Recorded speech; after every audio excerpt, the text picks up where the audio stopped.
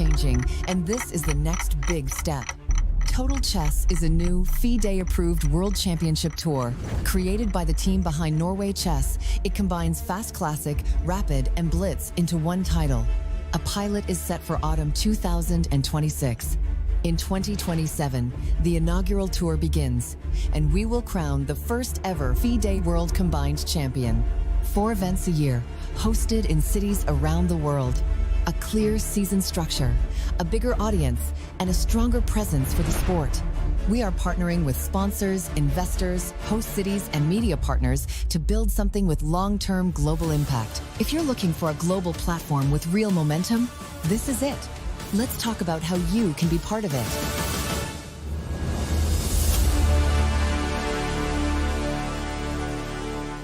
What I like about chess, there is actually a lot of similarities with the football as well. You need to plan your moves a bit ahead. You need to stay sharp. You can't lose 1 second of focus. If you do, you might get punished. You have to sometimes surprise the opponent. Chess, I have a lot to learn. In life, I have a lot to learn. So everything in life, you can always get better and you can always improve. Total Chess can turn chess into an even bigger sport for new audiences.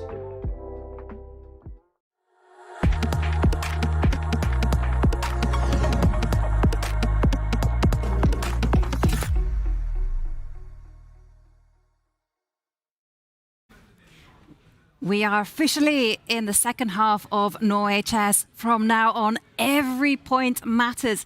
Yesterday was total carnage with 3 wins in Classical. Have the floodgates now opened? Let's find out in day 6. For the first time in 13 years, Norway Chess moved from Stavanger to Oslo, bringing the biggest stars in the game into the heart of the capital.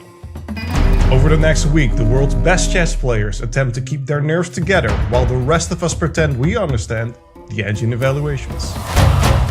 Why did Magnus not play f4? Oh, the bar drops though. This year's lineup is ridiculous. Magnus Carlsen returns once again and faces challengers like Gukesh Demorashu, Vincent Keimer, Wesley So, and Alireza Farusha. Every single round looks like a world championship match that accidentally wandered into another tournament. He's feeling the nerves now, Vincent Keimer. The women's event is just as fierce, with Zhu Xin'er, Zhu Wenjun, Hampi Kneru, and Anna Moonsjuk all ready to fight for every point like it's personal. But here's the thing that makes Norway Chess different from any other event on the calendar: there are no peaceful draws. If the classical game ends tied, the players go straight into Armageddon. 1 game, 1 winner, maximum stress. After last year, we know exactly how intense this tournament can get. Oh my god! So get comfortable, the clocks are ticking, the evil bar is about to go insane. Norway Chess starts right now.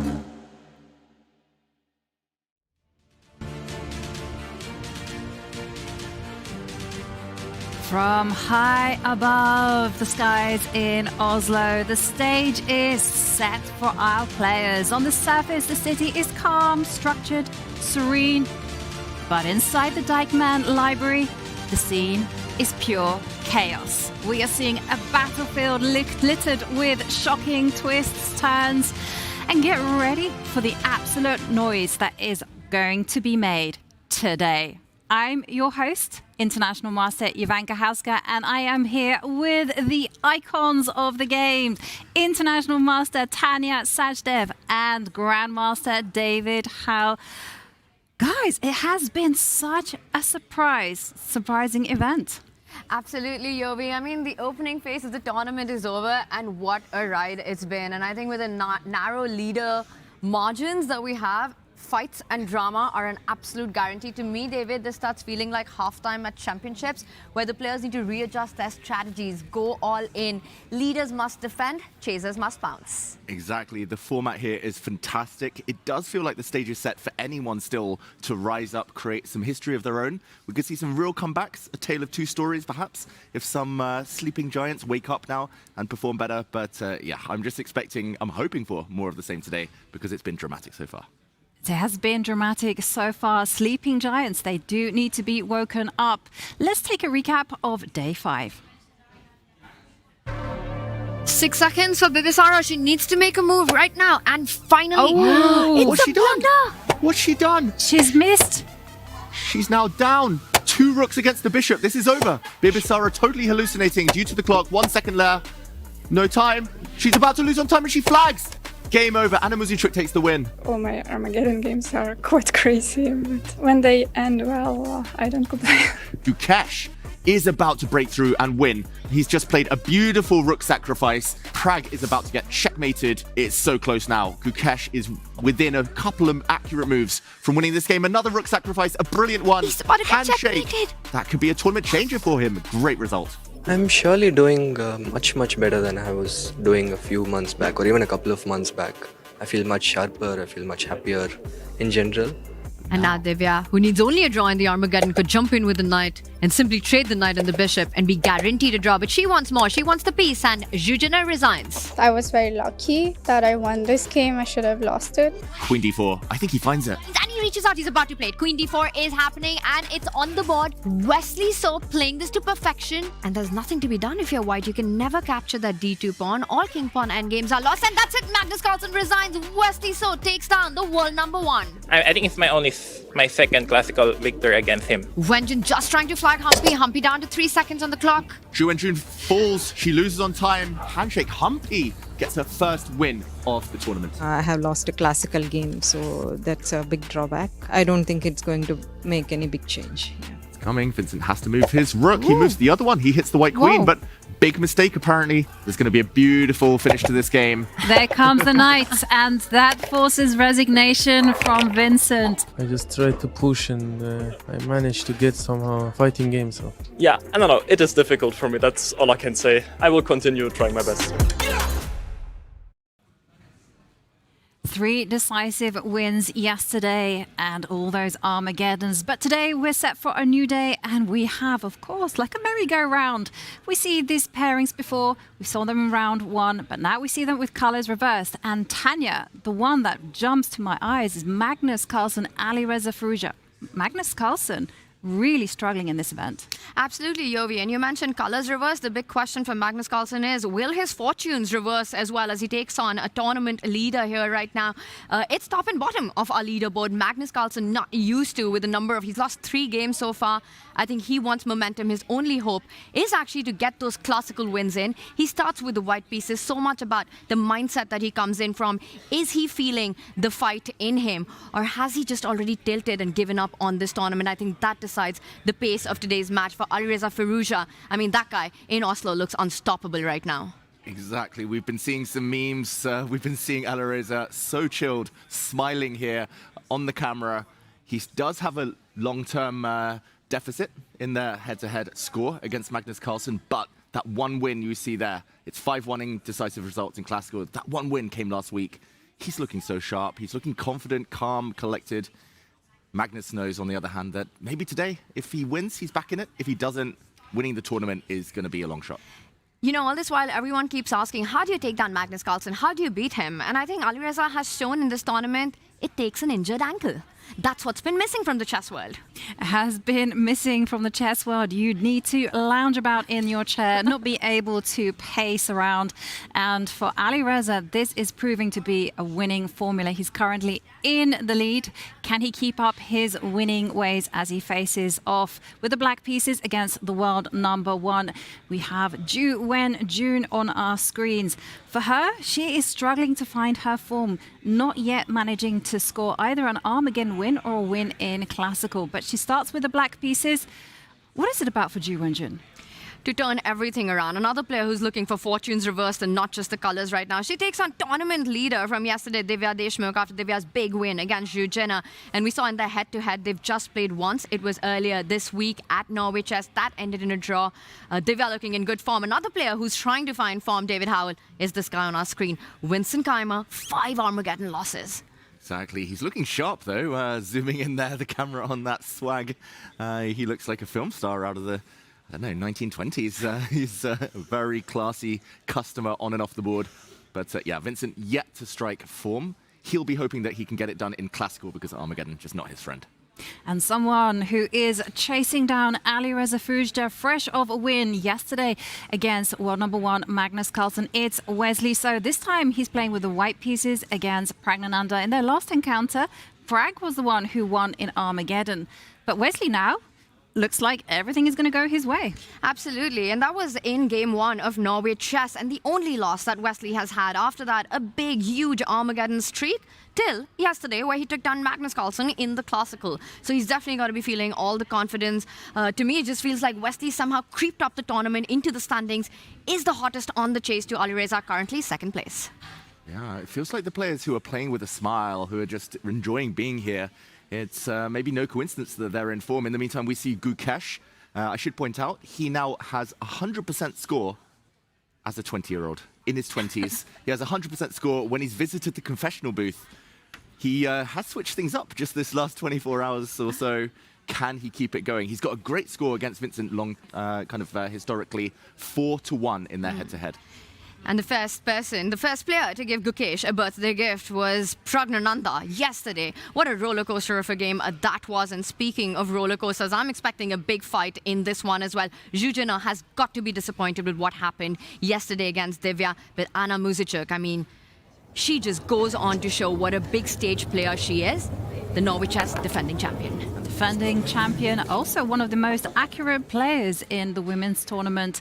She is there chasing down the leader, Divya Deshmukh. So she does want those classical points for Zhuzhina. It's all about whether she can strike back after yesterday's defeat. She's got the white pieces, but for Zhu, somehow things are not going her way. Yeah, we should mention Anna Muzichuk just reached over and she was like, "Oh, I really like your outfit there." They were talking about Zhuzhina's dress. So, yeah, things maybe not going Zhuzhina's way yet, but the tournament young, and she's had chances. She just needs to start converting them. And speaking of outfits, you know, it's all been about the drip here at Norwich. As Bibisara coming in with her Chanel shoes, I wonder if she changed that up after her fortunes changed yesterday. It is the first time in the tournament that we have a new leader today at Norway Women Chess, and it's not named Bibisara. So she definitely wants to get that back, grab that back, and she's playing against a player who has been struggling. For Humpy, she beat Wenjun yesterday in Armageddon, but the tournament, she still hasn't found her rhythm. Bibisara looking for a repeat of what went down in round 1 when Bibisara was the only player to defeat someone in classical. And there, Bibisara was playing with the black pieces. She's now got the white. Bibisara has come to every game exceptionally well prepared. She's got a very strong second here with in Oslo. I wonder who David's talking about. Any intel on that? There might be World Championship challenges that we've seen just hanging around the Opera House on a boat trip in the fjord a few days ago. I mean, he did get invited to Gukesh's birthday party as well. Exactly, Sindarov crushing the party. No, it looks like he's in great spirits. Bibisara doing well. And look at this scene. We see 2 Grandmasters. We see Alireza just chilling to the max. And we see European Chess Union President Zurab Azmaiparashvili ready to make the opening move once Magnus does appear. But Magnus cutting it fine. Not long now before the round begins. Not long now. And there, I thought we were going to catch a glimpse of Magnus making his way amongst the crowds. And it is a crowd. The library here is absolutely buzzing with people. As Magnus steps over, so many fans here inspired by the one player who has changed chess in his country, well, the world, but Norway taking on a chess. Is it true that during the World Championship match, David Howell, 1/3 of Norway was tuned in? I think at least 1/3, exactly. During the World Rapid and Blitz Championships every year, every Christmas, New Year, around 1 million TV sets are on, of a population of 5.5 million. I'm assuming that it's not just one person watching one TV set as well. Often you'll be together with families, several. So yeah, huge chunk of the population here. I think it's estimated around 20% of the population tunes in every year to watch Magnus go for gold in those World Championships. It's become a family tradition here in Norway where everyone gathers to watch the chess. And Magnus Carlsen can say he single-handedly changed the culture of chess in this country. He's been a game changer in more ways than one, pushed the boundary aspects of the sport, the way it's perceived world across. And I have to say, with the way tournament's going, the last time Norway Chess, Magnus Carlsen, lost 3 games at a tournament was Norway Chess 2015. And now coming back in 2026, he definitely needs to switch things up to have any shot to make it to the top. There's been a change in location from Stavanger to Oslo. We also see a change in look from Magnus. The hair has been slicked back. Magnus means business. He means business. He needs to change something up. He needs to maybe play a bit quicker. He's been too slow on the clock. That has cost him several times. His opening choice yesterday against Wesley So perhaps not suiting his style. We will find out, though, if he can make the local crowd go wild today against Alireza. 30 seconds till the games begin. Yeah, and what a statement win that would be by Magnus if he's able to get it done. Given the tournament situation, he has to go full throttle. He needs that classical win. He starts with the white pieces.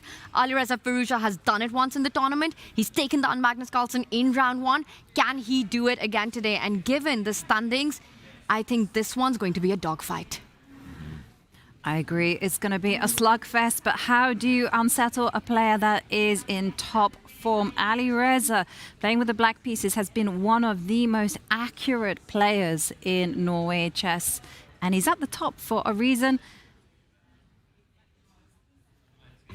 He's at the top for a reason. He's playing fantastic chess, playing very confidently. But yeah, Magnus with white, if he can produce something a bit different to yesterday, maybe something a bit more positional, a bit less cagey, then I think he will have his chances. But here we go. We're ready for those handshakes, ready for the first moves to begin.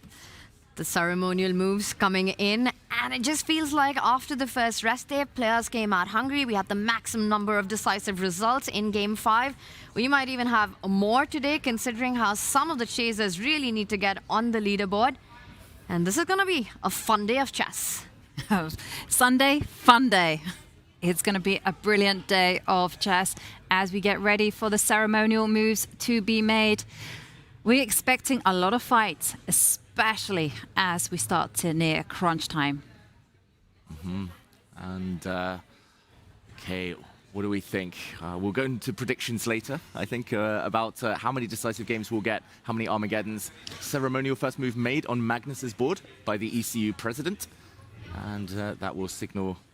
we see some young guests as well. On Zuzhiner against Muzichuk, the board there, the bottom center. That's really nice to see. You gotta love that, right? How inspirational this is for young fans to come to the Bjørvika library and watch all these top-class chess players battle it out. One of them might go on to be on the stage as well one day. Absolutely. Massive inspiration to have top players in the world fighting it out in your local library. And talking about local library, this is one of the best libraries in the world. And if you're ever in doubt, now is the moment to truly understand the greatness of this event. Yeah, it's a library. They should have booked their tickets, people at home, if you wanted to come and watch. But here we go, round 6. We're off. Handshakes, opening moves. Let's see what choices they make this early. Which chapter will be written here during round 6? It's E4, E5, Magnus Carlsen against Alireza Firouzja. Same as Magnus had yesterday against Wesley So, but do we think it will be another Italian after yesterday's debacle? What chapter will be written? What lines will be played on the board? The big question right now, where does the bishop come out? Does it go for the Italian? It is the Spanish instead, with the bishop moving forward. So none of what happened yesterday, what Magnus had to suffer from. A6, the bishop gets pushed back. How much? I think preparation is going to be so incredibly key in this round. Magnus Carlsen in his confession yesterday saying he has not that much of an idea of the position. I don't think he can afford to let that happen today. Exactly. He needs to be better prepared today. I think the Spanish, the Roy Lopez in general, suits his style way more than any Italian. It's positional. Magnus has been playing these openings since he was very young, with white, with black. So much experience here. He's going back to basics, back to what he knows best in his attempt to rediscover his form. Is this almost a must-win game for Magnus to have a shot for his 8th Norway chess title? And to me, I asked that question, and I almost suddenly feel and realize that if it was anyone else except Magnus, we would have written him off from the race. But with Magnus, you can't write him off till it's mathematically impossible for him to win the championship. Yeah, with Magnus, you always expect miracles to happen, because a Magnus awoken from the dead is a dangerous Magnus. And you can see him pulling a winning streak, game after game. I wouldn't put it past the world number one. He's employed a tried and tested formula of the Lopez, something that he's very familiar in. He understands these positions incredibly well. I think we're going to be in for a long, long fight. Okay, but odd to see Magnus pause now. This position has been played literally hundreds of thousands of times in top-level classical chess. It's one of the most well-known positions out there. This is just where it begins, the Spanish. Does Magnus castle his king? Historically, maybe the most popular move. Does he guard his e4 pawn just to prevent black taking it and going into the open Spanish? Lots of opening theory there. And this pause by Magnus, does that imply that somewhere in his mind he is struggling to find the motivation to actually prepare for his rounds given the tournament situation? 3 losses at Norway Chess currently for Magnus at 4.5 points, struggling at the bottom of the leaderboard right now. It feels like Magnus wants to throw the die and just decide what he wants to play next. It's not something he's actually looked at. He really looks like he's struggling right now with a decision. Wow. What's going on? This is bizarre, yeah. If he'd prepared any openings, d3, castles, then he would have played them immediately, surely. But knight c3, a small surprise. This has been played earlier in the event in Norway Chess Women, but Magnus trying to surprise Alireza early, does defend his e4 pawn. It's basically a 4-knight Spanish now, but with the inclusion of the move a6 and the bishop retreating to a4. Still lots of games, of course, in this position, still early days, but Magnus coming up with a small idea, a slightly rare idea in that game. Oh, interesting stuff going on there. As we saw, well, number one, take a pause. Let's go into our bird's eye view. We can see there are a whole load of things being played. First up, Keimer against Gukesh. We see c3 being deployed. I always called this the anti-youth chess because you just bore your opponent and you keep it flexible. You try to provoke your opponent to play actively. Going to be an interesting one to follow. And moving to So Pragnananda, we're seeing very well into the contours of a semi-Slav. And in the women's, it looks like we have a whole wide range of openings from the Scotch to the Grunfeld and also to a Lopez. I love it. I see a lot of queen pawn opening, a lot of king pawn opening. The one thing missing is a reti. How do you feel about that, David Howell? I'm gutted. The players have been playing the reti nearly every round, actually. At least someone's been dabbling, trying to keep the tension, try to build up slowly, go into something a bit new, a bit fresh. But these are more classical openings. Semi-Slav, ancient, 2 Spanishes. We've known about that opening for hundreds of years in the chess scene. And yeah, I think I'm most excited about the Grunfeld and the Scotch on the bottom 2 boards, the purple in the center and the red on the bottom right. Because those are going to be fun with action, the openings that are there. And before we deep dive, I've got a question for both of you. So many people watching Norway Chess, getting inspired by the players here, some new to chess as well. If you guys had to recommend an opening to start with the white pieces, today we're seeing mostly 1d4 and 1e4. And like you said, we've seen retis in the past in this tournament every single day. Is there one specific opening? How would somebody go about this? Not the London system. Anything apart from the London system. Hot take. No bad openings, but that one is overanalyzed. Everyone knows it. Boring. Yovi, do you agree? No, I completely disagree, actually. I think that you shouldn't be going into those really sharp openings, especially if you've got no time to study. I think that you should play it simple. So you go Collies, London, Torres. I think that's a good choice for white. I mean, the point is, if you know the first few opening moves and you kind of understand where your pieces should be placed, you at least minimize the risk of getting a lost position out of the opening. And as black, I mean, you have to play the Caracan. If someone plays e4, go c6, it's all good. A few years ago, I spent some time analyzing all the top players. What opening did they start with? And nearly all of them started with 1e4. Best by test, David. Yeah, and they all graduate towards d4 or some Englishes and retis later. But e4, I don't know, it teaches you a lot about chess history, culture, like sort of positional play, direct tactics with King's Gambits, Scotches, all these things. It's got a bit of everything, e4, whereas d4 may be a bit more one-dimensional, harder to learn more broadly about chess. That was absolutely the story of my chess career as well. Started with e4 for the first 10 years and then switched to d4, started playing both of them. And I think today, for most people getting into chess, the breadth is more important than the depth. You want to be able to play as many openings without trying to get too deep into it. So try to get an understanding and feel of different setups, 1e4, 1d4, switch around. But I have to say, I think if you're just starting out, Bobby Fischer said it, who are we to argue? Best by test 1e4. I like the way that you guys think, but I'm a little bit in disagreement just because I feel like as a kid, yes, e4, absolutely. As an adult, I don't think you have the time and energy to spend all that time like learning and memorizing openings where people can smash you. So you got to protect your ego. And I say, keep it simple, 15 minutes a day, and get you through with some Collie London. Well, let's just hope there are no Berlins for anyone. No Berlins, no. At least we're going to be guaranteed that. Yeah, no Petrovs either. Oh, I Don't love it. start with that one. Okay, so we do see quite early action. I think we'll go later to Wesley So against Prague. Magnus has really made Alireza think at this early stage. That's probably a good sign for the world number one. Carlsen there looks pretty chilled.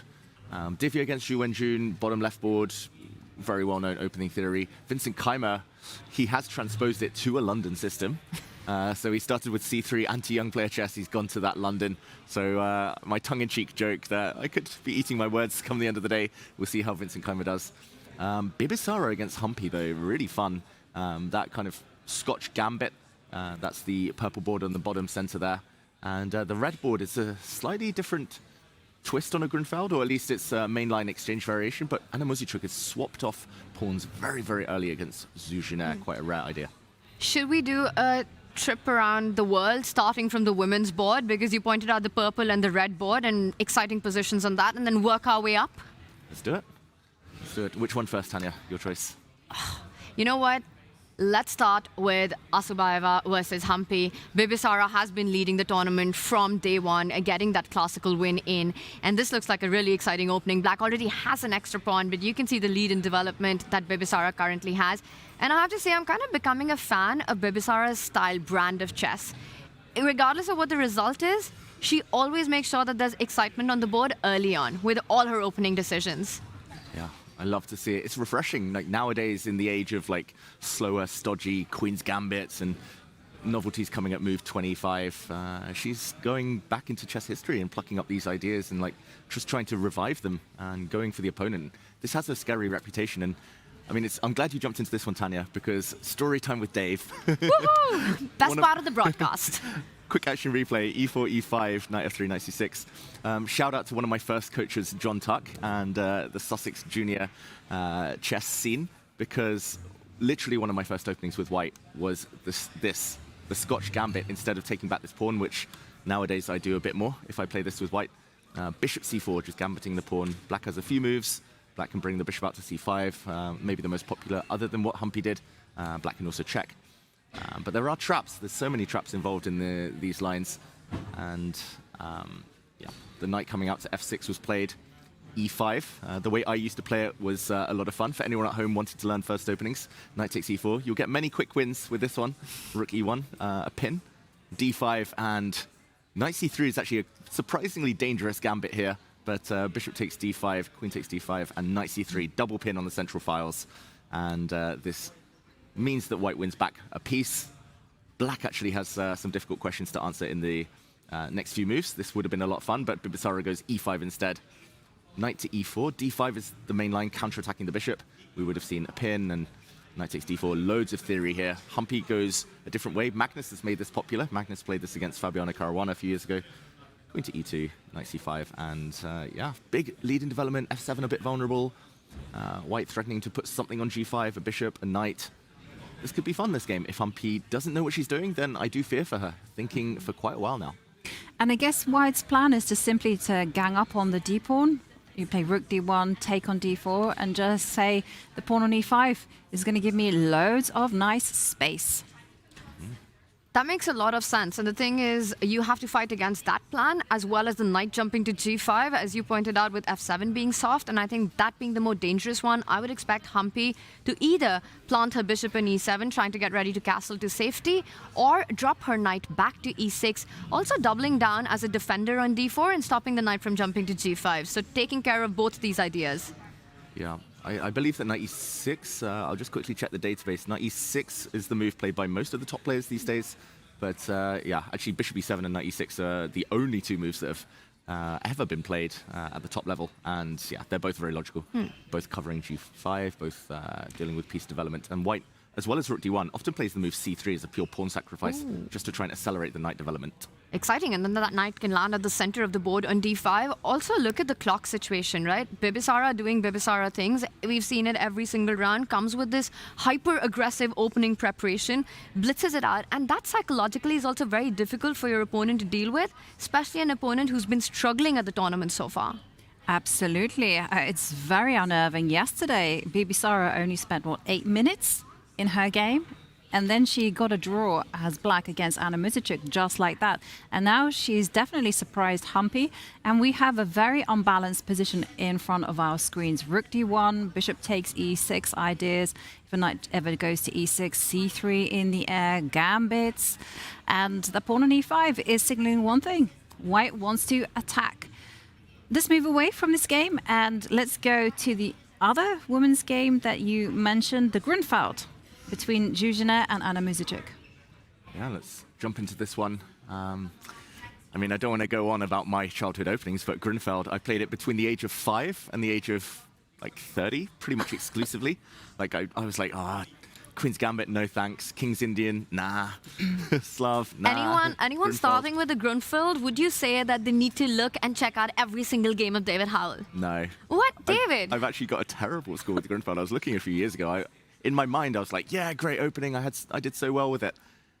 And then I was like, wait, statistically, actually, it was maybe my biggest weakness as a player. So. But you were loyal to it. I was loyal. I'm a very loyal guy. I'm a male Scorpio, so once I find love, I stick to it through thick and thin. And can we rewind and get some story time with Dave and just break down the Grunfeld? Okay, the Grunfeld d4, knight f6. We've seen actually a few players, especially Bibisara, play bishop g7 here, allowing the King's Indian, where white occupies the center. The Grunfeld's aimed at striking in the center immediately. It's also a hyper-modern opening, which means that black prioritizes fianchettos. Black allows the opponent to build a center and chips away from afar.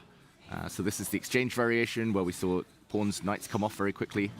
And in this position, maybe one of the main lines, and the old main line at least, used to be after castles, and black has all the moves in the world here.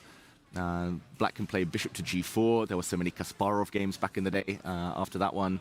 Knight to a5 is a move that I quite like. You can take on d4. b6 has been recommended by Svidler. e6 has been played by many top grandmasters. I used to play queen c7. This is where Magnus would go into the confessional and say, black has 20 different moves here. Bishop d7 as well. There's so many. And yet I'm surprised. Exactly. And we're surprised here. I'm surprised because Anna Muzichuk actually took on d4 first without allowing white to castle. And that's important because now going for the attack on the vulnerable d4 pawn, pin on the long diagonal, white defends it, and a check. And I haven't seen this for quite a few years. It was trendy, I would say, just before the pandemic or around 2020. The idea is that after the white bishop drops back, the queen has a few choices. She can come into a3 or she can go all the way home. And this is actually a silent draw offer. And I was just about to say that after the check, I mean, you've got 4 legal moves with 3 essential practical choices here. If you're white, if we just come back one move here, you could block it with the bishop, you could block it with the queen, or sidestep your king to f1. That's obviously not a choice you're happy making, losing rights to castle. Bishop to d2, falling back, is the most popular move. Queen to d2, the second most popular move. And David, if you do block that check with the bishop, it looks like you're losing a move. But let's say black goes back with the queen. And now we know one thing about Zhuzhina, no early draws for this player. You were hinting at the repetition with bishop to e3, queen a5, a bit of a yo-yo there, early game, let's take it to Armageddon. I'd be shocked to see that. Anna Muzichuk would be happy to see that. But another plan that white has in this position is now to read out the bishop to the other diagonal. So you've lost a move to actually get it to a better square so that you can finally challenge the Grunfeld gem. The glory in black's position, the bishop in g7 one day. The star boy of the position, that bishop. Don't sing that song. But yeah, I mean, I'm not such a big fan of this because I actually quite like the white bishop on c3. But it is maybe a psychological thing here. Anna Muzichuk just trying to tempt Zhuzhina into a repetition. I don't recommend trading off queens if Zuzhina is tempted here. That often happens in similar positions. But here, black is very quick to strike at the center and not so easy for white to kind of control things. Despite the fact she's got a centralized king in an endgame, that king could become a target. So early days, but Anna Muzichuk with the first surprise. Well, very interesting stuff. We'll see which way Zuzhina is tempted to defend and block that check. With the queen, with the bishop, or just sidestepping with the king. Let's move back, and we talked about going around the world. Let's check out the game between Divya Deshmukh against Ju Wenjun. Divya now in the lead, but it's such a narrow lead, just half a point in it between her and Bibisara. And I'm just going to add, before we deep dive into this position, one I would suspect has come from an anti-Marshall. And we probably have thousands and thousands of games already in this. But before, David, you break this down, I want to point out that at the start of the tournament, game theoretician of Norway chess, Mehmet Mars, who's here right now, had actually predicted with stats that Ju Wenjun was a favorite by 28% in the tournament to win it. She's already won it in 2024, and of course, being the reigning women world champion, huge odds, big favorite. For Divya Deshmukh, she had the least. She was at around 7% to take the event as a debutante, as the youngest player in the tournament. Well, we've seen a completely different narrative in this event so far. Ju Wenjun yet to win a game, struggling at the bottom of the leaderboard. It just looks like a nightmare of an event for Wenjun. Meanwhile, Divya Deshmukh has been the picture of consistency. She's had one loss so far. She's been performing incredibly well in the Armageddons. And yesterday in a crazy battle against Zhu Jin, where really she had to be on the defense for most of the game, when she had the opportunity, she pounced on it and was able to keep her nerves to take the full point. Yeah, she's been very impressive. I mean, I was really impressed by the way that she handled yesterday. She was busted out of the opening, and she started to play with her back against the wall on instinct, and she managed to turn things around. And as you mentioned, so cool, collected in Armageddon. Whereas Ju Wenjun, let's not forget, she's a 5-time Women's World Champion, but also a former Women's World Blitz Champion. She has nerves of steel, good instincts. It's been a disaster for her in Armageddon. She's yet to win a game. 0 out of 5 from Armageddon. I would never predict from Ju Wenjun. It feels like Armageddon suits her strengths. She's a great speed player. She's got great instincts, very solid. So when she has black, I would think that Armageddon would suit her. But yeah, we'll see. Maybe in the back of her mind now, Ju Wenjun thinks, okay, if Armageddon's not going to be where my points come, I might as well push in classical. And yeah, this opening in the meantime, Divya going for very traditional stuff, very quick action replay, e4, e5. We see a Spanish, just like in the Carlsen against Fallujah game today. And after castling, yeah, d3 is one of the most popular moves. Rook e1 as well would have led to the more classical Roy Lopez positions. d3. And yeah, it's one of those where black has a bunch of choices. This is a very well-known position. Just as Magnus would say, you can play rook b8, you can play b4, you can play bishop e7, bishop d7, bishop g4, bishop e6, and she chooses to close it instead, Ju Wenjun. And yeah, I think the block nature of the position she's trying to play against Divya's attacking instincts, she's just going to try and keep it as solid as possible in the next 10-15 moves, Ju Wenjun. And she'll hope that she ends up in decent shape. I'm expecting Divya to go back to typical tried and tested Spanish ideas. Maybe put a rook on e1, bring the knight round to d2, either put it on c4 or put it round f1, g3, sit in front of the king, and some maneuvering ahead. It's going to be a slow grind, this game, with the way the opening has started, and I think a long fight for Divya, currently the tournament leader, half a point ahead of the rest of the field. And the ideas and the plans that David pointed out for white, I think for Wenjun, also very thematic plans are to challenge that light squared bishop on b3. We can expect moves like bishop to e6, bring the queen out to d7. And one thing that I've always felt playing these positions as black, I'm always looking out for ways to get to that a5 pawn. Rook b5, now that it's beautifully placed, it's not possible right now because in some positions you've got bishop a4 or bishop c4 hitting it, but you have to be always on the lookout of that a5 pawn, which has clamped down black's queen side, but also a trade-off that it's a bit of a target. Wow. One thing for sure, what you guys are both indicating is that this is going to be a tense maneuvering game. Let's continue our walk around the park and let's move on to Wesley So against Pragnananda. We're in deep into the semi-Slav and we have this move. I don't see this one too often from Black, where knight has appeared on e4. But let's backtrack and see how the players got here. Yeah, let's do it. It was d4, d5. A queen's gambit declined initially. And after knight c3, rather than keep it pure kind of queen's gambit, bring out the knight, maybe the bishop, he chooses this triangle formation Prague. Provocative stuff, because a very famous game from recent history, e4, the martial attack, was played by Hikaru Nakamura against Sindarov in the candidates recently, where Black grabs a pawn and hopes to live to tell the tale. Sindarov with Black went on to defeat Nakamura in very impressive style. So this has come back into fashion. Wesley, it's not his style to sack pawns in the opening. Yeah, I don't think he would have paused about this for too long. He plays e3, the slower system, and yeah, we see piece development. And as Jovanka says, b3, allowing the knight into e4. Maybe if white wanted to avoid this, queen c2 is one of the other main lines. b3, knight into e4. He chooses not to take Wesley, so this would have given Black a very strong pawn on e4, and maybe some kind of initiative with f5. We talked yesterday about rook lifts, the white king lacking some defenders. And people here having fun in the library. We can hear some screaming. I'm not sure it's about the games or not, but bishop to b2, defending the knight instead. And Prague goes for the stonewall setup. The stonewall Dutch pawn structure, a bit holy, I would say. Not in a religious way, holes as in the dark squares. And yeah, the downside is the dark squared kind of gaps there. But the bright side is that Black gets a super strong knight on e4. A super strong knight and ideas of the attack to follow up on the king's side, right? You suddenly get full direction of finding a nice rook lift or the knight coming on to g4, combining with threats like queen e8, queen h5, and trying to at least get to the white king side. You know, Prague was having a fantastic tournament until yesterday.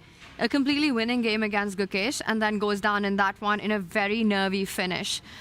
And that's got to hurt. So right now, sitting at 6 points in the chasers mix right there, I think Prague is looking for early imbalances, but Wesley's shown one thing, that here at Norway Chess, he's ready for every kind of fight, whether it's a strategic positional grind or a tactical fest. He's in probably one of the best shapes that I've seen Wesley so in recent years. So this is going to be a fun one, because neither will sort of blink or shy away from those ideas.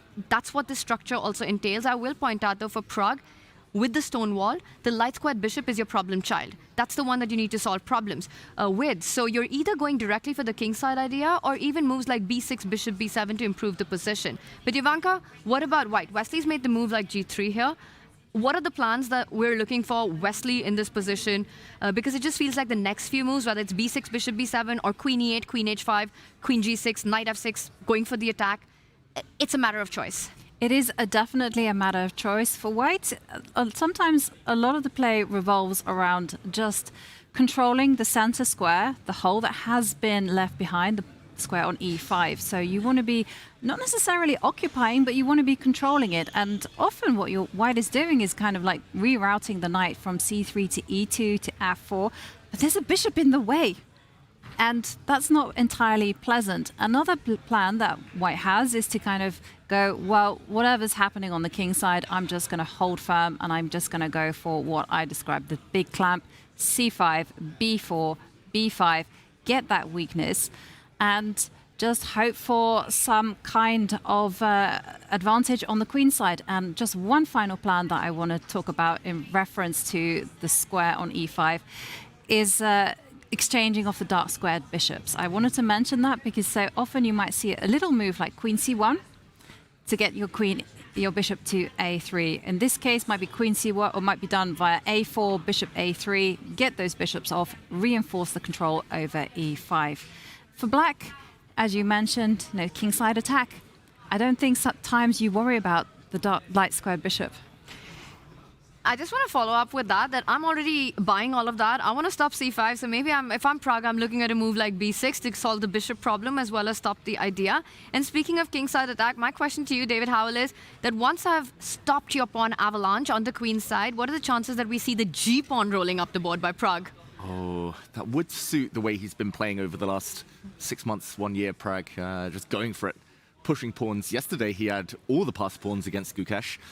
Could have had a few queens, but yeah, he maybe stopped pushing them at the right time. I would love to see g5, h5, g4, h4, pawn storm. White is pretty solid for now on that side of the board, but definitely a possibility. He actually chooses not to touch anything on the queen side. Instead, it is the queen he brings out. This is another route, I guess, Tanya, to getting to the g6 square, something you mentioned, but also keeping the g-file open. Maybe we will see the pawn step forward. And also e5, super well covered for now. The knight, bishop, queen defending that square, meaning that White's knight cannot hope to jump in. I think this has got potential, this game, to be a real fight. Wouldn't a chess spelling be Prag be the most difficult, Pragnananda?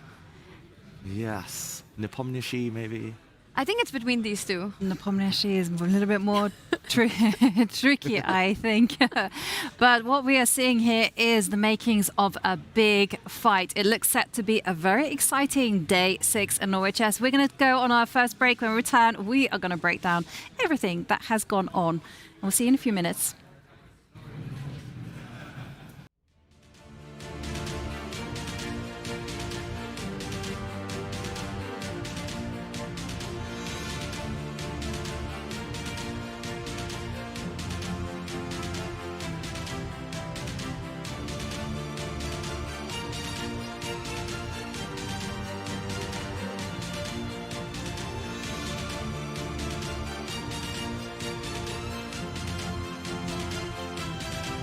Wesley, how much confidence does a win like yesterday give you? Well, it's huge. Yeah, beating Magnus any game is huge. I have no doubt he'll bounce back. What do you think that you're going to continue this trend today against Prague? Well, that's the plan. I hope so. I mean, classical win is really a big deal. Also to catch up Firuz. Yeah. We're looking for... Yeah, for sure. Thank you so much, Wesley, and good luck. Thank you. Alireza, what's your mood today and how are you feeling today? I'm feeling good after yesterday's tough game. Feel like I have a good chance. And today was black against Magnus. You won against him in the first half of the tournament. What are your thoughts? I think it will be a very fighting game. I expect tough fight. Best of luck. Thank you.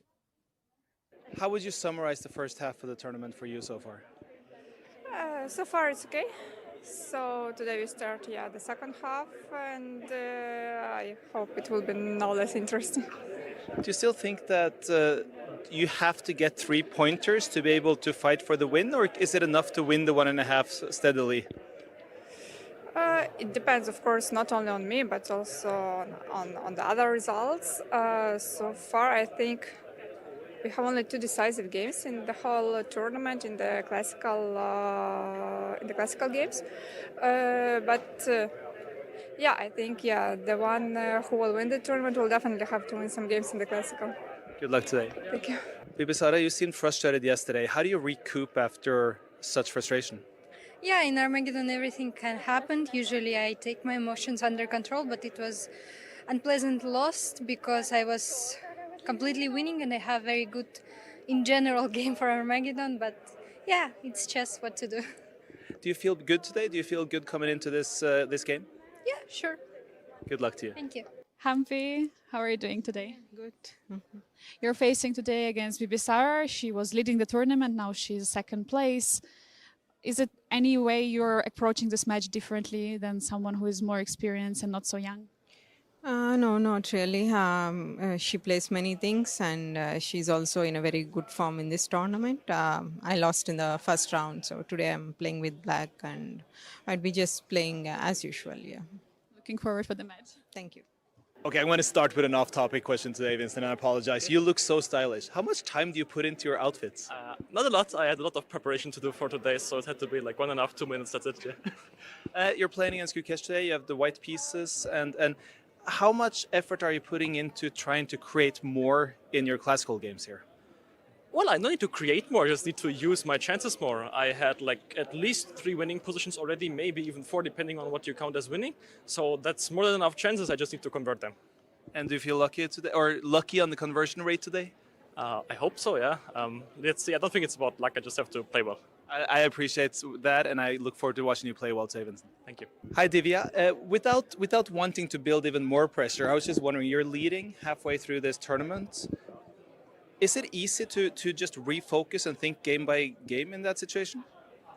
Yes, in a way it is for me because it doesn't matter if I'm leading or not. I give my best every game, so it doesn't matter what is going on in the standings.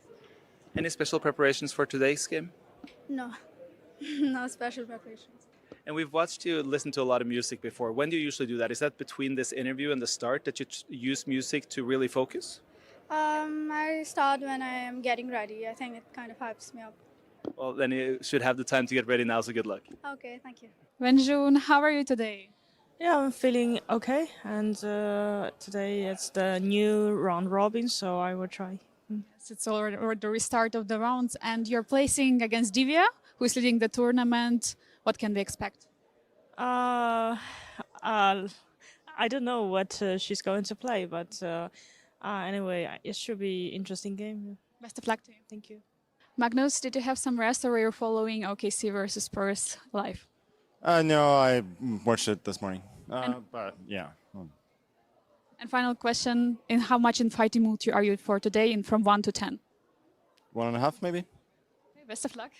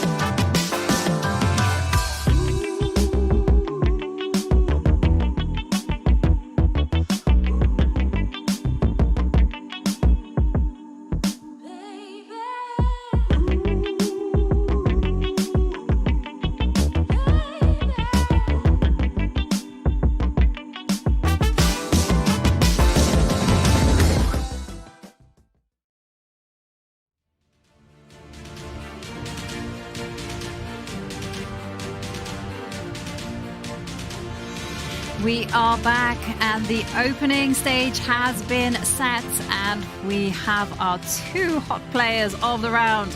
Alireza at the top, leading the event, and he's playing the tail ender Magnus Carlsen. When it comes to fighting spirit, Magnus saying 1.5 out of 5 in terms of fighting spirit. Yeah, I think it was 1.5 out of 10, Magnus saying in an interview just before the round, and how he was feeling about fighting today. Meaning he's not feeling great, maybe not in great shape, not feeling overly optimistic, but now the game's begun, surely he'll want to at least try to create something here. And it might have been 1.5 out of 10, but I think it was on move 5 that we got a glimmer of that. You know, before he developed that knight, something that should have been pre-decided and made instantly, you know, he took this long pause and then played, well, not the most mainline in this position, so felt like an over-the-board inspiration. I think it's understandable for Magnus Carlsen. The whole topic, the whole narrative before the tournament was, is this where he gets his 8th Norway chess title? Home turf, Oslo. After 13 years of being in Stavanger, it moves to his home city. The crowd loves him. He is the homeboy hero right now. And yet he started day one on the loss, has gone down in 3 games after that, 3 classical losses. The last time that happened to the world number 1 was back in 2015.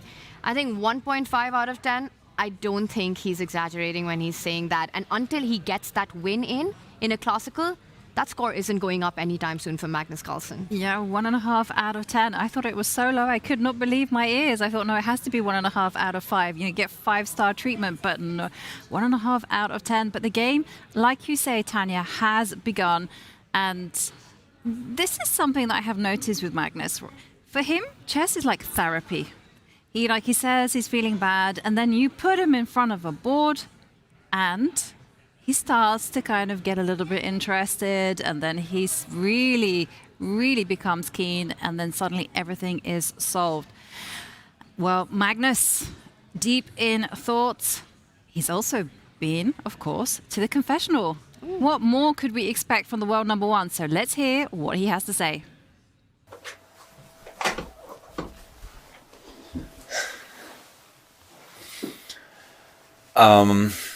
I'm trying a proper old guy move again today. Just playing something that was popular before Alireza essentially started playing chess. I think, yeah, this was definitely one of the key lines. I mean, I prepared this knight a5, bishop e6 stuff for the match against Karyakin. I did that in my first black game of the match. And back then, you know, Fabio had won a very nice game against Lavon, I think, with this bishop takes e6 stuff. But, you know, people stopped playing it because it doesn't work, but let's see what he knows. Well, he might have rated his fighting spirit at 1.5 out of 10, but he certainly has a sense of humor here, you know, saying he's playing old guy move while he's testing Alireza's knowledge. And what do we make of this? What I can make of the confessional is it's 10 on 10 for Magnus's confessions. Bring them on. He's always looks like he's in a good mood. They're really giving insights. And, you know, you mentioned it earlier that this is an opening that's been played at the highest level, and it doesn't get higher than World Championship matches. And Magnus also referencing to some of those battles and duels right now. How much does Fabi versus Levon, how much do they know in this position? I will say my limited knowledge that whenever white does take that bishop on e6, with the central squares getting control there, the F line opening up, it becomes a very double-edged game, and usually I'm quite happy with the black side. Yeah, and I think both sides have reason to be happy here. Magnus, because there's a small imbalance. Black, long-term, maybe the e-pawns could become targets, especially if black ever gets tempted to push forward with d5, which looks like a very natural move. Then the pawns might become a little less stable. Magnus still has enough on the queen side, a4, c4 later, to hope to generate something. And I think you're right, Tanya. Like, it does become double-edged with these double pawns, mainly because of the open f file. So the fact that the black bishop is passive on e7 rather than a7, where it might be placed in an Italian, much more active, I think that's a good thing for Magnus. And also, the typical antidote is to put the knight on g3. It looks scary getting attacked. Black might even try and play knight h5 now before the white knight lands there. But yeah, knight on g3, knight on f3, you tend not to get mated. And Magnus mentioned his World Championship match against Karyakin. There were some really interesting games with doubled e-pawns. Slightly different move order, different variation, but the game that he ended up winning against Karyakin, just to strike back in the nick of time and take it to tie breaks. That was also with doubled e-pawns. Magnus has a lot of experience in the structure. It's always very fascinating for me when I look at Magnus's legacy of World Championships, that's the one match. In 2016, it was in New York, and the only World Championship match where Magnus was trailing. I mean, the whole chess world would have been incredibly different. Everything we know about chess, everything that has happened in the chess world, we would be living in a completely alternate reality right now had Karyakin managed to save a draw from a game which he had it after beating Magnus in the round before. And imagine what that would have been like. Yeah, Karyakin in the game he lost had a false repetition, Exactly. actually. And he was 3 games away from becoming world champion. That would have been, well, yeah, a very different alternate reality. But yeah, Magnus, actually, if we look at every World Championship match, his 2 matches against Vichy, 2013, 2014, I'm pretty sure there were doubled e-pawns in that. There were a lot of Roy Lopez, both white, black. He was playing at Karyakin 2016, a lot of Spanishes, Roy Lopez. Not so much in 2018 against Fabiano Caruana, it was more Sicilians. But then 2021, again with black, he was defending in the anti-martial every time Magnus So the Spanish, the Roy Lopez, it's the one opening, I think, that's defined his successful career at the World Championship level. And you know, Yovi, maybe when you have a motivation level of 1.5 out of 10, you kind of fall back on that. You just see that you have so much experience, you know it at the back of your hand. Even if you haven't prepared it the morning before, it's sort of in your DNA. The Spanish, having played it across, well, the epitome of the chess world, so many World Championship matches. Exactly. So Magnus has a big claw, right? And a very big claw indeed, in the sense that he has big experience in this particular pawn structures in the endgame. So he's like, well, why go into those unclear positions? Let's go into tried and tested waters where I am doing really well. But let's deep dive into this position, because the move that I wanted to play as black has been made. Knight h5, with the idea of going knight to f4 and have fun time on the f line.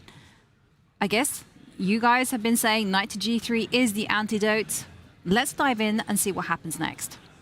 Yeah, to confuse your enemy, you must first confuse yourself. Thank you to our featured chat there. I didn't quite catch the name, but that is sometimes true. Let's see how confusing this position is. Knight g3, as you say, Jovanka. And you mentioned you wanted to play knight h5. How would you react? Would you take? No. Jump. Look, you guys know I'm a commentator brute. Knight to f4, please. Knight e2, I offer you a draw. And because I like you so much, Tanya, I'm not very good at playing against my friends, I say yes. Magnus, 1.5 fighting spirit, maybe that hints towards a draw, but I think, nah, he'll play on. And I wonder what he would do here. I think he wants to build for d4, but for now, c3 is impossible. This pawn does hang. We have a decision, David. He doesn't challenge that knight immediately. Instead, he makes a move that you were referring to right now, directly hinting at a d4 break. I thought knight h5 doesn't only come in with the idea of jumping in with the knight, but you always have to watch out for an exchange sacrifice on f3 here for long-term compensation. I don't think it works right now. Black isn't entirely ready to go for this.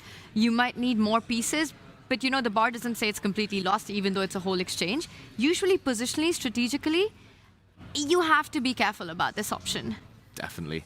I think if the other black knight were more active and was actually participating in the attack, if you could suddenly transport it over to g6, jumping into some squares, that would be enough. For now, it's only one attacking piece for black, maybe two with the queen. Not quite enough. White's knight will guard all the holes on g3. And maybe Magnus has learned from his loss against Prague, where Prague just allowed, on the queen side, not king side, this rook takes knight sacrifice, and he's saying, okay, it's not as scary. It's just an illusion. And yeah, I would have played knight g3 every time. I'm terrified of these things, but Magnus correctly assessing. And yeah, actually, that's interesting, because I wanted to play knight g3, knight f4, and suddenly I can't play c3 because the d3 pawn was hanging. So Magnus, same idea, different order, fine-tuning things, even better. And one gets the feeling that Magnus isn't only hinting at d4, he consolidates b4 to actually strike with the other plan that you earlier mentioned, pushing that a pawn. The rook on a1 develops without making even one move in the game. And then you kind of play on both sides, right? You get your knight in on the right flank, you move your pawns on the other side, and just argue that you have a better pawn formation and more space. Mm-hmm. So we've kind of waxed lyrical about White's position. Let's kind of flip the script and let's have a look at Alireza. What happens if Alireza doesn't play knight, rook takes knight, but threatens it on the next move? Queen to g6. Ooh, I like it. But before David takes that answer, I just want to say, I mean, the player playing on the black side, I don't think he needs any praise or any help, Jovanka. It's Alireza Firouzja. I think he's got it all figured out already. That is true. I agree. Queen g6 is a very Firouzja move. Yeah, why not? Yeah. Create an attack. You never know. You never know whether your opponent sees it. Obviously, Magnus will. So knight to g3. And now you can jump in with a knight to f4. And you kind of say, I got eyes on the prize. Some knight takes g2 ideas in the equation one day. Yep. Also h5, h4, nudging this knight away. Suddenly, that g2 pawn you just mentioned, Jovanka, really vulnerable. I'm really surprised the eval bar is quite happy about White's position. It just looks like it's in the balance, but let's say Magnus continues with d4. Okay, well now you've shown me a very aggressive plan, and I feel like we need to do that some justice. So let's go h5. Oh, I was hoping you wouldn't say that. Oh, I shouldn't have said it. No, it hadn't occurred to me. Scary. The one good sign for white here is that if you're able to get h4, you have the resource of capturing that knight on f4 and then at least saying I'm not getting checkmated in g2 immediately, or at least praying for that. The big question that I was going to throw to you, David Howell, is that what is the decision in the center? Are you taking that pawn on e5 as white? Are you keeping it flexible, or do you go direct with a move like d5? Because I don't think black can actually go pick up that pawn with the pins along the a2, g8 diagonal at the end of that line. Wow. That's very, very smart. I mean, white could also take this knight now, but just to show your idea, queen b3. Maybe black can get away with holding on, but yeah, a bit loose here. It's lucky that black has this square covered for now. But I like your idea, Tanya. Maybe just fine-tuning it now with bishop takes f4, and suddenly queen takes d5 will come in with a check, hitting the knight on c6 as well. Ooh, I like this. Yeah. This could suddenly become a tactical melee here. It could become really interesting if Alireza's keen to go for it. But Magnus, at least he's saying, okay, decision time for you. Do you allow d4? Black can strike first with d5, but this is what I wanted to show earlier. Something like this. Suddenly the black e5 pawn becomes a bit vulnerable. Black's knight is eternally stuck just defending it now. And this is very cagey stuff. I'm not sure whether white takes or whether white just kind of calmly, queen c2, rook e1, tries to apply pressure. Very tense position. You love to see it though, right? In this fight, which is so important for our tournament standings right now, just given the narratives that these two players have had, a tale of two cities for both Magnus and Alireza, the way their performance has been so far, that we get a full-blooded fight early on right now. I think queen g6 is going to make it very exciting. I'm hoping to see that move on the board. Rook takes knight, knight f4, threatening checkmate in one. You know, you can bring the other rook double up on the f line as well once the queen is out of the way. Ooh, and he does it. Queen g6 on the board. This is about to get very fun. It's very fun indeed. Rook takes knight being the threat. Magnus Carlsen has to take immediate action. Okay, and, oh, have a look at that. Someone's feeling better. The foot is down. Wow. I mean, that foot being raised has been the secret of his success. Why change your winning recipe? Put it right back, Alireza. Oh, you must be feeling better. Okay, that's good news, of course, for Alireza, but... I have mixed feelings about it. Yeah. Is that weird? That we're putting his performance on that one leg up? I'm shocked. Almost as shocked as Gukesh entering the confessional yesterday. Yeah, he gave it the boot. No more boot on the chair. I mean, is one-legged Alireza stronger than two-legged Alireza?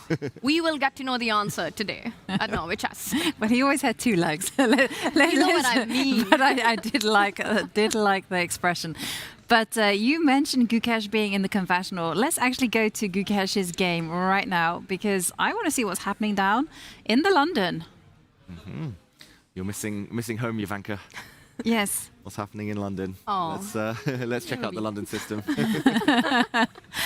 But also, you know, I have to kind of stick by my words. You know, earlier on we had the discussion and you guys were like, best by test, keep it sharp when you're beginning. And I'm like, no, keep it solid, make it simple. Take that up with David Howell, because his first statement to what opening you shouldn't go for ever was never play the London. Exactly. I grew up like a couple of hours south of London, so, you know, I'm not a London boy. I'm good. Excuses. Exactly. I am a London girl, born and bred. I have no skin in the game whatsoever. Yeah. Bring on the King's Indian defense. Let's check out what Vincent Keimer did. Some strange move orders. So we saw d4, a knight f6, and rather than immediately bring out the bishop to f4, which would be the London system, the pure London system, he starts with c3. Ivanka, you called this anti-young player chess. I guess it's saying, if you play c5, I might just take that pawn. Exactly. And cling on. And if you go, just to also, yeah, perfect. And just to kind of also point out that after bishop to f5, you have to factor in what's going to happen after queen b3. Queen b3, black's left a weakness behind, and this is quite well-known theory as well. I always found it funny that after queen c8, white would very quickly play c4. Just two moves after playing c3. Loss of time, but black's queen is misplaced, and white's bishop can also come out very nicely. So, okay, Gukesh chooses to lock in his own bishop, now ready to play c5. Vincent says, okay, I'm not going to leave my bishop behind a pawn chain by playing e3 myself. Bishop out first. Transposition to the London system, very well-known position. I've seen this so many times after bishop to e7. White normally plays here. Okay, what did he do? Bishop to d3. He plays h3. Yep. I guess keeping the bishop safe so it can't get hunted down by the knight. Bishop d6. Gukesh slipped, mouse slip maybe, finger slip with bishop e7.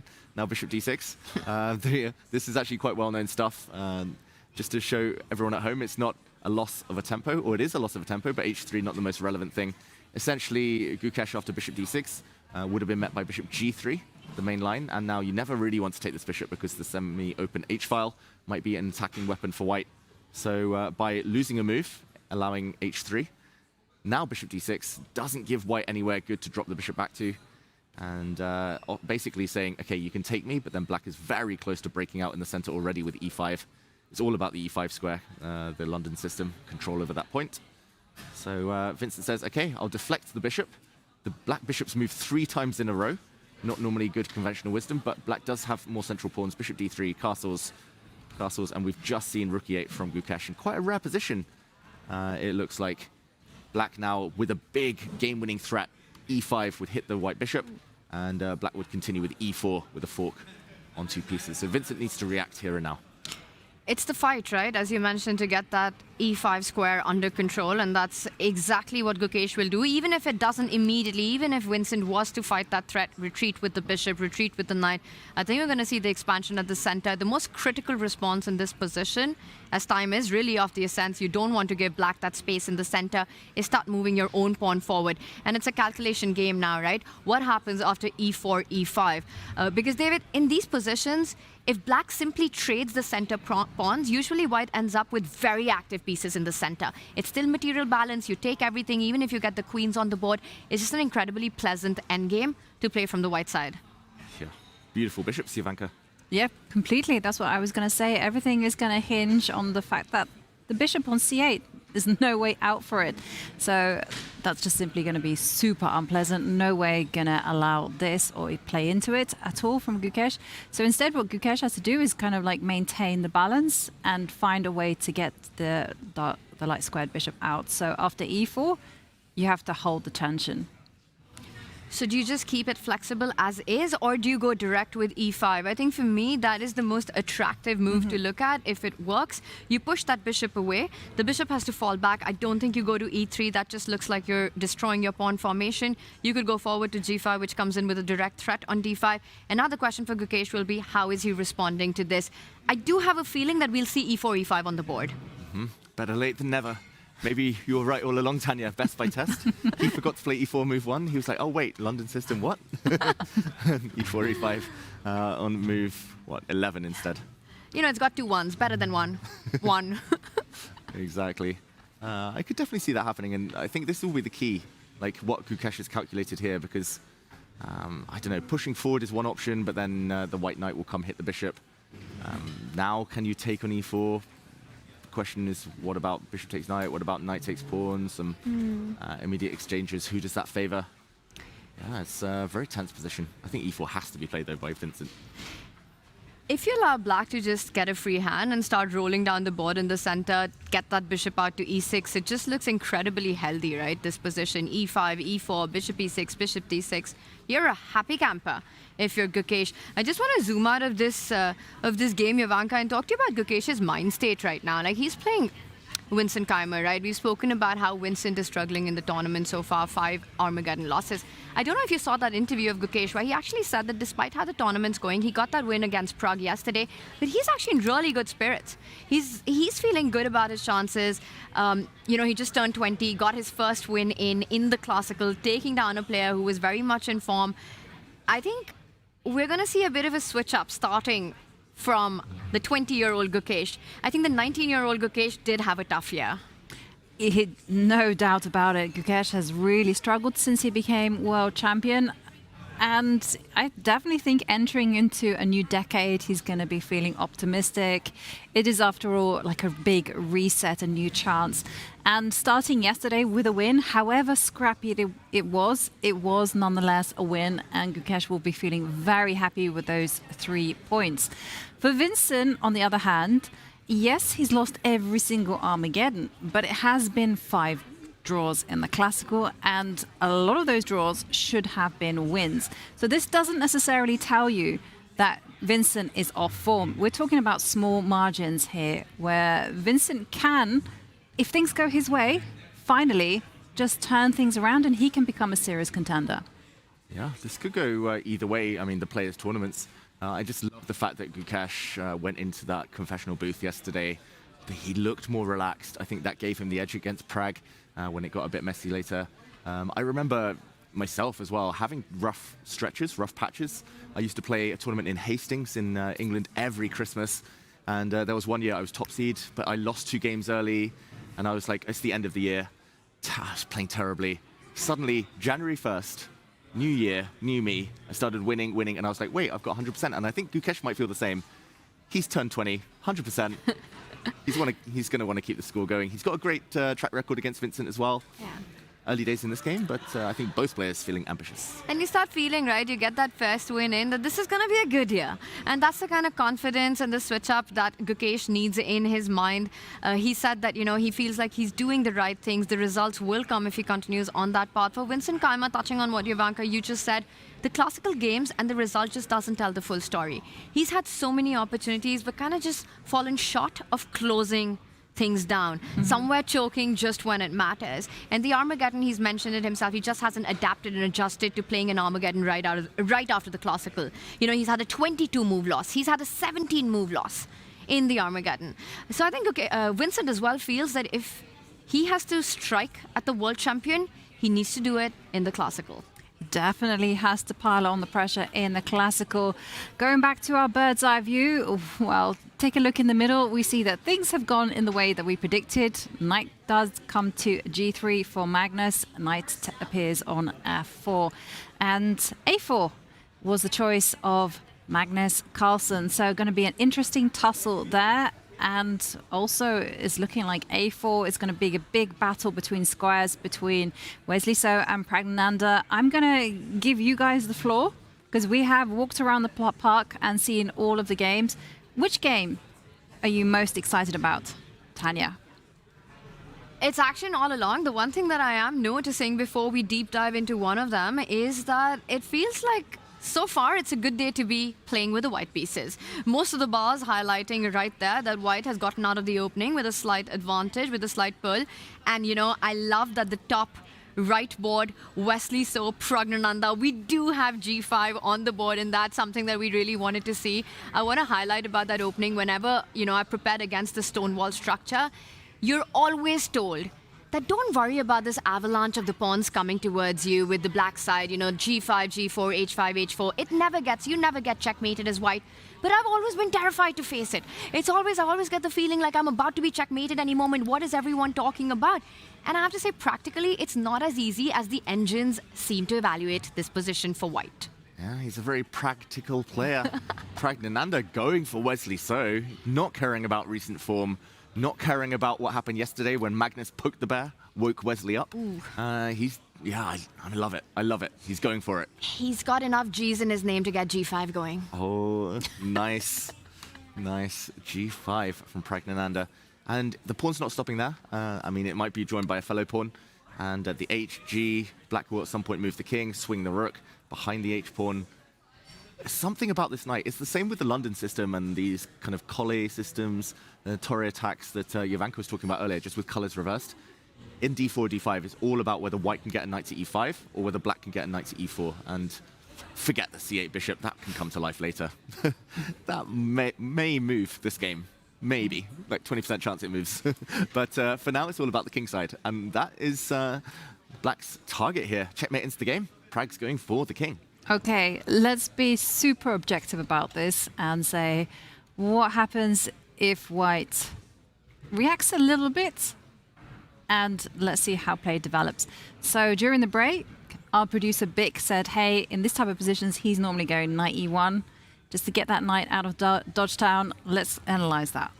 Okay, let's check it out. So preemptively retreating. I like this as well because if black ever plays G4, so the big question is whether to wait or not. But if black does play G4, then white's knight also has an F4 square to sink its teeth into. Okay, knight f1. I don't think black pushes anything yet. Tanya, do you have any ideas for black to continue? I'm just going to add up one more idea for white and make your life even harder. It's not only coming to d3, but I think f3 is the other point in this move that you really want to kick out that piece that you were earlier mentioning. So, for example, if Prog just keeps the tension, doesn't commit to g4, and let's say tries to build up with queen to h6, with the idea rook lift, queen lifts further, line it up with the rook, win the game on the spot, I do believe that f3 is in the air. F3, and the big question is always to sack or not to sack. Yes, let's go. We have the power of take back. Of course, let's put it on the board. Even if the evaluation bar laughs at us, and here the bishop can clear the path. Yeah. And now I see why Wesley put his queen on c2 rather than c1. All those years ago. All those 4 moves ago. Yeah, the queen swoops across to save the day, and I mean, it's still a bit scary. In blitz, I would say like, oh, I mean, the rook is coming, watch out, but it's just an illusion. I think white's in time to remove any pressure and maybe later start shutting things out. But yeah, okay, it's very tempting. Big decision, by the way, David, by Wesley instead. Wow, he took the knight. I prefer Bix knight e1, gotta say. I think if it works nicely, and the knight is much better on d3, but takes on e4. That shows maybe a little bit of a kind of desire to clarify things. Wesley doesn't want the tension, and I guess now actually maybe he's realized this is the moment to strike. He will strike with f3, open things up. He's arguing that black has actually weakened himself slightly with g5. And also my question to you is, where should the knight go? Because you placed it automatically on d2. I was fixated on putting a knight on e1. Is there a difference between the two? Maybe not. I'm not sure really. I guess the knight in e1, I was just assuming it was dominated by the pawn, but if f3 is coming anyway, then the knight gets back out. I don't really see what's the benefit to e1 though. And while you guys are thinking about where the knight is going, I'm still looking at ideas of somehow, if you're Pragnananda, doubling up on the h file. I've got a clear path now after the f-pawn has captured e4. All right, that's also a nice one, but I'll also highlight the queen f5, queen h3 route that's opened up for black. And you know what's coming in next. It's either the rook on f6 or the knight on f6, but we're all going to one party, and the party in this case is the pawn on h2. And in this case, it might matter where to put the knight. Because by d2, you'll have a defensive resource of f1. Exactly. And the knight on e1, it was going to g2, but that's about it. Fianchettoed knights are never good unless it's an endgame, 2 bishops versus a knight. Then you put a knight on g2, and that's the best way to I have an idea, though. Give it to us, Yovi. Okay. What you got? I was thinking of going f4. Ooh. En passant, I think you'll find is the forced move. It actually isn't. It's just a streamer joke. Queen takes queen. Okay. Although I don't need to play queen takes queen. Exactly. And now let's take with the old... David? I don't know. I didn't know either. Maybe knight. Knight takes, yeah. Yeah, the rook is vulnerable. I suddenly do feel that black probably will regret not having developed these 2 pieces. It takes a while to get them out. All roads lead to h2, says Anne Cirque. But yeah, I think maybe getting the queens off is the idea. I think Wesley will put the knight on d2, though, because it's more forcing somehow. Yeah, queen's f5, and I don't know, it's just nicer to connect the rooks, I think. Force black to take on f3. Yeah, this feels like Wesley wants an endgame. He wants something slightly safer that he can control. He definitely doesn't want to see any lineup on the h2 pawn. I don't know about you guys, but I think that's exactly what the Romans said. All roads lead to h2. Exactly. That's the saying. It's totally the saying, right? But now you've got to do it in the Roman way. Did any of us study Latin? Ooh. I didn't, but David probably did. My sister actually used to be teaching Latin and ancient Greek for 10 years. Oh. So she taught me a lot, but yeah, I studied Latin till I was about 15. Can't remember anything. Agricola, farmer. Can you commentate for the next 5 minutes in Latin? It's a dead language, Tanya. Everyone knows that. We all know something, like etc. Yeah. Amo, amas, amat. Ad hominem. And we have... Why am I regretting this already? Veni, vidi, vici? Yeah, that's maybe that order. Vidit, vici? Yes. Well, everyone's trying to get a win in right now because this is round 6 of Norway chess. And I do agree that H2 spot and that top right board is going to be something that Wesley So will have to handle. But the bar at least suggests that he's doing well so far. Meanwhile, Magnus Carlsen as well has managed on that board next to that center top right there against Alireza Firouzja. He's managed to get that A pawn up the board, looking at some trades on the A file. Alireza looking on counterplay on the other flank. Meanwhile, on our top left board, Kaima versus Gukesh E4 did arrive. We were expecting Gukesh to continue pushing his own central pawn forward. In Norway chess women, slight advantage on our bottom right and center board to the white pieces. Zhuzhina and Asubayeva playing here to try to push for something out of the opening. Meanwhile, Divya on the struggle. It just feels like Black has managed to get all the pieces on the right flank and the B4 break-in. And that's a game I'd like to visit because Ju Wenjun having a hard time, Divya currently in the lead, and the evaluation bar telling us that Black is the one that is slightly better. So let's break it down. Why is Black so much better? Because to my eyes, it looks like everything is fine. It's just balanced. The bishop pair. I've got to say, I think it's just the bishop pair. And let's just do a quick action replay. Since we were last here, we saw a very committal decision. Actually, Divya here, I'm struggling to explain what she's just done. Rook to b5 maybe was on her mind. She wanted to deflect Ju Wenjun's attention, so she played bishop to g5. Not a bad move, I think, in itself, but very rarely do you ever want to take this knight on f6, especially if you're about to open things up for this beautiful bishop. I mean, it's stuck now, so don't open it up. I think you only ever would really want to do this if Black's pawn were already on c5, because then the white knight might get access to a hole on d5. For now, Black is solid. Knight to d2, and yeah, she's trying to open things up. But this bishop on f6 will be very happy about that if she ever captures on e5. So the question is, does Black start taking things off the board, start opening up lines, diagonals, or does Ju Wenjun have better waiting moves? Well, whenever we talk about waiting moves, it has to revolve around improving the position of your pieces, right? So either getting that rook on e8 or putting your bishop on g4, developing that. Maybe if Ju Wenjun wants to force Divya's hand in the center, she's eyeing ideas like c5 to really put pressure on that d4 pawn.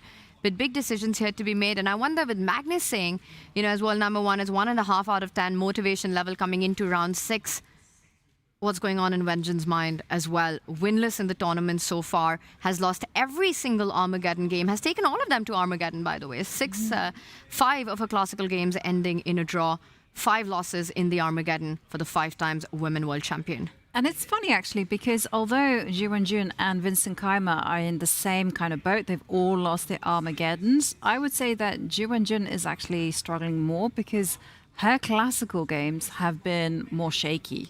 Whereas Vincent is the one who's, you know, had the advantage. Ju Wenjun at times has used her lucky, all of her 9 lives in order to escape some of those positions. And the knight jumps into f4. What do we make of that? A beautiful square for the piece. Yeah, big threat as well to jump even further in, jumping to d3. Maybe she can grab a pawn on b2. She'd be hitting a rook in the meantime. Just a great square in general. And I quite like the fact that it's flexible this night. It can jump back to e6 if it needs, applying pressure to white center. It can jump in. It might help generate an attack. This is probably the best position I've seen from Ju Wenjun after any opening, especially with the black pieces in classical. And she looks more energetic today somehow. Like the last few days, just a bit lethargic, slow, never really looking like she was going to win any classical game. But today, I have a feeling it's her type of position. I don't think it suits Divya, her style, as much. No, it doesn't, because it feels like White will have to go down on the defense. You know, we're highlighting the problems on the right side with that knight jumping in. I'll also point out the other plan involving the dark squared bishop that you can have as black in these positions. You trade all the pawns. You take pawn takes pawn starting with the b file. You take the pawn in the center, and then the idea we mentioned earlier of c5 striking with the rook x-rayed on that a1 square. And Wenjun sort of setting up that alongside the knight jumping in. So it is pressure on Divya, who currently leads from the rest of the field by half a point. Yeah, she leads, but Ju Wenjun, despite the fact she's had a tough tournament, if she wins, she's right behind Divya. That's how quickly things can change here at Norway Chess. So big round. Positional battle. I think we come back here a bit later. Maybe we can check out some pawn sacrifices, because Magnus tried to sack a pawn, was rejected. Anna Muzychuk has sacked a pawn. That is a very tense game. Maybe we can jump. Let's do it. Okay. Which one? Let's go to this one. Okay. I'm biased. It's a Grunfeld. But also immediate threats on the board. Just a very quick action replay because we left it saying maybe we'll see a draw. Who knows? This queen check. Bishop to d2 was indeed played and not queen to d8, the silent draw offer. Bishop e3, queen a5, the dance. I think Zhu Junior would definitely have played bishop c3 and not allowed any more checks. So Anna Muzychuk actually dropped in with her queen. If we go back to the game, queen a3. Again, there are tactics here. White can push forward with d5. Often it is usual to sacrifice this rook in the corner because suddenly this would be fantastic for white. Queen on a beautiful diagonal, knight hit, but the downside is that here the black knight jumps into e5, hitting the bishop, trying to land a check. So she refrained. She played rook to b1. Now I think this was a poisoned pawn. If I'm not mistaken, then white has, well, I didn't think the bar would go this high, but ideas like bishop b4, maybe bishop b5 check would be annoying first. If the king moves, whoops, this could end in a quick checkmate. So black can't get greedy. She first castled to safety. White castles. Bishop to g4 now. I guess, yeah. This one doesn't work this time due to the bishop b4 idea and double attack.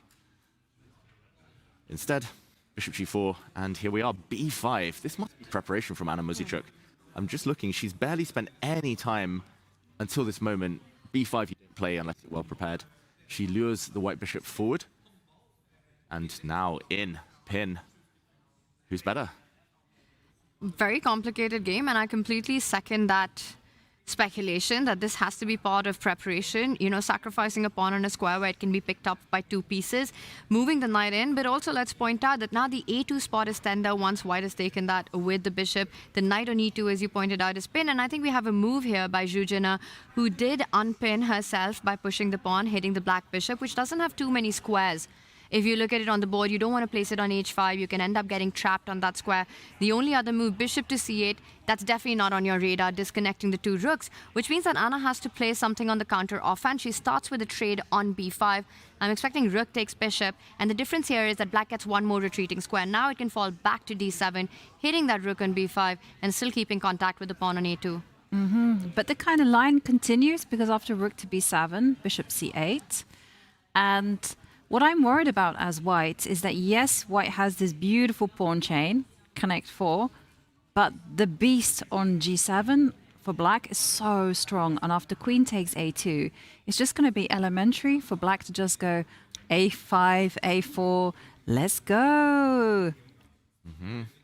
This is a Grunfeld player's dream, this past a-pawn, especially with the bishop pair. I guess white has to try and neutralize it. But yeah, black is so active. I'm a bit scared of bishop a6 as well, coming in with a pin. Anna Muzychuk, I've got to say, very impressive preparation. Just checking out, I don't think there are any games. Actually, there are 2 games in this live position. Both times white took this knight. But yeah, they're not played by the most famous players. One is Istvan Polgar. I wonder. He's not related to the Polgars. Not related to I the did Polgars. ask that question, yes. Okay. New name for me, I must admit. No, definitely great name, great pedigree there. I also have another question for you. So if the bishop does go back to d7, we've been looking at, well, I was looking at rook b7, but what happens if you just go queen to b3 and say, aha, let me keep? Oh, that would be a bad move moment there, but why is this so bad? Yeah, Queen just moves? Loose pieces drop off, I guess, and it might be due to this kind of skewer on the, along the diagonal. The rook is hit, and yeah, it's unfortunate for white that counter-attacking with rook b7 doesn't quite work, because it's not just the knight, but the bishop as well. And yeah, this would work out well. But the great question, Ivanka, because like you said, that's the, well, especially Indian school of chess, I would say, but always just a great idea in general. Attack met by a counter-attack. So queen b3 would be a fantastic move if it worked. But I don't think quite yet. Just to mention, Istvan Polgar in 1965 played the move rook a5 to guard the pawn on a2. And just to add up on that, b5, the pawn sacrifice, is the most played move in that position with the black pieces. Quite a few strong players have played it, including Katrina Lagno, multiple times women world rapid champion. And she's had it in her game. you've got 11 games in the database. So far in this position, after b5 happened, the trade happened, and f3, you've got still 2 games going. But the fact that after the trade on b5, Anna Muzichuk has slowed down, I wonder if this is why her preparation stops. Because you'd still want to play bishop d7 really quickly, and if it's not bishop d7, what else could be on your mind if you're playing with the black pieces here? Because I'm struggling to find an alternative for that bishop on g4. Yeah, that is a slight surprise that she's thinking. She has spent over 20 minutes, so maybe she kind of recalls it, but hadn't looked at it this morning, and maybe it's a bit fuzzy in the memory. I've been there so many times when I saved up an idea for years and years, and nobody lets me play it, and then suddenly I get it on the board, and I'm like, oh, wait, I haven't revised for this exam. Why now? Why here today? And okay, the bishop does drop back to d7, and yeah, hitting the rook. This is what we expected. Big moment. Rook a5 does keep the pawn, but I guess the rook is just misplaced here. I'm not sure where the black queen goes. Maybe d6, maybe b2, maybe d3, 3 safe squares. But yeah, maybe the rook is just misplaced on a5. Yeah, and you have to watch out for any ideas like bishop b5, bishop c7, just chasing that rook down as well. Bishop b5, as you're pointing out, it's just not where you want your rook on a5. It starts looking incredibly awkward, the rook lining up with the queen as well soon. So this one, to wrap it up, how are we evaluating? Because the bar says it's level, but I think from a human perspective, level does not mean equal. No, I would say it's scary for white. All the lines that we've shown have demonstrated that black is the one with the initiative, black is the one with all the activity, and white has a lot of responsibility in order to neutralize this. So some excellent preparation there from Anna Muzichuk. And we are going to go on a short break. But I have a very cool trivia question for our viewers. And in fact, people can vote. And you can also win prizes. So this is the question. Which opening did a character in the show Queen's Gambit describe as all pawns and no hope? Was it the King's Gambit, the Semi-Slav, the Caro-Kann, or the Open Sicilian? Get voting using the hashtag Norway to win diamond memberships. And on that note, we are going to take a short break. When we come back, all will be revealed.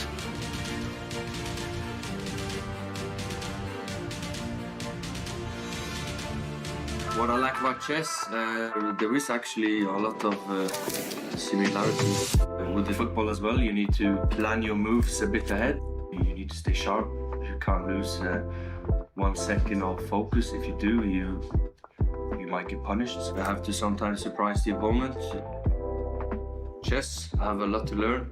In life, I have a lot to learn. So everything in life, you can always get better and you can always improve. Total Chess can turn chess into an even bigger sport for new audiences.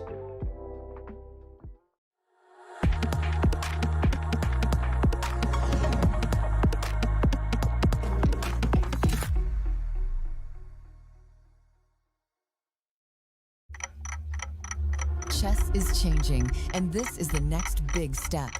Total Chess is a new FIDE-approved World Championship Tour. Created by the team behind Norway Chess, it combines Fast Classic, Rapid, and Blitz into one title. A pilot is set for autumn 2026. In 2027, the inaugural tour begins, and we will crown the first ever FIDE World Combined Champion. 4 events a year, hosted in cities around the world. A clear season structure, a bigger audience, and a stronger presence for the sport.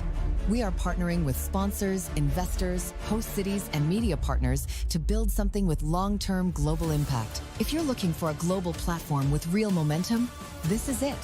Let's talk about how you can be part of it.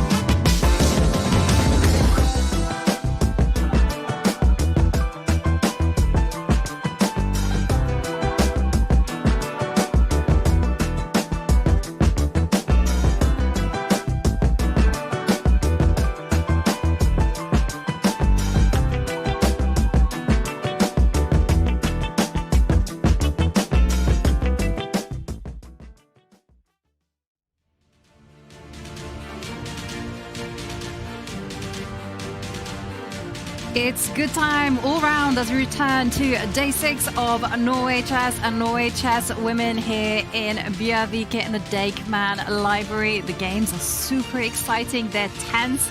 They're ready for action.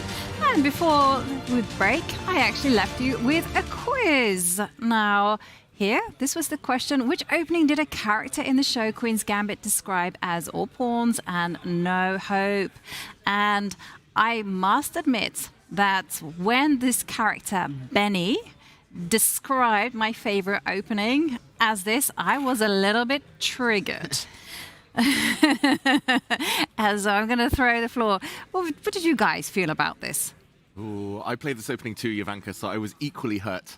It's also one of my favorites, and I kind of see what he means, but no, it's something that I think any fan of the Queen's Gambit will have heard at some point, but maybe hard to remember. Maybe hard to remember. Well, of course, it was my favorite opening, the Carlsen. And a big shout out to our winner, Reed65. You are our winner. Big round of applause. And also to Benny, you were proved wrong. The Carlsen is maybe all pawns, but all about the hope. But the fact that in an opening you need hope, then maybe you need to start questioning your choices already, Jovanka, is what never. I'll say. In fact, I love to play against the Carlsen. When I used to play e4, it was always so fun that I think it should be renamed Carlsen. Oh, Tanya, them's fighting words. I'm not sure I'm going to forgive you for that one. And going to our bird's eye view, there I do see some positions where there are all pawns and potential hope. And the first place that I'm drawn to is Wesley So against Pragnananda. Has there been any form of action? We see that there's been some changes in the middle. I think we're going to go straight to that, but I just want to point out that I think we can be very hopeful about all the drama that we're going to get across the board. I mean, the top row looks incredibly exciting and fighting chess on all 3 boards right there. A lot of pawn storms happening, a lot of tension in the center across our Norway Chess, and similar narrative in Norway Chess women. There's only one game that I would say that's heading towards an Armageddon in my eyes, and I was going to say Zhu Jin versus Anna Muzichuk, but that also not before at least some drama ensues. Before we go into one game, can we do our predictions for the day? Oh, we have forgotten. I know that you've been avoiding this for a while and you don't want to get there, but may we? Okay, the floor is yours, Tanya. Every day we have been predicting how many games will go to Armageddon. The scores on the floor are Give it up 2 for. points to David, Woohoo! 2 points to Tanya. Thank you. And for myself, we will not discuss. The chair has more points than me, let's face it. But today, I'm going to give you both the chance to get... Nah, I feel bad about that. I just feel, David, the person who's struggling currently, who's yet to get on a scoreboard, gets the call first. No. Jovanka, what they say, you got to give the odds, man, to a person. So this is me handing over the odds to you. You get your first pick. But you won yesterday, and it's always winner starts first. And then I can start second. Tanya's on a 2-round. Yes. I'm the Alireza of the prediction game right now. Right now. Go on, Tanya. Take it away. Let's do it. I'm gonna rely on my instincts right now, my intuition. I do see fire across all boards. I mean, there's something to play for. No quiet positions today, and I absolutely love that we're in for a thrilling fight across all 6 boards in round 6. I'm gonna stick to my prediction from yesterday: 3 Armageddons, 3 decisive results. Which is quite a hot take, I want to say. I'm not playing it safe here, guys. That is a hot take, Tanya, indeed. Well, actually, I was thinking that there would be a lot of decisive games. Sorry for jumping in, David, but I thought you might steal my... I'm chilling. I was going to say 4 Armageddons. 2 decisive results. 2 decisive results. In the classical. Oh, that would have been mine. I knew it. That's why I stole it. Okay. I mean, G5, there's almost more G5s than there are Gs in Prag's name right now. G5's just been played by Zhu Wenjun, going for Divya's king. G5 from Firouzja, going for Magnus. I'm going to say 4 decisive results. Woohoo! 2 Armageddons. Probably the chair's going to win today. The chair's won 1 round so far, where we all got it wrong. So it's 2, 3 for me, and Yovi's going with For Armageddons. For Armageddons, Yes. yeah. Okay. Because the players like to dangle the fact that they are winning or losing, and we think, there's going to be excitement, and then something goes wrong, especially when the players hit the move 40 area. No, I think that it's going to be. Do you think you'll get it right one day before Norway Chess ends? I'll have you know that in 2025, I got one right. Thank you very much. I believe by 2028, Ivanka will get at least another one right. Maybe more. I'm joking. Today's the day. I think you've got a good bet. So rude. I'd love to get some competition in. I feel like otherwise I'm just running away with everything. Well, hang on a second, Tanya. Let's not get above ourselves. 2-2. The chair won. The chair might take it after all. All right, well, we'll find out. And in chat, you guys tell us how many Armageddons you're expecting going into this. Well, at least so far, David Howell, a very fiery round to start with. Yeah, I mean, I think from the early stages, this is at least as dramatic as yesterday, which has been the most bloodthirsty round so far. So, yeah, all the ingredients are there. Of course, it's hard to predict like where things will go. The eval bars are slightly excited, but not saying there's anything kind of huge going on yet. So we can only play the odds. We can only trust our gut. And we want to know at home what all of you think. Is this going to be 6 decisive results? Are the standings going to go all over the place right now? Or is it going to calm down? Are we going to see 6 Armageddons, more games, more chess? Who knows? Where are we going next? Okay, I've changed my mind. Let's go to Magnus against Alireza. And when Alireza plays G5, we are going to sit up and take note. Because first up, there's tension in the middle of the board. But G5 has made an appearance, and we can see the skeletons of an attack. Yeah, I mean, we're seeing that attack getting fleshed out. It's more than just a skeleton, I feel. Like G4, H5, H4, that's a real pawn storm. And that is scary. I mean, if I didn't see the eval bar that's saying white's slightly better, I would say black's position maybe easier to handle, easier to play. It's kind of you just push pawns, and Magnus has started burning time. We talked about Magnus, the 1.5 out of 10 enthusiasm today, but Magnus 2.0, that's what he needs. Magnus speeding up. At least in this tournament 2.0, the first version has been a bit slower, but he has started to spend a bit more time. And I just want to point out one critical moment. We left it 3 moves ago. We talked about C3. The black queen hitting along the g-file means there was a threat. Rook takes f3 would win a piece. Magnus blocked. The black knight came in. And I just want to mention there was a pawn sacrifice from Magnus, at least temporary pawn sacrifice. The knight hitting this d3 pawn. Took me a second, actually, to understand why he just ignored it. Instead of d4 here, a4. Trying to get rooks off the board. Trying to open up the a-file. I guess if the pawn had been snapped off, then Magnus would have said, okay, I'll take on b5. And now, maybe with or without the inclusion of a rook swap. Okay, eval bar says no, so I'm going to attack the knight first. This is the idea, hitting the knight and hitting an isolated pawn. Loose pawns drop off, and when the knight retreats, this is actually quite annoying for black. Suddenly, white conquers the queen side, and we have some moves, so let's catch up. G5 was played, the black queen drops back. Ivanka, you've spotted something. No, the evaluation bar was messing with me, David. Sorry about that. All good, all good. I had a near heart attack. It rose all the way to the top and then went back again. I was like, okay, don't do that. See, look. A glitch in the matrix. Black didn't react to rook takes a8 by mouse slipping with rook e8. Don't worry, everyone. I think he did take the a8 rook. And something's happened. I'm trying to figure out from the live board how we got here. So rook takes rook. Okay. And why is Alireza's rook on d8 and white still hasn't made a move? All right, so rook takes rook and pawn takes pawn was played. That rook wasn't on d8. We got it. And I think this is a good tip for everyone at home. If you're being attacked, then strike back in the center, especially if your king's on one of the wings, one of the flanks. Strike in the center and swap pieces off. And if the live board is correct, which it looks like it is, the eval bar is quite high on Magnus's side. Apparently Alireza might have slipped up, might have got things a bit wrong over the last few moves. But it's not obvious why this is so bad. I mean, is this just critical of the double pawns in the middle of the board? I'll just point out the eval bar is confused. It thinks that it's white's move. Here we go. So it's not as high. It's still a small advantage for Magnus, but nothing major yet. But that means that that was a miss by Magnus, because there was an advantage just before Magnus decided to take a decision in the center by grabbing that pawn. And now for Alireza, he has to decide, does he capture with the knight? Which does look also very tempting, trying to get rid of a defender in the position before you double up your e-pawns. And yes, it looks like you have an ugly structure, but in return, you have a stunning a-file. Rook is coming in. And let's just show knight takes pawn, knight takes knight, pawn takes knight.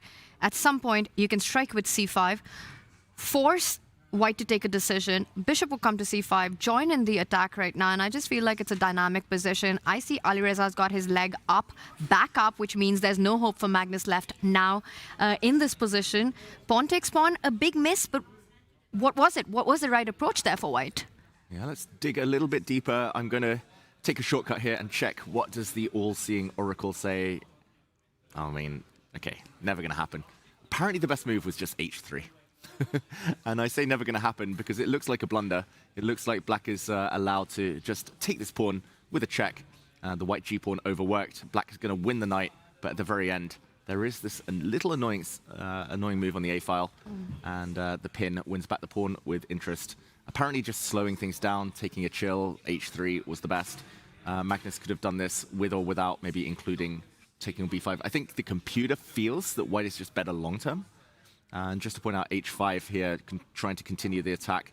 Often there will be ideas of swapping stuff off, and white now trying to break through, or trying to argue at least that black is overextended. Maybe knight to h2 ideas in the near future. But yeah, Magnus maybe underselling his advantage in the urge to go for an endgame. And what are you inclined to take that pawn back with if you're Alireza Firouzja? Do you want to recapture with the pawn, making an argument for having more pieces on the board when you're on the attack? Or is it important to kind of get rid of that knight on f3? I did feel that I want that c-pawn up the board as quickly as possible to try to activate my dark squared bishop at the right time. So getting the knight out of the way just seemed like it would be an assist in this position. If this goes into an endgame, I think with those doubled e-pawns, which are inevitable, Magnus will be super happy. But there's still the queen, there's still the rook left. And also, Alireza has a lot of activity, I just want to point out. You know, knight takes pawn makes a whole lot of sense. The knight on c6 wasn't working. But the black rook can slide down to a2. And the pawn structure is a problem for black.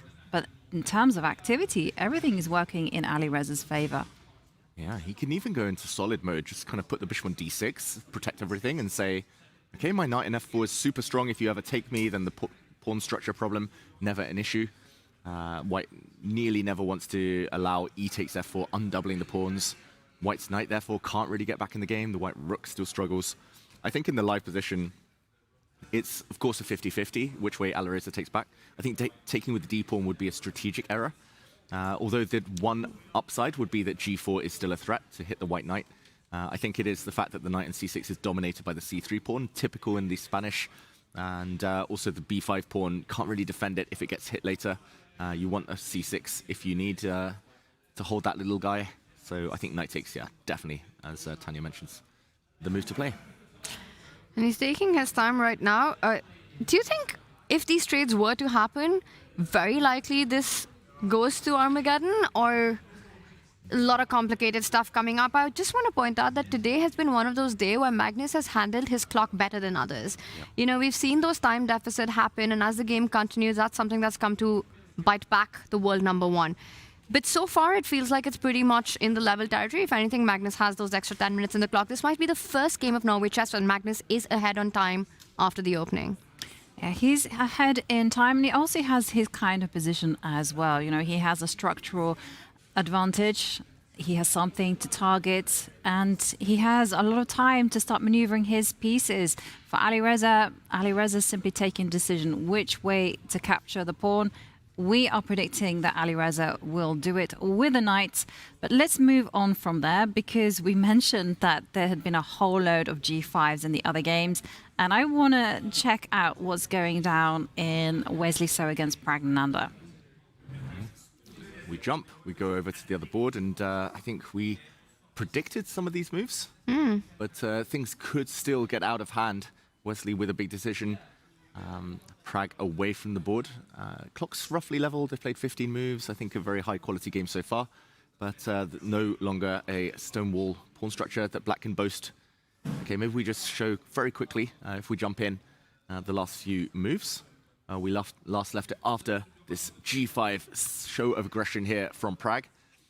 Knight takes knight, knight takes e4. Here Prag was thinking maybe to take with the d-pawn, but the downside is that the black queen might get hit along the diagonal. White has d5, a lever to open things up. I'm not sure now or on the next few moves. He actually took with the f-pawn instead, more natural. The knight dropped back to d2, nice square. Queen h6, an only move apparently for the advantage for Wesley So here. He needed to play f3. He did play f3, of course, before black was able to get the time to play queen h3, bring the rook, rook lift, checkmate on the h2 square, so f3 capture. And Wesley's thinking. He's been thinking 8 minutes. And what do we assume? It's one of three. We talked about prediction games. What do we predict? Knight, bishop, or rook? The most natural to me is the knight. Taking with the rook would be my second choice because I'm looking at doubling up on the f line with my other rook coming into the game. But if I had to make this decision in 3 seconds, I'm picking up that knight and taking that pawn and hoping that the knight can even land on e5 or reroute itself via e1 to better routes. But there's an issue, right? If you take with the knight, g4 is going to be black's response. I put my knight at the center of... Ooh, e3. Yes. I completely missed that one. 95, But the evaluation bar is saying, nah, not a problem. Pawn is irrelevant. Wow. Wow. Hanging this pawn. If Wesley goes for this, that is genius. But why is it genius? Where's the genius in this? Yeah, I don't really understand it, so that's why I'm saying it's genius. I mean... Okay, let's take it with a check. Okay, take it with a check. King goes g2. Then. And then you just say, are you making a case for I'm winning the e5 pawn? Yeah, let's say black just keeps swapping stuff off. Bring that rook into the game. There's a problem with the black king, though. I'm thinking bishop c1 at the very least. Ooh. Not be that bad for black if black can swap queens off. I understand that white gets the g4 pawn and... Okay, nice pawn structure for white, but black's temporarily a pawn up. Shouldn't be in too much danger. It's an extra pawn. What could it be? Bishop takes e5 here. It feels like it has to be something around the white king, but you've got such little time to make that work. If only you can combine your queen and rook for an attack on the f file. Is it? Okay. Ooh, bishop a3. That's what I thought, bishop a3. Bishop but a3, I don't think is it that works. a move? No, it doesn't work. Does threaten some stuff. Maybe black just slides back. What happens if you just Develops. go bishop to d3? Bishop b2? Yes. And then take on it. And take on on h7. Ooh, and nice. say 3 is the magic number. Just to show the queen comes in, so the black king has to go into the... Wait, how is this not mate? This is checkmate. Whoa, how is this not mate? Has to be king h8. And now rook f8, king g7 hits the rooks, so you don't have time for queen g6. Yeah, and then the king just continues running away. Good King of luck the hill. evaluating this on the board. King of the hill. Black survives. Apparently it's a draw. Who knows how? Probably it's a draw by perpetual check somehow, and we have to... Wow, what a line. Wow, if this Crazy. that would be insane, but... I mean, this is the kind of draw you can't complain about. No. If that happens. That way I'll happily lose the prediction battle if Wesley goes and sacks everything, sacks the house, and then shows us some crazy stuff. I mean, we didn't actually find a solution here where, okay, let's say check, black wins a pawn, swap the rooks so the black king doesn't get misplaced. It's 2 pawns, but white is +1 up. How could this be? Bishop takes g4, doesn't feel like it's too special. Takes on b2 and then queen e4. Yeah. c4 hanging, takes pawn, queen e4. That looks really, really scary. I don't think anyone would voluntarily go into this as black. Maybe we can switch on the oracle and see what the solution is. Okay, so just a few moves ago, bishop takes e5. Why is black so much better? If at home you've seen this, then pat yourselves on the back. Well, I almost don't want you to tell us the answer. Oh, it's difficult, I would say. Oh, wow. All right. Findable. We pretty much got there, but first taking the bishop, so instead of bishop d3, first taking the bishop and then bishop d3, and it's a huge attack for white.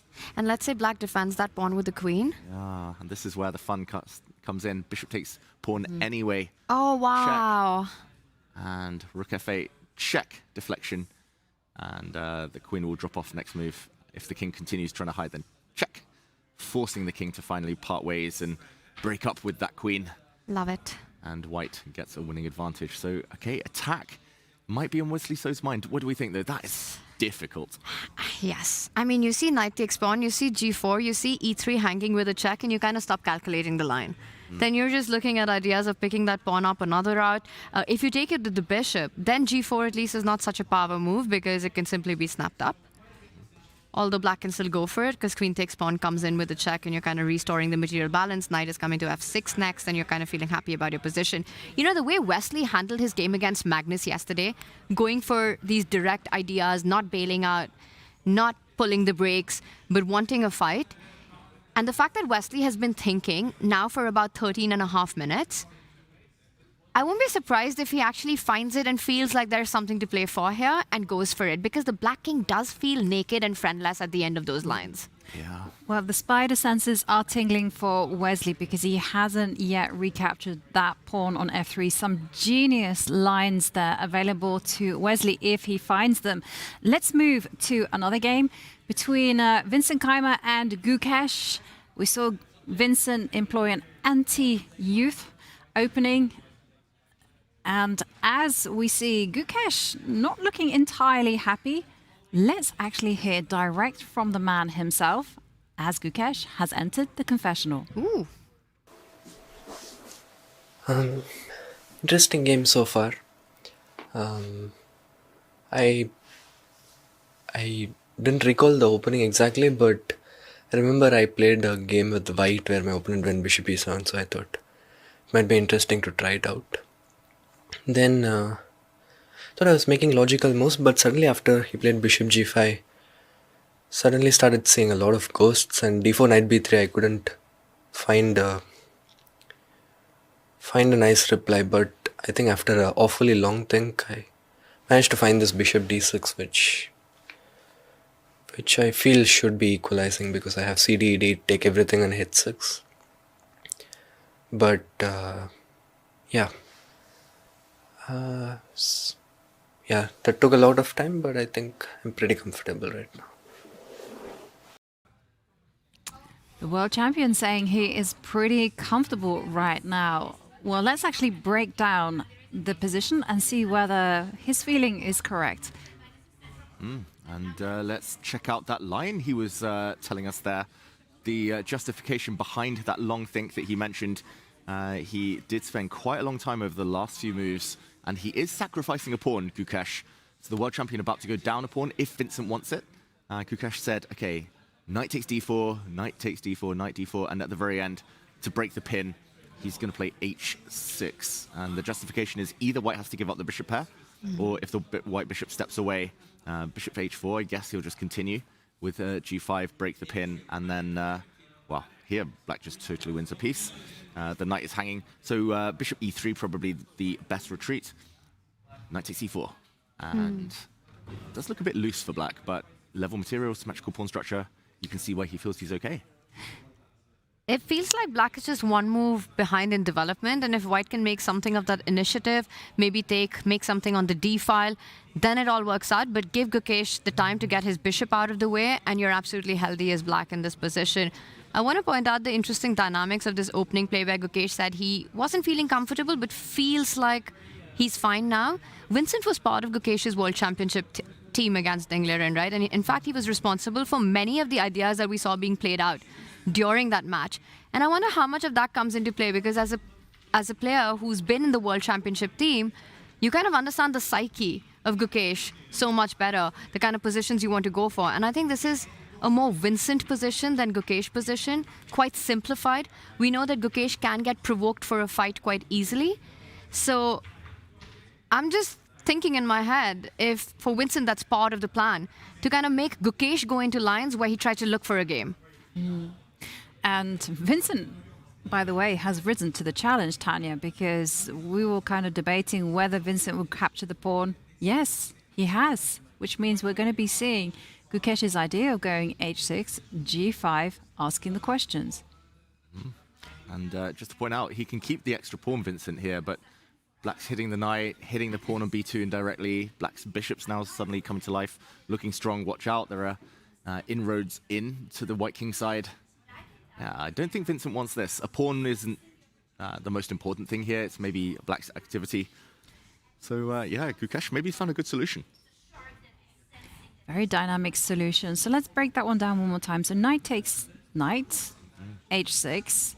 We don't want to be taking bishop takes knight. That did not look a-okay. So let's And bishop go takes back. knight is also the kind of move that Gukesh wants on the board. Yes. He wants the bishop. He wants to play for checkmate in this position. Exactly. It's the Indian school of chess and Chinese school of chess. Give up a pawn, get activity, be super comfortable. So What is the English school of chess? okay. No? Shall I tell you the English school of chess? Yes. Okay. It works like this. In the opening, you have your system. If you don't get your system, you wing it. No one is preparing in the UK. Why prepare when you can have fun doing other things? And then no one knows any end games. So we're tricky. I really hope the English Chess Federation isn't watching this broadcast. No. Wait a second. We have our systems. We're tricky. We like our tactics. We will always go h2, h4, and we will always be down for an attack. David is very much anti the British school of They thought. kicked me out the country because I was playing too positionally. David's style is kind of not as beautiful. There are a few grandmasters who do it, like David, but he's very much in a minority. Didn't the term coffee house chess originate? Yes. Yes. I It's from England? So we have two types of players. Like in the 80s, we had like the mathematicians. So they're the ones actually who you should be very afraid of. They're the ones who are going to take you in an open Sicilian and they have everything worked out. They're kind of a rare breed these days. And then you have what has been termed, what Mark Dvoretsky told me was the street thugs. The practical players, the ones who are ready to fight it out on the floor with you. David definitely doesn't belong to that club. No, but he is definitely there because he also follows the kind of English school of chess, which is like he's got his openings worked out, but he's very ready to kind of wing it. Yeah. The gunfight. Story of my life. Just move 3, I get surprised. I'm like, oh no, here we go again. I actually have to start thinking. Let's try and swindle. So would you say the motto is wing it? Yes. The English school of chess, instead of preparation with computers, instead of seeing players go for a walk in the evenings and live healthy, we're in the bar. We like a little tipple, a little whiskey. It's very important to have fun. Yes, and there's actually we joke about it, but I've played tournaments where I've been mocked for going to bed early and taking it seriously and trying to prepare for my game. They're like, come on, you're not going to the bar with us, you're not going out with us, what's wrong with you? It is an atmosphere. I mean, I would say that Michael Adams, in the last 20, 30 years, has maybe bucked that trend. But when he was younger as well, I think he was living maybe the English school of chess way a bit more. But yeah, Tony Miles, John Nunn, he's more the mathematician. There's Nigel Short was playing King's Gambits and things in big games, Grand Prix attacks, weekend tournaments. That really formed chess players. In England, every weekend there's a tournament. If you don't get 6 out of 6, if you don't win every single game, you lose money. So that's why the players were going all out in every game. But I love it because it sounds like a lot of fun. And you know what they say, good mood, good chess, the good moves do flow if you're feeling happy. So English school of chess. But tell us about the Indian school of chess, because we know now the young generation, but what was it like before?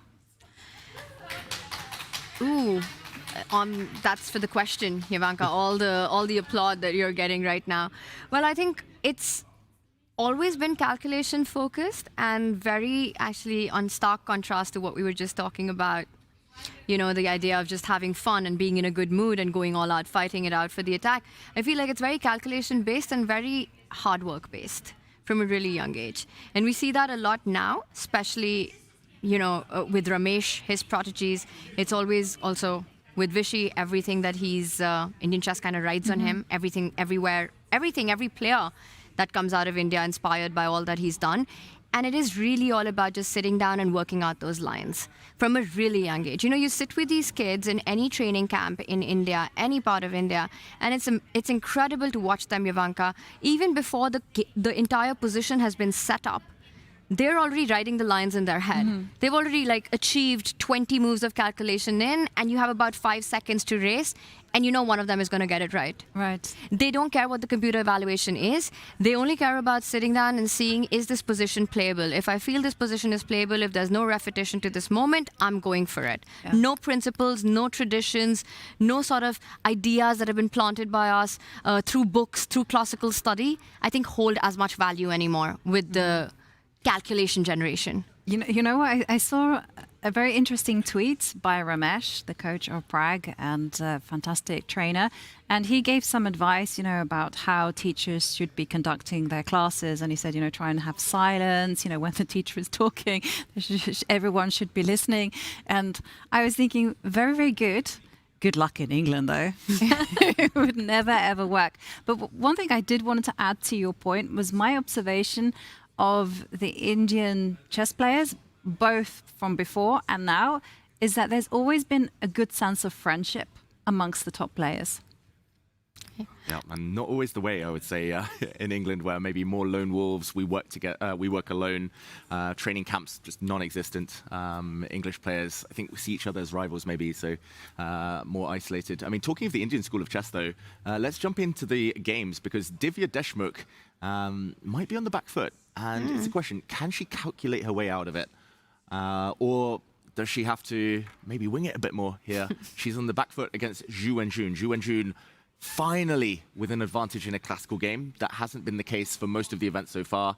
And maybe finally feeling the energy to go for it. Tanya, you mentioned there some of the ways that the Indians think and the ways they're trained right now. What do you think Divya's thinking? The rook is hit and ideas as well. Knight b2 with an uncomfortable fork. Bishop improving to g5. f2 feels a bit tender right now. Looks nice for Zhu Wenjun right now. Looks super nice, right? And I just did the math really quickly here. It's not even for a pawn. It's level material right now. Black's knight coming in. The only thing is that Wenjun's king is slightly weak long term. So if you're not able to create something directly out of threats, I think Divya, if she's able to get her knight to the center of the board, knight to d5, rook e3, rook g3 ideas, we might be looking at a bit of a turnaround. What is Divya thinking? She's crunching the numbers right now. She's thinking, I've got 2 squares for my rook. Do I want to place it on e2 or do I get it to e3? And it's not an easy decision because it's going to be hit on either of these 2 squares, right? You put it on e3, the knight gets out of the way to the square that you pointed out, for example, and then bishop g5 is coming in as well, the knight on c4 hanging. You also have the option to fall back with the knight from where it's come from, with the idea of coming in with your rook to b2 next. I don't think rook g3 really gets you anywhere. h5, h4, hitting that rook isn't going to be a happy spot on g3. For Divya, if she's looking at rook e2, then she has to have a response to the move knight f4 as well, coming in with a tempo in this position. So she's going to be calculating. I just don't know if there's a way out. I feel that right now, Divya is thinking how to get things under control. If this goes into an Armageddon, that's good news for Divya. But that path is long and not clear in sight. It's not clear in sight indeed. Ooh, not an easy position for Divya at all, especially with Zhu Wenjun's knight hanging around. And so much excitement, I gotta say, not just on this board, because I want to direct it to the Wesley game, because we were wondering whether Wesley would have the guts to sacrifice on e3. Big news, he has. It's been a very gutsy Wesley, I have to say, this entire tournament so far. And maybe David, we backtrack and do a little bit of an action replay before you tell us what's happening after the Queen's just given a check and Wesley stepped up with his king. Yeah, so he has given up the e3 pawn, but it was Prague giving up the g pawn that forced this sequence. The best, according to the computer, as we saw a bit earlier, was a very difficult move. The only way for Wesley to get an advantage was to go full sacrificial mode and improve his knight. The white knight on d2, we'll talk about that in a second, but I think it's just a bit passive in the live position, and activating it, going forward, trying to get the bishops to life as well along this diagonal. That would have been the key for Wesley getting that attack against Prague. Instead, he took with the rook. Given a question mark, so not the most accurate. I think more Wesley, kind of as we know him, a little bit less risk involved. Black now only move from Prague to keep the balance. G4 had to be played before White is able to break open with E4, and yeah, the Black is just not ready for any action like that. So G4, forcing move, takes, Queen takes, about to land. First, the knight hits the bishop, which steps back. And yeah, that Indian school of chess with the calculation. Prag still calculating. Looks like he solved some of his problems though. You know what he's got to be calculating right now is opening up all the pieces and trying to come for white's king. That has to be the move on your radar right now. E5, but it comes with its own drawbacks, right? You're also activating white's bishop on b2. And who does that favor? With e5, pawn takes pawn, bishop takes pawn. Black also threatening to land that bishop on f5 to disconnect the white queen from defending that second rank. The knight feeling a bit soft there. It feels like Prag's king is the one that should be more unsafe. You know, Wesley's king still has that pawn shield in front of him. But the problem is that Prag's pieces are more active. How are we evaluating this, Jovanka? This one feels like it's anyone's game, with both players very much having the chances. And I've got to direct it actually away from this game and straight to Magnus against Alireza Firouzja, because the action is going down here. As we can see from the live board, Magnus's queen has made an appearance on d7. There has been changes in the structure. Let's do an action replay and see what exactly happened. Yeah, craziness. We're actually sat next to a Norwegian TV studio, and I understood in Norwegian that they were getting very excited by Magnus's last move, counterattack. And it's all because Firouzja, I think, took his eye off the ball for half a second. We left it, d takes e5. This was such a key moment. The black knight on c6 is not stable. It's a loose piece. It cannot really jump forward anywhere after what happens in the game. So he should have been trading off the knights. Maybe he was just reluctant to walk away and trade off targets that his pawns could have attacked. The white knight on f3 wasn't great either. But here, black is so stable. Black could defend the pawns. Pawn on c6 holds everything. Let's compare it to what happened. Magnus, after d takes, went for direct action. Bishop takes knight. We said we never really want to see this for white, but it's all because he can ignore the hit on g3 with a counterattack. Queen d7, and yeah, the Norwegians here in the library going wild. Is Magnus about to book in a victory? And yeah, queen takes knight, queen takes pawn. Some big threats here. This black knight just so misplaced. Firouzja, I think, underestimated that.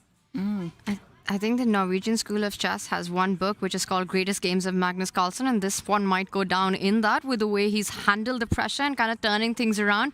The queens come in, the knights are hanging currently, but this is pretty wild, right? Because black's king kind of opened because of Alireza's overexpansion on that right side. Once the F line opens up as well, that queen attacking every single pawn on the board, I can see it's pressure on Alireza. And look at him on the camera.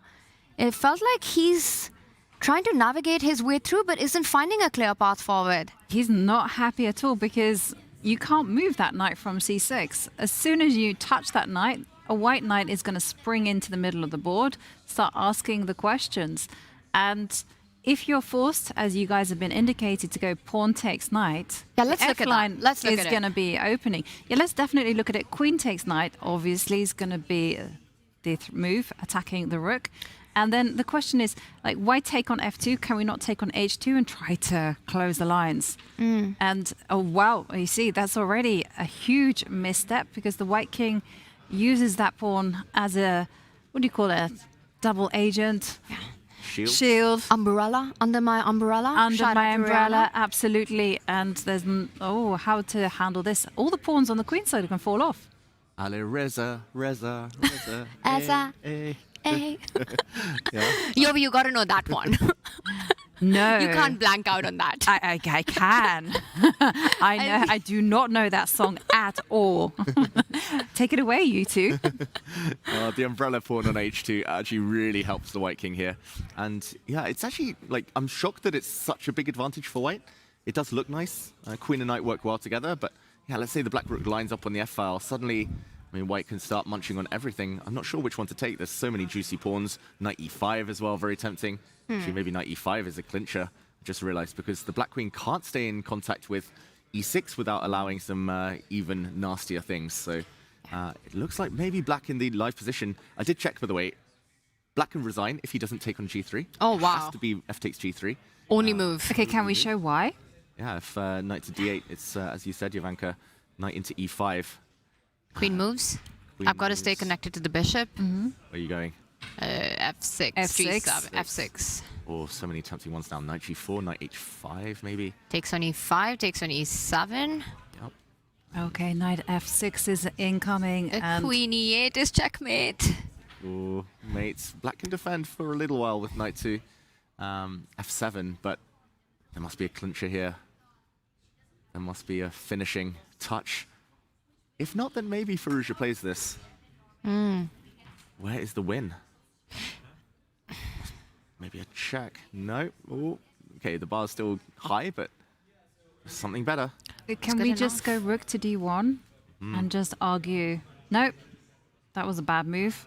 Not terrible, but it's going to be something like h3 or h4. Yeah, h4. I was thinking h3. h4. Yeah. Yeah. Ooh, no. Just h3. h3. I think black is just zugzwanged. And now rook d1, rook d7 ideas, knight jumping in, everything's in the air. Once you've made some space for your own king. Yeah. And probably, actually, the reason rook d1 isn't the best, just to mention here, is because of moves like queen to d6. Ooh. Getting the queens off the board because of a back rank checkmate. Yeah, white cannot take the queen. Whoops. And it'll be mate next move. So, yeah, in that position, just one last time. Here we go. I think Firouzja, this is possible to fall into this. It looks like he's got everything covered, but h3 and black just can't move. I'm going to also make the argument for this that it's still a bit scary with the knights jumping on the board, and Firouzja is the kind of player who's first checking the line pawn takes knight, right? That has to be on your agenda. It's the most direct line. And David, I want to go back to that because we were talking about pawn taking on h2 and not giving Magnus Carlsen the umbrella, well, Ella in this game at least. So if it's not on h2, there's another check on the other direction as well, right? Which threatens the rook coming into the game. If you were to capture with your rook a1 check I've got. If you capture, ooh, wow, I wasn't expecting Big that much. turnaround. g4 somewhere. Takes in g4. Yep. Suddenly g5 earlier looks like a genius move. Oh, yes, it was the plan all along. And I don't think you want to take it with your king. It doesn't feel right. And if you go king to h1, then at least I'm happy because there are these back rank ideas. Pawn on f2 feels like... Can I take it with the king, please? Ooh. Okay, I understand. Ooh, apparently you can. You're Yeah, well, brave. G4 isn't quite right because the rook is hanging on a8, and then you want to go king g1, and then threaten the funny business on the f line. Makes sense. Wherever the rook goes, the white king will sneak back. But this is an absolute disaster, is it, David Howell? Is it a howler? Is it a howler? I was going to joke with the umbrella pawn that Magnus loves a good umbrella, Ella. But yeah, his queen is just going to munch on some pawns here. G4, the white knight can go back and defend its rook, and it doesn't look like a total disaster. Maybe black can hold on here, but I mean, it's definitely white in the ascendancy, and I think Firouzja probably sees a position like this one. After everything gets off the board, he might spot at this point king takes f2, and he knows he's on the back foot. He knows he's purely defending, but that's not why he went for this whole g5 mechanism. He didn't push his pawn, weaken his own king, just to find himself on the defensive. Maybe h3 first, but yeah, Firouzja potentially in big trouble, and yeah, still thinking. Well, Firouzja still thinking, but Magnus Carlsen did visit the confessional. Let's hear what he said. I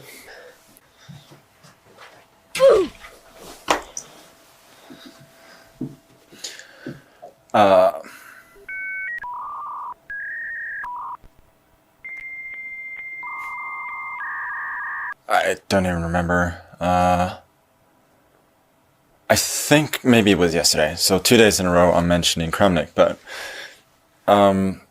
there's this quote from the Barev's book from London to Alista about Kramnik's World Championship matches, that when he played Leko, in terms of preparation, he writes like sarcastically that they had kind of only examined one possibility, which was that Leko was an idiot and not really considered anything else. And I've talked about that in chess before, that is often my first instinct, and then I try and see if, calculate to see if that changes, but sometimes I don't. So right now, that is very much my thought right now. It seems to me that whatever way he captures now on f4, I'm going to go queen d7. And if he takes on g3, I'll take the knight, and then I will go king takes f2, and I don't think he has anything. And I kind of made myself sit at the board now for a little bit just to see if I could find something for him. And I may end up looking like an idiot because I usually have in this tournament, but I just don't see it. I just think I'm much, much better.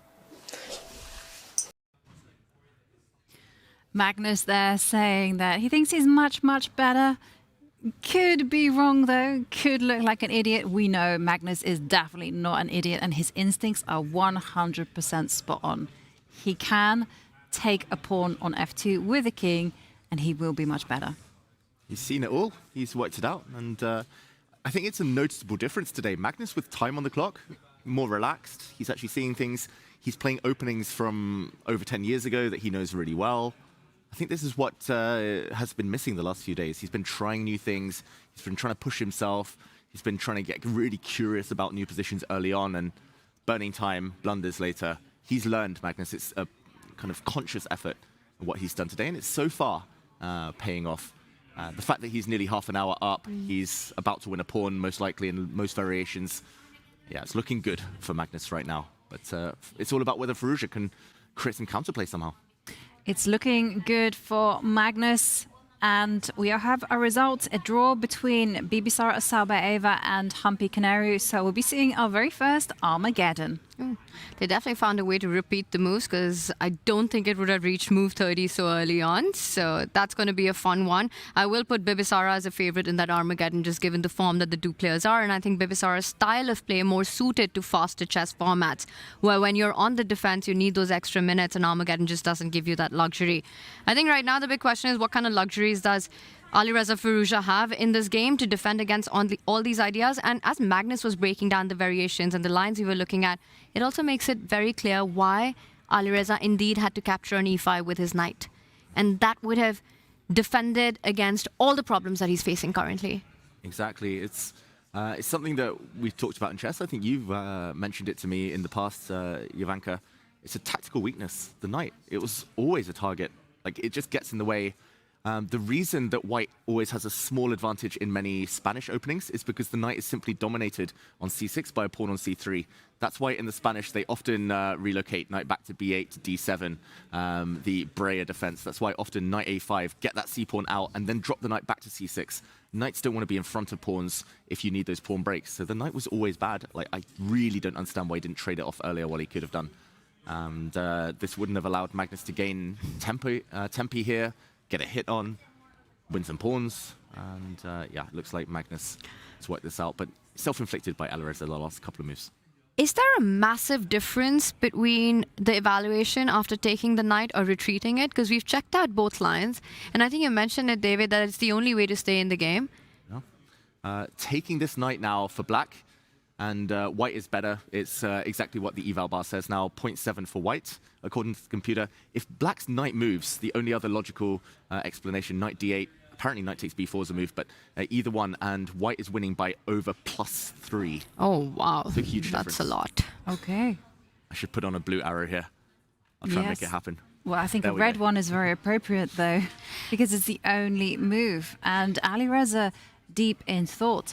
Does that mean he is seriously considering retreating the knight? Retreating the knight, but you pointed out one more move, right? And I think we should look into that because that's tactics as well. Knight takes pawn. If you capture the knight, then black just takes happily on g3. But my guess would be that the problems revolve around other knight jumps that we've looked at in different lines because both of white's knights are rushing towards the black queen. Wherever you go, let's say you go to f6 now, white's knight can land on h5, hit the queen, queen takes knight, queen takes bishop, and now that knight on b4 is hanging, knight f6 checkmating ideas on h7. This is game over. Game over, exactly. And I mean, I touched on it earlier, but knight on f3, knight on g3, not only great defensive pieces, but if they get time to spring forward, they can be such huge attacking weapons. So Firouzja has to realize, okay, you can't let those white knights jump. It's just, you just have to play tempi chess, take on g3, take this pawn, at least force the white king out, like this variation we showed. At least here he gains a bit of time. White has to burn a tempo, kind of going back. I'm not sure whether g1 or e2 are the best squares, one of the two, and game goes on. Probably black has to drop the b5 pawn, but it might get active with his own queen. At least he lives to fight another day. Everything else, Firouzja's lost on the spot. Wow. Huge moment here in Firouzja versus Magnus Carlsen. Magnus trying to get that classical win in. You know, speaking of all these knight jumps, I know how knight is said in 3 languages, and I have to say the Germans have it the best, calling it a springer, because it does have a spring in its step. In English, it's the knight. I'm not sure how much that relates to it. In Hindi, we call it ghoda, which is sort of the Hindi for horse. So also not exactly, but I think in this game especially, it's quite the springer. Kind of like the Latin way, like the French is like cavalier. Oh, the that's Spanish nice, is caballo. Well, I say it with a South American accent, caballo. And in Norwegian, springer. Yeah, or hest. Oh yeah, Also hest. horse. Hest is best. Horse is best. Horses, ponies. This one's going to be a bit of a stallion once it starts jumping and attacking that black queen. That's the top center board. Magnus Carlsen versus Alireza Firouzja. Let's do a quick round the horn here. We've got Vincent against Gukesh, and Vincent's the one with the advantage there. We see more development, more harmony in Vincent's pieces than the world champions. In Wesley So against Pragnananda, a balanced fight, but I have to say very dynamic with the black queen in. By the way, Gukesh, Pragnananda even has gone for that break with e5. Now some ideas, tactical threats of hitting that white queen when the bishop steps out to f5. That's the top right board. In women's, we've got one result already. We are guaranteed one Armageddon, but fights on the other 2 boards. The leader, Divya, on the back foot. Meanwhile, Zhuzhina Muzichuk continues to be a fun battle. And just for the sake of completeness, can we see how the game between Bibisara and Humpy actually finished?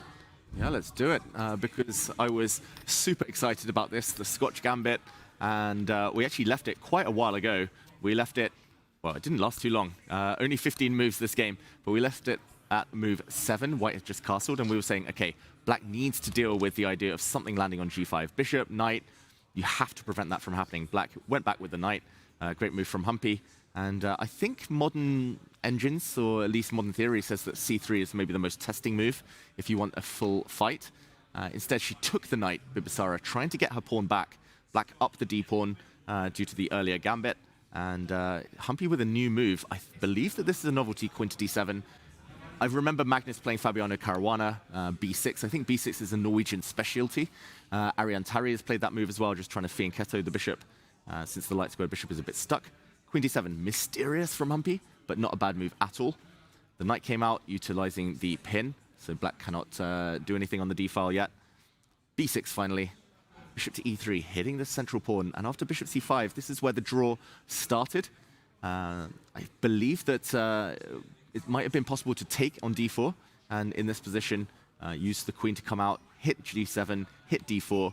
Game continues, but white at least with some initiative. Maybe if Bibisara wanted to play for a win, she could have done this. But instead, knight to e4, putting some pressure on the bishop. The black queen stepped up to hit the knight, and we saw a repetition. The knight retreated. Again, you can't take the knight because the black queen drops off.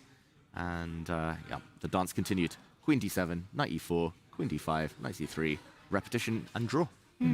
All systems go for the Armageddon, which will be happening in just a few minutes.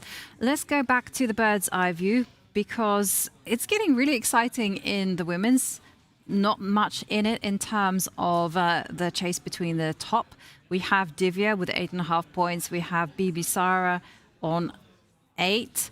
And can we check in on Anna Muzichuk just very quickly, because she's on 7 points, and if she wins, she could leapfrog the pair. Yeah, big game, big opening theory, big prep from Anna Muzichuk. Just looks like pieces are leaving the board now. We'll get a pure endgame between queens and rooks. But just, again, for completeness here, for everyone just joining, we left it here. Anna Muzichuk had prepared very deeply a pawn sacrifice, hitting the rook now. The rook steps forward, putting pressure on the bishop. The bishop saved itself while gaining time against the rook, which dropped back. Queen takes pawn, back to level material. And now really important to neutralize the beautiful Grunfeld bishop. The dark square bishop's about to leave the board. But first, a pin, hitting e2, and this is how we got here. The white rook stepped back to guard that.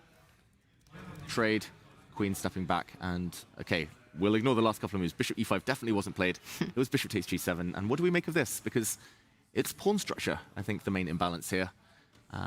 Would we rather have white or black? Tough call.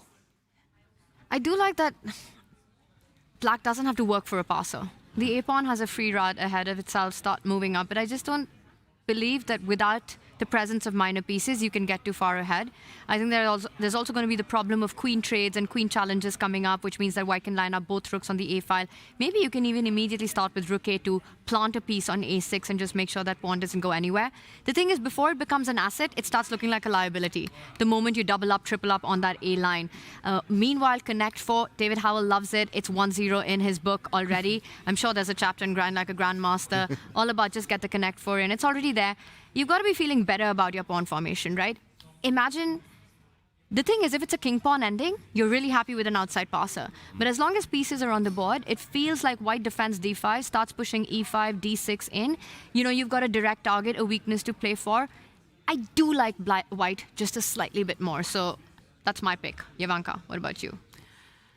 I'm going to actually hand the floor to our Grunfeld expert because I'm sure he's played this pawn structure many, many times. I personally like white, but we'll see. David. Yeah. Are you with us?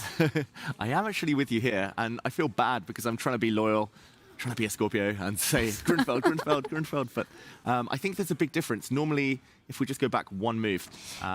Is there sting in the position, David Howell? There is sting here. There always is. And if we can imagine an extra white pawn on A2 and a black pawn on B6, that would be a more usual Grunfeld, where white has the central majority, black has 2 versus 1 on the queen side. And that's actually much healthier for black because you still have outside pass pawn potential, but you don't have any weaknesses. And then black can just slowly bring rooks to the C file. You don't have to worry about much, but just the fact that A7 is weak after rook A2, and just the fact that black is a bit passive, the rook is still unable to enter the fray, any checks can be blocked. The one thing I think Anna Muzychuk should avoid is going into a pure rook endgame now, unless she can guarantee she guards this pawn, because, I mean, something like this, black is really, really passive, and white's just going to advance. Like, it's probably a draw with best play, but white will play h4, king g3, g5, maybe f4, f5, and black, tied down to the defense of this pawn, is going to suffer a lot. Put that king on d4, centralize it, push all your pawns forward, put that rook on a6, black just into passivity in this one, which means that if you're Anna Muzychuk, you need to avoid the queen trade. Our live board's still catching up with this, and while it does that, should we zoom out? Jovanka. Well, not quite yet, because I got exciting news for all our Twitch watchers as we get ready to go on a break. Because take a look at this. Don't just watch on Twitch, get rewarded for it. You can earn points by chatting and by winning predictions. Bonus drops for follows, subs and raids. And I gotta ask Tanya and David, which one of these rewards would you go for? That's a great question. Easy pick. I need 200,000 points for a daily game against Big. He beat me last year in a friendly when I was a bit hungover. I need revenge. So 200,000 points is what I need in this channel. Ooh, I'm going to go for the 10% discount. Tough fight for me on that one, but I want 500,000 points because I want that discount on merch, and I already know what I'm getting. I'm getting the Chess.com plushies for myself. The other Chess.com plushies are very nice. I can also just affirm that the quality on the Chess.com t-shirts are absolutely fantastic, and the mouse pads, they are something else. They will really elevate your desks. So I'm just gushing about the merch, but I'm with Tanya, and we are going to go on a short break because when we return, there's so much fire on the board. It's going to be hot to handle.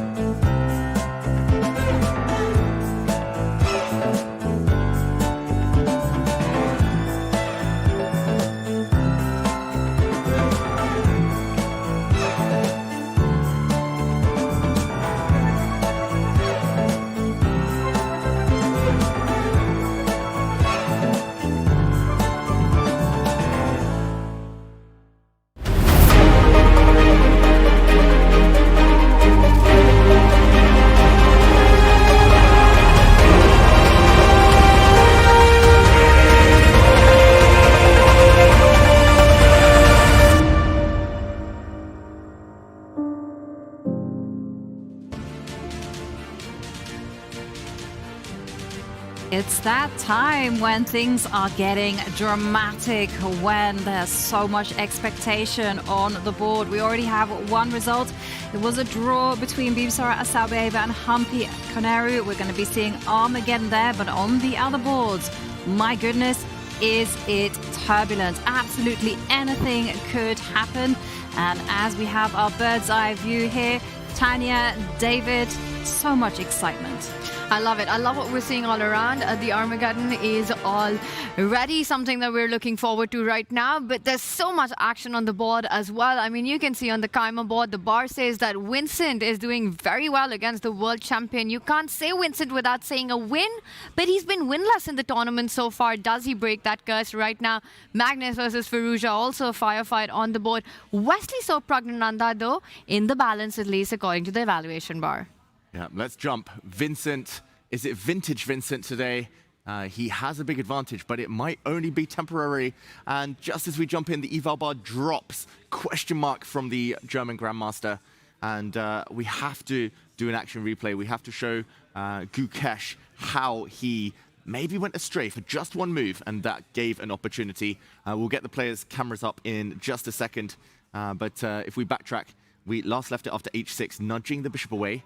White a pawn up, But Vincent doesn't really want to give up the bishop pair to cling onto it. This would allow black too much activity, hitting the knight, hitting the b2 pawn. So the bishop dropped back. And now here, Gukesh should maybe have just been reclaiming the pawn, going to level material. And here, white has a small initiative. The queen can come out. I'm not sure, f3, c2. Rooks will come to the center, but black should be able to survive, should be fine. Instead, bishop e5, given a question mark due to the fact that after some forcing moves, the knight retreating, the pawn dropping, white's rook getting active, queen getting active. Here, rook d1 would have been uncomfortable for Gukesh. I believe there are some tactics. The queen is the target, and if the queen sidesteps now, e5 suddenly, and the black knight doesn't have d5 as it did on the previous move, would have to go back, and yeah, many ways for white to build an initiative now. Bishop could come to either of these two squares, and black is just really cramped, a bit of a traffic jam, especially the two black bishops stuck. Instead, Vincent's played bishop c4 and blue arrow. Apparently, bishop e6 now the only way to stem the tide, but probably a natural move. I mean, you look at Gukesh's position, it almost feels like he's setting up for the next game. Most of his pieces on the first rank, you know, 3 of them in the starting position. Currently, the 2 bishops and the black rook on a8. I think the problem with Vincent's last move is that it leaves e4 extremely tender in the position. The problem why Gukesh couldn't play this move earlier is that b7 was soft and could have simply been picked up in many of those lines once you line up your rook against that light squared bishop. But this is the moment when Vincent has given Gukesh the opportunity to untangle. And after bishop to e6, I think if we see the trades and the lines that follow up, the sequence, the tactical sequence, black will end up picking up that e4 pawn once the dust settles. Yeah, looks fine. And after that, suddenly everything liquidates and black is absolutely fine. And we're looking at the prospect of another Armageddon. Ooh, and we know how that goes for Vincent. Delucent. No. Winless Geimer in the Armageddon so far. I mean, 5 out of 5, if you go down, that's really not a place you want to get to, right? With an Armageddon, you want to finish things off in the classical portion. But for Kaimer, with an advantage, and this is the storyline we've been seeing by him so far, the world number 6, where he gets a good position, he gets that advantage, but then bungles it up. Yeah, 0% for Vincent in the Armageddon. Yeah, I have a feeling like he will break that duck, and when he does, That was the a good wins one. might start. Oh, thank you, Tanya. He might start like racking up the wins because he is getting chances. Just, it's always the hardest thing in a new tournament to get that first win. That's when things you feel start to turn your way. But yeah, for now, bishop e6 has to be played by Gukesh. Like too much pressure on f7. I think he's just working out the consequences. It's a very Gukesh move. You know, we were talking about Indian school of chess, importance of calculation, and that's what Gukesh believes in. He just sits down and works the lines through, and I think he will see this move as the way to neutralize white's pressure. But there's pressure on other boards. There's pressure on other boards, so bishop e6. Maybe Gukesh is past the worst. Slightly different move order would have given Vincent a big advantage. But where is the pressure at its highest? Divya under pressure, Firouzja under pressure, although maybe Magnus going slightly wrong. And there's an Armageddon. That's the definition of pressure. Under pressure. You've heard that one, Yovi. Please tell me you've heard that one. I've never heard it before in my life. Please can't sing do it this for me, anymore. Tanya. Can we just quickly make a spot assessment? Wesley So against Pragnananda, just because the White King is a little bit vulnerable, and then let's check in on Magnus, Alireza, and then cast our attentions to the Armageddon. Okay, spot assessment 0.0. Yeah, but Evaluation bar. I wonder what gave that bar, away. the evaluation bar is lying to us because this is not the definition of 0.00. I mean, look at the White King. It looks anything but equal, this position. Okay. The only thing 0 is my understanding of what's going on right now. The only thing 0 is, I was going to say Vincent's points in Armageddon, but that's harsh. That's too harsh. Yeah, that's bad. This is just equal. According to the eval bar, but Wesley's the one who has to prove it, surely. Like, the one thing he probably doesn't want to do is take this bishop. Maybe still defend, he can still defend with a move like knight to f1, but it just feels like something's going wrong. Ooh. 3 pieces, again, 3 being the magic number with the attack. And if you have to pick your 3, you want a rook, queen, and a knight. Deadliest combination known to man. Exactly. Queen and 2 rooks also good, but queen, rook, and knight, if they have to be different, that's the dream. And, okay, so if he's not taking the bishop, what's he doing? He would if he swaps queens off, he would love that, Wesley So. Then he should be safe. Black with an isolated pawn, white's rook coming in, but queen's coming off the board, a distant dream with black's dominant queen in the center here. He does offer that, actually, that trade, though. Good move from Wesley So. I kind of like it because if you waste time moving your queen away, you know, you've now defended that bishop as well. You can take time off, get your king to safety. Let's say if the queen moves to f5. I feel like, or h5. Okay, f5 seems to work for now. Can I simply now line up my rook against the queen and make... I was going to go walk into rook f1 and bishop h3. Yeah, but it just goes to show that's the kind of pitfall you have when your king is out there in the open. And I got to say, queen c3 felt to me like a very necessary move. I think it's very, very good. And here, I guess you just start to... I'm not sure whether you should go bishop takes bishop, but maybe you should. Bishop takes bishop, knight takes, then you can go rook f1, and you can breathe aside. Is it h5? Oh, why? Wow. So bad. It doesn't look that bad. It isn't. It's not h5. Wow. No. D4 is too much. Is it g5 with the idea of going knight e3? Rook f4. Yeah, maybe queen e6 to come knight e3, same idea. And queen e2 as well. Yeah. Dual threats. Entry by the queen and or knight. Yeah, this is difficult. Like, we made very natural moves there for Wesley, and we found ourselves in trouble. And as we saw in the feature chat, Wesley having a good tournament, but that could definitely change here. Poise here as well, saying that solid, but Wesley needs 2 or 3 more good moves, I think, to hold this one. And I wonder if one of those good moves will involve getting the king to a safer square. So many of the ideas have been around the knight jumping in, give a check on e3. So even if a move like queen f5 or queen h5 appears, you might have to take the time out, especially because Wesley's last move, queen to c3, connects itself to the light squared bishop and just fall back with the king, making sure that there is no big knight check that you're falling into after the trade, bishop takes bishop. Yeah, that's the type of move, like, it might be difficult initially. It's not the instinctive move here from Wesley, but if he finds moves like this, gets his rook across, he should be able to equalize. It just needs a bit of patience and accuracy. I feel that he played queen c3. Of course, he's hoping and dreaming for a queen trade, but he's prepared for Prague to deny that. You want to be on the attack. So maybe that is what he has in mind. And viewers at home might be wondering, why not gain time? Block the queen trade with gain of tempo, d4. What about this one? I like it. I think I'm wondering as well now alongside our viewers. I see that you have a check, but it's only a check, right? It can even be blocked by the bishop if you want to hit that queen on c4. Yeah, maybe that's the plan, queen check. And yeah, if king g7, at least there's a check to get the queens off. So either the king goes into the corner or bishop e6, but now maybe white has time to continue threatening the queen trade. I'm not sure how. Queen e2, queen c5, queen c7, lots of choice. Lots of choice. It is definitely Wesley who needs to tread carefully. Let's directly go to Bibisara Salbaeva against Humpy Canaru in the Armageddon, because the white king is out. It's sitting there on f3. But Humpy has had to give up some material in order to get that king out. And now Bibisara, evaluation bar, saying she's winning, and Humpy down to under the minute. It's the king out, is the bar out of the stratosphere right now. Huge threats on the board. Humpy trying to fight it all. She stops it by defending the bishop on d6. You don't lose a piece immediately. But this looks like big firepower against the black king. And a couple of extra pawns to boot for white. Yeah, huge pawn majority on the king side. It's 4 versus 2 over there. And the white king can just go back and hide in the near future. First, she delivers a check. The king moves and... queen sack! Queen sack! Oh my gosh, it's checkmate! It's checkmate in 3! It's queen takes bishop and she finds it! We're gonna see her play this out, and Humpy doesn't allow it. She resigns. Bibisara takes the Armageddon. With a stunner to boot there, sacrificing the queen in order to deliver checkmate.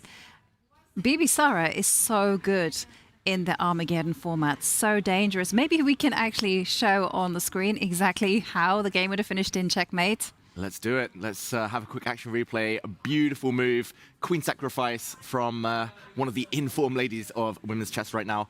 I'll just very quickly show that it was actually a chaotic position with the white king out. Level material and Humpy going for the wrong pawn sacrifice. Blue arrow appeared just a few moves before we joined the action. It should have been b5 to break this bishop out of its starting square to develop along this diagonal. This would have led to chaos. Anyone's game. All 3 results possible. Instead, Humpy opened up her own king, which came back to haunt her, as we see with the incoming mating net. g5, the queen was hit first of all. She sidestepped, pawn takes pawn. No time to go for the white king here. Any checks are just met by a calm retreat. Humpy tried to defend her bishop due to this severance check, the knight check. Now hitting this bishop, the queen no longer able to defend it, and Humpy doomed whatever she did here. If the king had slid to the corner, it would have actually been the same tactic. If the king had come to g7, then there would have been knight forks in the air. But the beautiful finish after king f8 was forcing move. Queen takes bishop, check. A brilliancy, because if the rook had taken, check. And checkmate. And Jovanka, I'm sure this has a checkmate name. It does, actually. Do you guys want to know, or do you want to guess? Ooh. Okay, I can tell you. It's not the Arabian mate. No. Similar. It's a hook mate. Hook mate. Okay. Yeah. It's a very nice mate indeed. Beautiful finish there from Bibisara Asabayevic. She picks up 1.5 points and is currently in the lead with 9.5 points. But I did promise that we should go and check in on Magnus against Alireza, because that is, of course, the matchup of the day. Let's go and see what has transpired. I think first we just take stock of the position. It's equal material, and Alireza with some early decisions of pushing the g-pawn. That's the one weakness. b5 under attack. White's queen playing a very active role for Magnus Carlsen. That's the key piece right now. The knight from f3 can't jump because the queen and the rook are lined up, so there's no knight e5 or knight takes pawn if the bishop was to move. But there are some direct threats in the position that Alireza needs to take care of. 2 pawns under direct contact with that white queen. Meanwhile, Alireza is playing for piece activity, right? g4 is a massive threat on the board. If you're black right now, queen and the rook lined up, the defensive resource against a move like g4 has to be knight to d2. You retreat, defend your rook, trade off the rook, then go on to win one of the 2 pawns.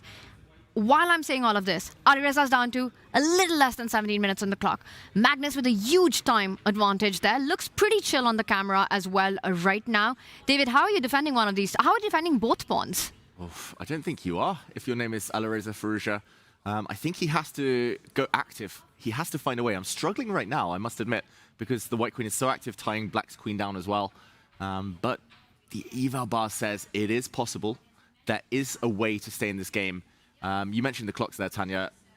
I think every round, every time in the first 5 rounds, we've mentioned the clocks. When the players are around on average 1 minute left per move, Alireza has 15 or 14 moves to make in 16 minutes. Actually 15, including this one. It's danger time. So, I mean, the first move you calculate, g4, surely. You mentioned it, hitting the knight, forcing Magnus's reply.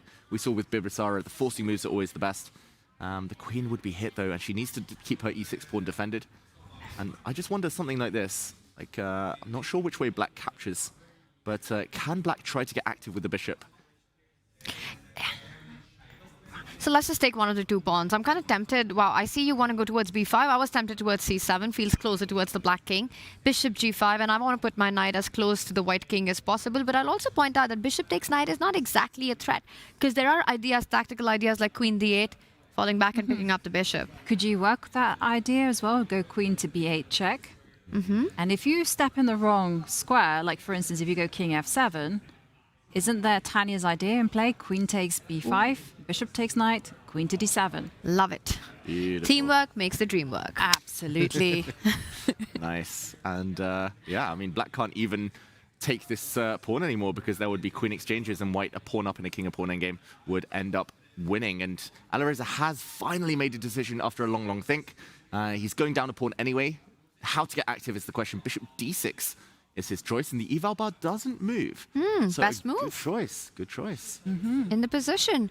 All right, should we just do a quick deep dive, Jovanka? Of queen? course. It's got to be queen takes pawn, right? Yeah. Threatening another pawn with a check. Take the pawn, exactly. Threatening queen takes g5, and now what to do? I guess you have to hold firm, because g4 is irrelevant because of queen to g5 check. And that was as far as my calculation went.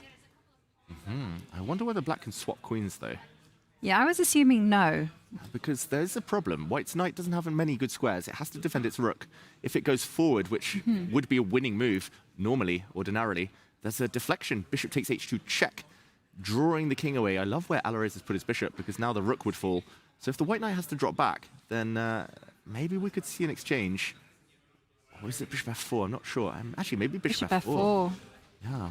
Oh, wait, 92 losers. Whoa. Whoa. And you go anywhere. Your trick with bishop takes pawn coming up next. Yeah, all the checks. And if you go rook to d1, then there's rook d8 winning on the spot. That's it. Game over. Setting up a pin. Ta-da. Yeah. See ya later. That means that Magnus in this position would have to play e5 and bail out into a drawish looking rook and pawn endgame. Although, actually, maybe not to take it. Maybe just to move. Or maybe to take this one. Endgames are hard. Bishop takes b4. And he has to work all of this out with about 15 minutes on the clock, Alireza Firouzja. Yeah. I mean, he'll still be down a pawn, but within drawing realms here, rook and pawn endgames, they're all drawn. No pass pawns. Black king about to get active. And that was a very natural continuation from white, which is to give a check. And you think, well, it's good. Knight d2 is in the air. Everything is covered, except that is a bit of a false friend. So here, I guess you have to go knight d2. And the queen sidesteps. Magnus has eaten that pawn on b5, so we could be headed in this direction. And Alireza is active. Does have some counterplay. Queen takes pawn, queen h6 in the air, hitting the pawn on h2, hitting the d2 knight, loose piece there. Ooh, so he does take on b5. I have to say, g4 feels like a very Alireza move in this position. You know, you played g5 a few moves back, well, quite a few moves back. This is the moment you get that in. But Alireza has to be careful about the clock as well. And that idea of sidestepping with your queen. But I do feel that if anyone's pushing, it's Magnus, right? You're up a pawn, you trade off the rooks, you bring your queen back, you keep everything compact in the position. And it's on Alireza to prove his compensation there, with just a queen and bishop remaining. And just to confirm, it feels like g4 is the only chance in the position for Alireza. If he's making solid moves like h6, then this is simply going to be inviting white to push forward with e5, at least. Yeah, g4 only move to keep the balance. Oh, wow. It's crazy that the eval bar says it's almost level. But it's definitely Magnus in the driver's seat. But yeah, there are tactics. And I wonder how level is Alireza feeling about his position right now. You know, you're playing against Magnus, you feel you're down a pawn. Yes, you're seeing all these complications, but he has to also be sensing danger in his position. The black king in the open, g5 under attack. Would you be thinking you have enough comp for the pawn here? No, not at all. Rook's about to come off the board. Yes, I mean, you'd be certainly worried. You are playing an endgame, a pawn down against the endgame maestro himself. Yeah, I would be worried as well. And we can see it on Alireza. Usually we see Alireza lounging, chilling. Here, he's 100% locked in. A bit of a shake of the head almost there from Alireza.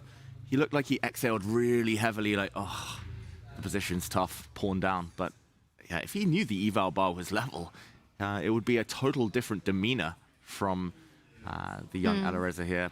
g4, it has to be played. A little bit of calculation, especially that queen g5 check line we showed. The fact that black can force a draw there, or even win in some lines, was really surprising. And I think he will get to that conclusion, but yeah, no time. 12 minutes now. He still has to make 14 moves to get any increment. Question. Could he be thinking about switching up the move order and starting with the move queen to g7? I simply want to avoid the rook trade. I'm still threatening the move g4. Oh, wow. Okay, it doesn't matter because Alireza has gone for g4. And in those lines, I had a little trick. If you fell for queen takes pawn, I had bishop takes pawn. Oh, beautiful. And just very quickly put that on the board. g4 was played, but queen g7. If queen takes g5, there would have been a huge blunder here. Bishop takes h2, king takes, and at the very end, the rook would fall off. Something similar to what we've seen. White maybe still holding a draw since white gets all the pawns, but this would not have been what Magnus wanted. So queen g7 would have set a trap, but maybe there were e5 ideas to shut down black's activity. g4 played. Game on. Game on, Magnus Carlsen. You're up a pawn. Can you get your first win in a while in this tournament? Down with 3 losses at Norway Chess. The last time Magnus had that was in 2015 Norway Chess. The last time he lost 4 games in a tournament was 2007. Back in 2007, it was his first, why can't say? Or one of his first. I think he was 17 as well, so yes. Producer Bick was talking about this at the start of the tournament. It's unheard of. 2007. Can you do the math how many years ago that was? Magnus wasn't even Magnus then. Yeah, 19 and a bit years ago. Long, long time. And yeah, I think he just turned 16 because he was born at the end of the year. So yeah, now he's in his mid-30s. He's a dad. He's won 21 world titles. It feels like a distant memory, surely, for him. And it must be a bit like confusing just to be in this situation. He hasn't played that badly for chunks of games, but it's when the clock ticks down that Magnus has struggled. So having 55 minutes here, I think is going to give him as good a chance as any to get his second classical win of the event. And you have to be sensing that as well, right? You've taken down Gukesh once. You want to get that second win en route on the way here. And what bigger statement than to do it against Alireza Firouzja, who's been dominating the tournament so far. By the way, knight d2 on the board. So has Alireza spotted the move queen to g7, a small sidestep, eyeing that weak pawn on c3. Also fighting against queen g5 check. Absolutely. And incidentally, Tanya, you asked the question, when has Magnus lost 4 games in event? It was actually back in 2015 in Norway chess as well, where he lost 4 games, finished 7th. I think it was a year to forget. Ooh, yeah, that was a tough year. Was that the year where he just let his clock run out and he thought he got extra time against Topalov, and it turns out there was no time? You know, I remember that happening, but I couldn't tell you whether it was 2015.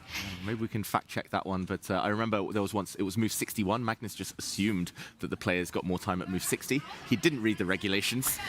He had a very nice position. Ended up having to take the loss. Yeah, we've all done that.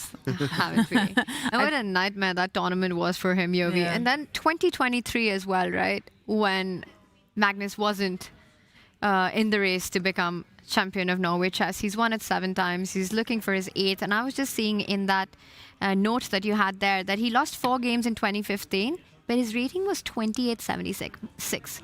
Magnus Carlsen peaked at 2882.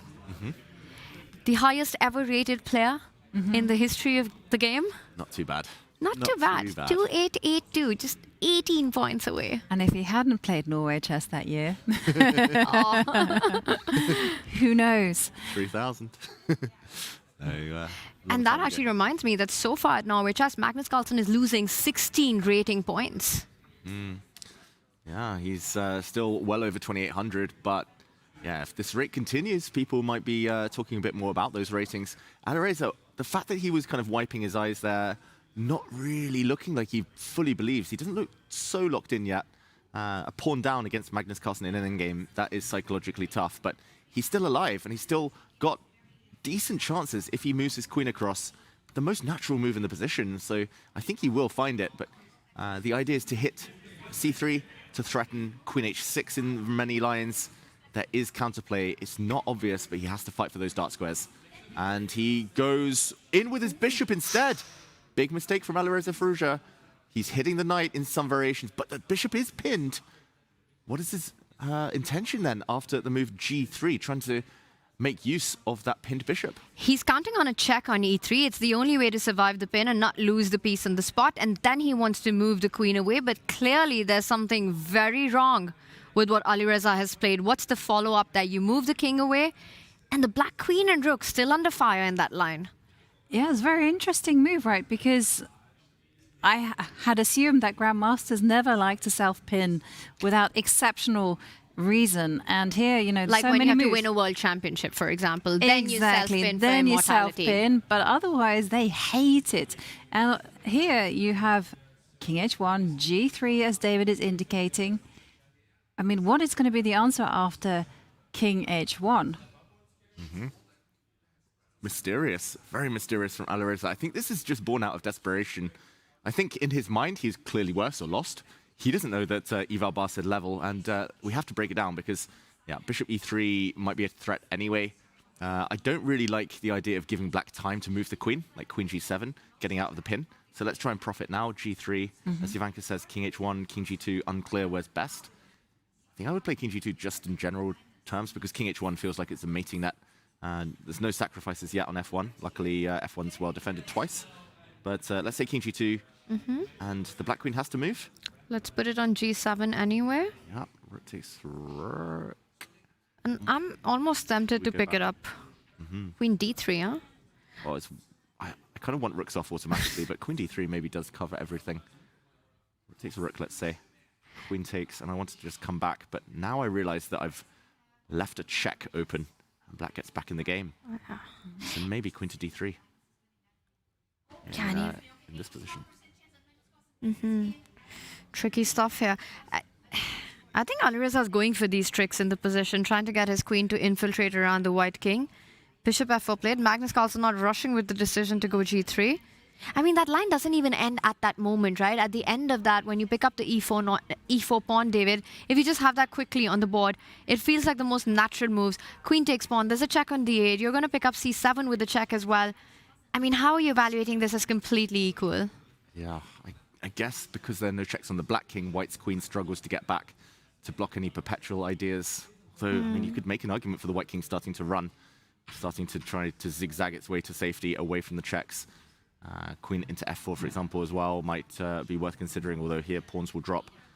It's going to be a difficult queen endgame, I think, ahead for Alireza Firouzja. Queen endgames are the hardest ones, and he might not have any time to navigate that. And he's playing against one of the best players in the world in the endgame, especially queen and pawn endgame. So g3 is what we're expecting. And another move that I thought was king h1, but there I think Alireza probably has control after queen to g7. Just eyeballing the knight and hitting at c6. I think this is Alireza's big plan. Yeah, definitely. And suddenly it's not so easy to hold everything for Magnus if he moves his knight to the wrong squares. If he goes away to try and defend this pawn, for example, we could see things start to turn around.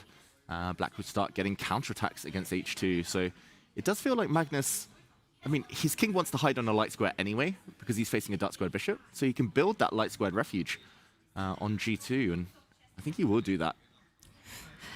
Magnus Carlsen became a world #1 in January of 2010 at the age of 19. Then lost it out for a couple of months in the middle, reclaimed it back in 2011. I almost want to say July, but chat will correct me if I'm wrong on that. And then since then, he's remained world #1. Almost 15 years to the day, sitting here as 21 world titles under him, one of the best players in the endgame, the goat of chess. I mean, I don't even want to say one of the best, I think the best endgame chess player of all times. And I wonder what it is that he did to be able to do that. Because since he broke into the scene in 2010, 2011 as the world #1, it felt like he completely changed the way endgames are played. You know, the masters, the best players of that time, the positions that they would kind of wrap up really quickly and agree for a draw and not play on. Magnus changed that dynamic completely. He kept pushing. He kept playing on till his opponents cracked. And then over the years, the top players had to adapt to that style of play. And it felt like Magnus brought about the biggest change in the way modern chess endgames are played back in 2011. Like, Magnus is a really unique combination. Not only does he embody the old spirit of knowing the classics, just being completely obsessed with chess, he's also, just like the youngsters, he's also very good at calculation. He's also very good at, you know, he's super quick. He's also got fantastic instincts, which is why he dominates in all disciplines of the game. It's not just Magnus Carlsen, the world classical champion. He's also talking about like a rapid champion and world blitz champion and Fischer random, everything he's good at. Yeah, physical fitness as well is huge. Like stamina. World blitz championships nowadays, like you're playing 12 hours in a day, basically.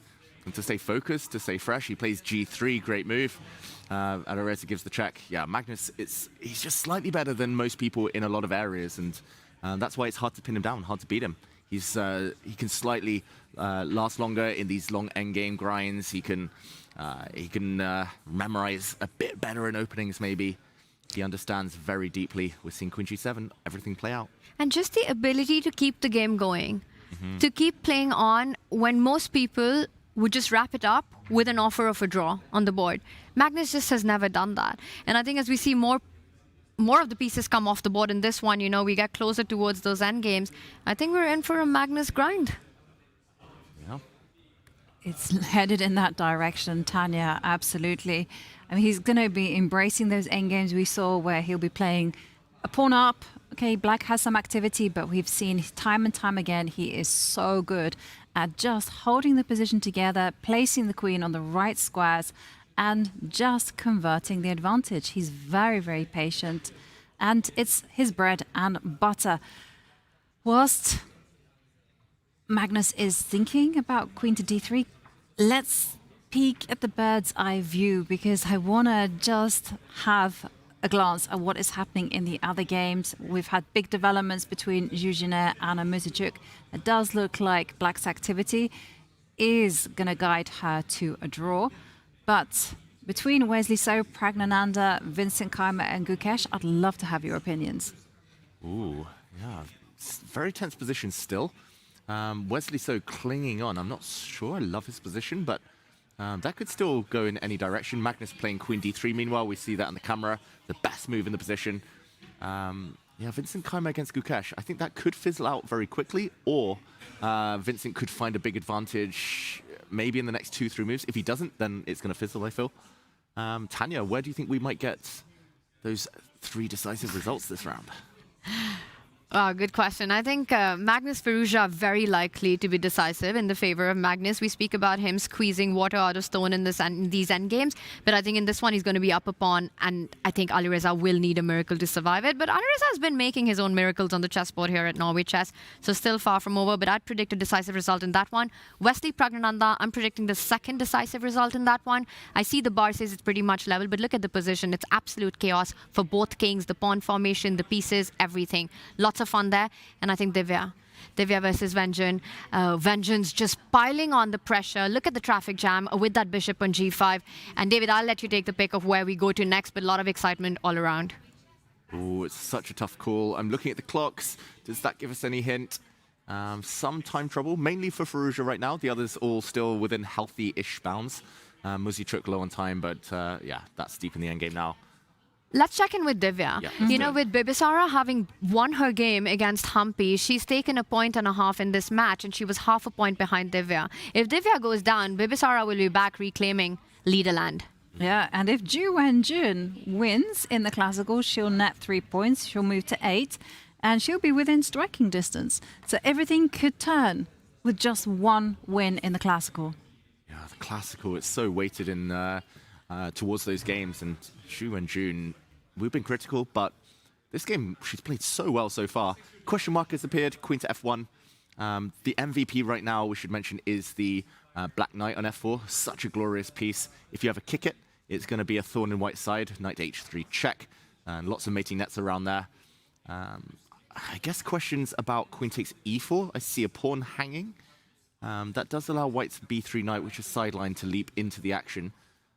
I must say I'm very tempted by that one, but other moves that come to mind, I don't know, maybe pushing the h-pawn down the board. If you have the luxury of time, I don't see what white's next move is. Okay, let's say I see a pawn, I take a pawn. Can Xu Wenjun get greedy? That's the big question, and apparently white has something. The response that I was thinking about, bring your knight forward, David, here, hit that queen. I'm also threatening to pick up the a6 pawn with my knight. It's hanging in this position. Knight takes pawn, and I'm making a case for that a5 pawn suddenly in the position. Knight b4, a6, a7. Yeah, and black can be a pawn up, but it's about the quality here, not the quantity. Maybe g4 soon hangs, but rook c2, the bishop will come back to c4, and yeah, that a5 pawn is suddenly the MVP, the most valuable pawn for sure. And the black king isn't that safe after all, because the g5 pawn is hanging. So Xu Wenjun understands that actually she must not let that knight on b3 get into the game. So h5, I love this decision, by the way. Yeah, why not? h4 will be threatening g3 to soften up the dark squares. It will threaten h3 to create some mating nets. Divya's a bit stuck. You're also looking at ideas once h4, g3 arrives, or the idea of h3. You know, you always have the plan to step up your king and then line up the rook on the h line, bring your queen on the h file, and look at inroads along that. Your queen beautifully placed for the attack. I think Xu Wenjun really piles on the pressure. It will be incredible if Divya doesn't crack under it in this game and manages to survive this one. Well, she survived yesterday on instinct against Zhuzhiner. She will have to draw on every ounce of defense if she wants to survive this one. It's going to be a tough battle against the 5-time Women's World Champion. Going back to our bird's eye view, let's again just check in on the all-important match between Magnus and Firouzja. And we see queen to d3, Alireza thinking. You can't think too long, though. The clock keeps ticking down. Just 5 minutes left for Alireza. He still has to make 10 moves to get that increment. And I think we'll be spending a lot of time in that one. Do you quickly want to take a look at Prague and Soa's game? It looks pretty exciting as well. And then stay with Magnus Firouzja, as Firouzja's clock goes tick-tock. It's a tough one. I have a feeling Firouzja's body language, he might not be wanting to fight on too long. He doesn't want to suffer, prolong things there. But this is definitely a key moment to jump into this game. Wesley, Prague, almost level on the clock, looking level on the position. But can Prague create anything here? He's paused after bishop takes bishop. Just a very quick action replay. I think Prague did take a risk just 3 moves ago. We talked about the queen exchange. Probably the black queen should have sidestepped, asking some bigger questions. But d4 suddenly means that this white knight gets more life, breathing space. The white bishop's diagonal lengthened. Check. The king slid into the corner, and it does feel like maybe Wesley is starting to make things happen. He takes the bishop, queen takes. I was going to say, why was Prague even thinking he had to guard this pawn? But now what? Any endgames, if the queens come off, could be better for white. A5 hanging the d-pawn weak. So Wesley needs to survive against threats like rook e2 check. Yeah, that looks pretty strong, right? You might not even have time to pick up that pawn on a5 with the rook lining up against the white king next, the black knight ready to jump via h5 to f4. This is a pretty spicy position, and I want to just end by saying that if Alireza goes down to Magnus today and Wesley is able to win his game, we might have a new leader, Jovanka, by the end of the day. If Wesley wins, then yes, we're going to have a new leader, and suddenly it's not the Alireza story anymore. And Prague will also be back in there. If he picks up 3 points, then he'll be on 9 points and within the chasing pack. But how is Wesley actually making those winning chances appear? Because we've been talking about pressure on Wesley's king right now, right? You've got rook e2, you've got knight h5 coming in. If you're Wesley, so you want to try to trade off the queens. Queen f3, is that something that could be a defensive resource here? Ooh. You don't Isn't love there it? rook e2? Rook e2, I'm just walking into all kinds of blunders today. It's been a long day. Sorry, guys. No, it's the kind of thing that is so easy to miss, Tanya. I'm completely with you. I also thought queen f3, and then I was like, All right, let's go rook f1, queen f3. Love it. Okay. I attack your knight. I place my queen on f3. Next move. Same idea, better order. The one thing I feared initially was rook e2 check. And if king g1, something along the lines of queen h5 to try and hit the h2 pawn. But probably it just doesn't work. I see the bar. Why does this not work? Is it just h3, h4? Just defend, and suddenly attack switches to white's hands. Knight hit, pawn hit. It was just an optical illusion, black's attack. Wow. h4 is gutsy, though. But you just don't have enough time to put pressure right now. Queen g4 doesn't even come in with any threat because g3 is defended. Yeah, and white can capture the knight safely. So rook f1 I really like, and it also sets some traps. It says to black, okay, you cannot mate me, so you need to actually take some defensive measures. And rook e2 check. Suddenly, like, black is a bit loose. Like, if black doesn't give mate, then things are hanging by a thread. I'm not even sure how black defends the knight. King g7 maybe. One thing that worries me about going rook to e2, which you guys have highlighted, is that black might overextend themselves and ignore the king's safety. So after rook f1, could you just go knight to d5, threaten knight to... Okay, the evaluation bar saying, nope, not satisfactory either. Let's ignore the bar. Yeah. Let's ignore the bar. Wesley's about to make a move. It did look like he was reaching for maybe his king. Maybe he'll just slide the king back, preempt any checks, and save either rook d1 or rook f1 for later when he finally knows where that rook belongs. Either way, what do we predict here? Whose position is easier to play? Is it going to be a draw? It's going to be so much about the nerves in this one, and I would love to see this go down to the Armageddon. But right now, it's anyone's game. It's a board for all 3 results. Absolutely. As we see h3 chasing away the queen being played, I got to direct you back to Magnus Carlsen, Alireza, because Alireza hasn't played the most accurate move. Instead, he should have traded rooks, as we highlighted, but bishop to g6, bishop b6, sorry, has been the move. Okay, makes sense. If he's not going to go into a pure queen endgame by trading off his bishop for a knight, then why not keep the bishop on the board? If black's ever able to get the queen to the f-file after a rook trade, there are still infiltration points. But yeah, that bishop is hitting thin air. If the queens ever come off the board, it just feels winning for white. It just feels like you're up a pawn here, David. You want to get max pieces off the board. You can start with the rook. And I'm guessing that if you take with the king, I'm forcing the queen trade, right? What you're talking about, queen d8, queen d7. That should be winning on the spot. So Alireza is going to be forced to recapture with the queen, and then can't I direct myself to the idea of fighting for that F line by bringing my queen back? Looks stable, looks very strong for Magnus. Probably it's the type of position where everything is just better. Like his advantage now is not just a momentary thing like we saw a few moves ago. Here it's long term, it's an extra pawn, it's just finding the winning plan. Also, the queen and knight are such a fantastic duo as well, because I'm seeing, your ideas of capturing the rook, making that trade, dropping the queen back, h3 as well, just to break up Black's pawn sides on the king side, and everything is able to come forward, whereas the bishop is not able to coordinate with the queen in order to create problems. And to follow that up, the idea of attacking the g4 pawn, as you were pointing and highlighting with your arrows, I'm wondering if Magnus will also end up going for an attack by pushing his e-pawn, get that knight on e4. You said something about the knight and queen being a deadly combo. And then we're talking checkmating business with the knight landing on f6. Okay, all these are plans from Magnus. How is Alireza surviving this? I don't think he does. I think Alireza, I've played him a few times. Like, the body language, it feels like he doesn't really believe he's going to save this. Look at him. He just looks distraught. He looks like, okay, I'm low on time, pawn down. I'll try one or two last tricks, and then if they don't work, I resign. I don't think he can hold it. Like, the fact that the white queen on e2 will cover all possible checks, all possible mates.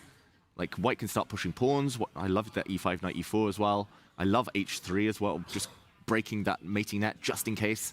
Magnus yesterday should have put his king on h3 against Wesley. Maybe today he'll learn from that error and do the same. It feels like Firouzja doesn't really believe, and I don't see anything for Black. I think the key is that Magnus doesn't need to find only moves.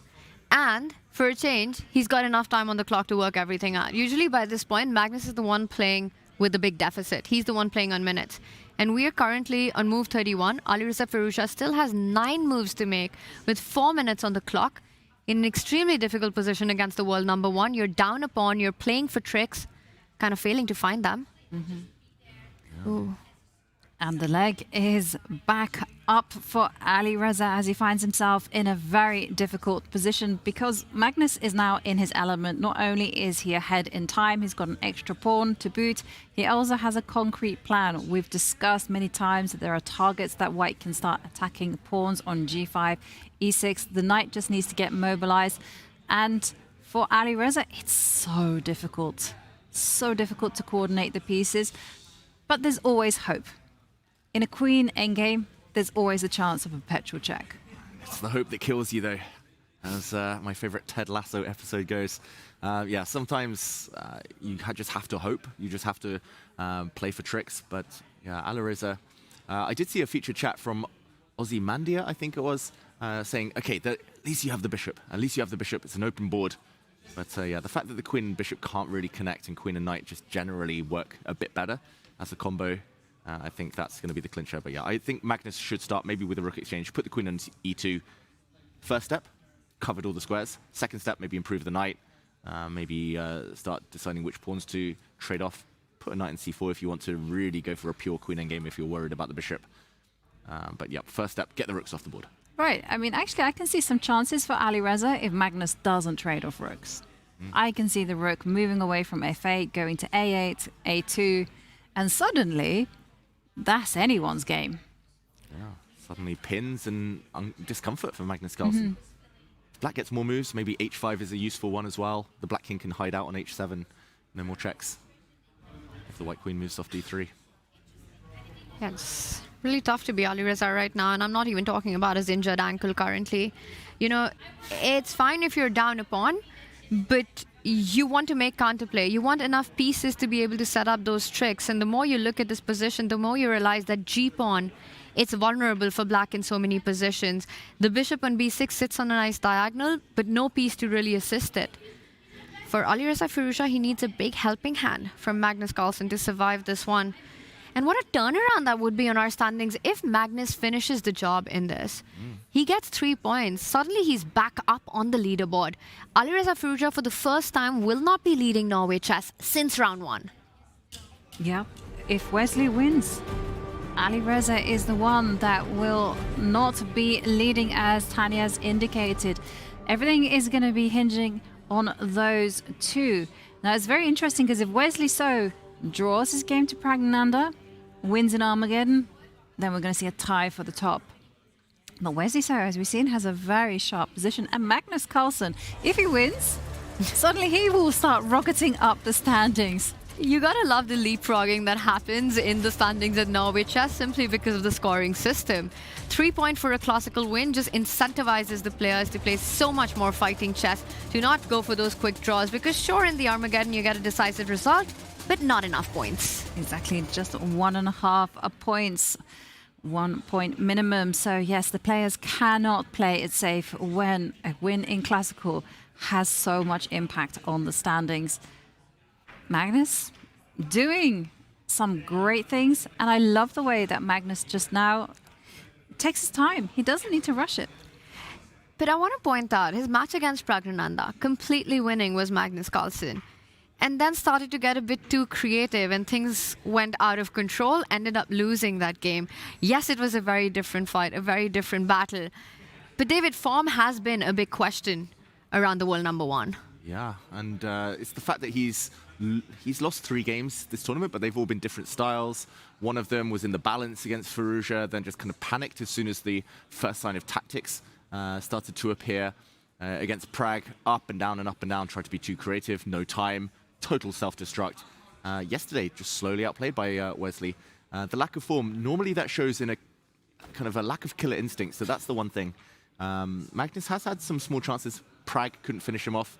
And yeah, Vincent couldn't finish him off in the classical. So killer instinct, that's why we see Magnus thinking. But the fact that he has so much time, that is the one difference between every other game up to this point and today. Magnus still has nearly 40 minutes. And yeah, just the time advantage alone should be enough to guide him towards victory. Yeah, and also the fact that Magnus is in his element. This is the type of chess that he, quite frankly, excels at. He's the best in the world. Perhaps the best we've ever seen in those type of positions. Going to our bird's eye view, I can see that it's super sharp everywhere we turn. Barring Zhuzhiner against Anna Muzichuk, that should be fizzling out into a draw. Where to go? We are spoilt for choice. And I will point out on that bottom right board as well, while it's equal, it's Zhuzhiner who has an extra pawn, but Anna Muzichuk's doubled rooks on the second rank gives so much counterplay there. White's king stuck in the corner, White's rook stuck to defend the g2 pawn, most likely heading into an Armageddon. Divya Deshmukh really struggling in this middle game. Black's pieces, pawns coming towards White's king. That's the bottom left board. Wesley So against Pragnananda. We've been talking about this as the game for all 3 results. By the way, Wesley So hinting at a queen trade in that one, top right, that the last move hits the black queen and the knight on f6. Now, we should also mention Vincent Keimer on the top left green board is a pawn up against Gukash.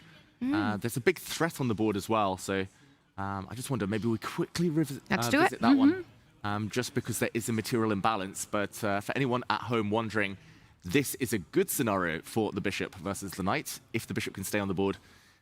Just to show the last couple of moves, we won't go the whole way back, but just the last couple of moves, there was maximum pressure on the C and B lines here from the white rooks. But here, Gukash, the world champion, found the only way to hold on, the only way to keep the balance, to force a minor piece trade here. Knight back to c5, hitting the queen, defending the all-important b7 pawn. White had to give up the bishop to capture that pawn. And at the end, rook to c8, really nice move. Discovered check threatened because the white rook is hanging. So no time, for example, to attack that bishop.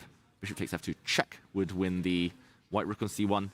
And because White has to take a time out and deal with that, a move like king f1, I'm expecting maybe something like rook to c6, the black bishop to drop back, and then the black rooks are getting active. There's targets in the position. e5 is not such a useful pawn. If anything, it's a target. I completely agree. And the black bishop, a better piece than the white knight right now, having a direct threat on that f2 once the rook lines up on the second rank. Feels like sufficient compensation if you're Gukesh for the pawn that you've lost in this game. So most likely headed into an Armageddon, this one. Let's just check in with Magnus, because there have been moves, and we know Alireza's clock has been ticking down. The most important marquee matchup of the round right now. And David, the rooks got traded off on f8. Magnus went for the line we were talking about, drops back with the queen, hit the pawn on g4. I don't know if you want to just do a quick action replay with h5 coming in, and the last move, h3, with the big idea of pawn takes pawn. Let's just show how this all happened. Yeah, h5, h3, and Magnus wants the light squares. He's going to create an isolated pawn. Big advantage for white. Yeah.